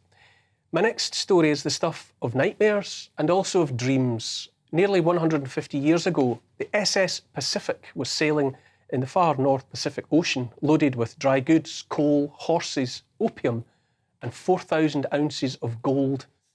In November 1875, she was lost in heavy seas, the worst maritime disaster in the North Pacific Ocean, costing the lives of 300 people on board. Now a team believes they have found the wreck and are going in search of the lost treasure. Millions of dollars worth of gold. Jeff Hummel, president of the Northwest Shipwreck Alliance and the man behind the search, joins me now from the RV Sea Blazer in Seattle. Good evening to you. Thank you for joining us. I think that our technology is working miracles tonight. Tell me about the search, how you found the SS Pacific. Well, it's a rather long tale of how we discovered the ship. Part of it was through science and technology. Part of it was through archival research. And part of it was tracking down the story of some fishermen who had picked up some coal in their nets. And so we were able to analyze the coal and prove that it came from the ship. And we tracked down, very carefully the location of that coal by getting the logbook of the vessel that had found it and that sort of thing. And eventually those three things combined led to us finding the ship. The ship from some coal in fishermen's nets. What process do you go through there? Well, the fishermen dragged their nets on the bottom, and just by chance, this one particular commercial fisherman happened to save a piece of the coal that he had found. We had it chemically analyzed by a lab up in Alberta, and it matched the chemical signature of a coal mine owned by the owners of the ship. That is extraordinary that that was even possible. What depth is the Pacific lying in? Well, we never tell anyone the exact depth. It's kind of a trade secret, but it's between 300 and 700 meters. And how will you go about the business of actually getting to her and doing, conducting the search hands-on? What will you do? Well, we will be using underwater robotics equipment. I used to work for a company called Hydrovision, which is based in Scotland, and know a little bit about working with underwater robotics equipment. So we will use underwater robotics equipment this season. Next season, we're going to build a rather large gantry system to excavate the main part of the wreck. We feel like it's the only way to have the right tools to actually, dig into the ship. And how likely is it that after all of this time, 150 years, that you'll be able to identify and isolate the gold? Well, the gold was being shipped in a strong room. So the ship was California Gold Rush, and so it had a reinforced room that was on the main deck that was designed for the shipment of precious cargo. The ship took place, as you noted, in 1875, and so it's 25 years later, but the ship still had that strong room in it, and we believe that the cargo that was being shipped is in that strong room. And it's also, I think, we can't overlook the fact, can we, that 300 people, perhaps more, lost their lives. There's such a tragic aspect to this story woven through and around its being a treasure ship now. Yeah, so there is precious cargo on it, but the real treasures are going to be the other artifacts that we find. So we believe that we'll find, bottles of wine with the cork still in them. We'll find items made of leather, items made of cloth. The state of preservation of the wreck is really remarkable. And those will be displayed in a museum. So there's two parts of it. There's a commercial aspect of it. We're recovering the cargo for the underwriters, who are actually based in London. And then there's the museum part of it, and all of the artifacts, cultural resources, personal belongings, all of those will end up in a museum here locally. A wonderful story, Jeff Hummel, of life and death and the prospect of gold at the end of it all. Thank you so much for bringing that to us this evening. Thank you, Jeff. Thank you for having me. Thank you. What do you think, Jacob? Treasure lost at sea, inspired by the thought? No, I think it's fantastic, and I think it's especially encouraging what he noted about how the fact that it sounds like it's kind of been it is financed by the gold, but the real kind of common treasure that we get in the public is an insight into what life was like at that moment and the artifacts and the stuff, and hopefully people a bit in the museum get a sense of what life would have been like on those kind of ships. And I think it's great that there's an opportunity for the lucky underwriters in London they'll get their gold, but we the public, as it were, kind of get the real treasure. Yeah, I would love to know the stories. I didn't realise there were so many people who went down with it. So that's a lot of people's stories to hear about. Yeah, and it gives you, it's that other side of the California Gold Rush. You don't really think, you think about people just finding the gold and that's it. Yeah. That's it, their lives are made, the rich, but there's a whole after story about what happened, where the gold goes, and there must have been more than one instance like this. Yes. In that kind of territory. It does make me think, because gold as an investment is a very interesting subject at the moment, and one of the things that keeps gold being really, really valuable is the lack of it. It's limited supply. But you do wonder, how many of these ships are there around the world? Great, gold bars. 4,000 ounces of gold. I mean, that is, I think the figure in question was $7 million at today's prices. Probably, yeah. Yeah, I mean, no wonder there's these guys, roaming the planet, looking for these things. Because as you say, the world's oceans, the world's deserts must be littered. With these things. It's also a real testament to human ingenuity in the way that they're able to piece together these kind of technical elements, the scientific elements, and then they're going to build various robots to get down there. It was a great story for Scotland and for Great Britain, as it were, that there's this world-leading kind of robotics lab there that identified by a bit of coal. Yes, I know, astonishing. That's all from me and Neil Oliver Live. Thanks as always to my wonderful panel, Jasmine Birtles and Jacob Reynolds. Thanks for being with me. Next up, it's the brilliant Mark Dolan tonight. Good evening. Welcome to your latest weather update from the Met Office. I'm Jonathan Vautry. We've got a mixture of freezing fog and hill fog to deal with on Sunday, depending on whether you live in the northwest or the southeast. For the northwest, it is frontal systems that will be pushing their way in to provide a more unsettled period here. But high pressure stretching from Scandinavia down into southeast England will keep things on a calmer note here. But underneath the clearing skies, we see a frost will develop quite widely once again tonight and return of some freezing fog patches. These could be quite dense in location, so do just take care if you are out when travelling. A more persistent band of rain then pushing into Northern Ireland and Scotland, so remaining a fairly damp night here, but also a mild one, temperatures holding up around 7 to 9 degrees. As we move throughout Sunday, that band of rain will shift its way eastwards and the cloud will gradually push into western areas of England and Wales. Once the freezing fog does eventually clear into the afternoon across the southeast, we will see some brighter skies develop here as well, but it is going to remain fairly cold, temperatures around 3 or 4 degrees in cities here. Much milder towards the northwest where we've got the lowering cloud and the hill fog, highs of 9 or 10 degrees across the northern western Isles. Into Sunday evening, it is a relatively similar picture. The main difference will be now that we've got the cloud across western areas of England and Wales, there is a reduced risk of frost here, whereas in the southeast where we hold on to those clearing skies, temperatures will be falling away once again down to -6, -7 degrees in the most prone rural spots. So it will be a frosty start to the new working week in the southeast. But again, it will be a bright one, some sunny spells coming through during the day. Areas of rain and drizzle continuing in the northwest, perhaps the odd brighter spell compared to Monday itself, but it is going to be another cloudy day. Into the new working week, that cloud is gradually going to shift its way southwards along with the milder air, but it could just take a little while towards Wednesday. Good evening.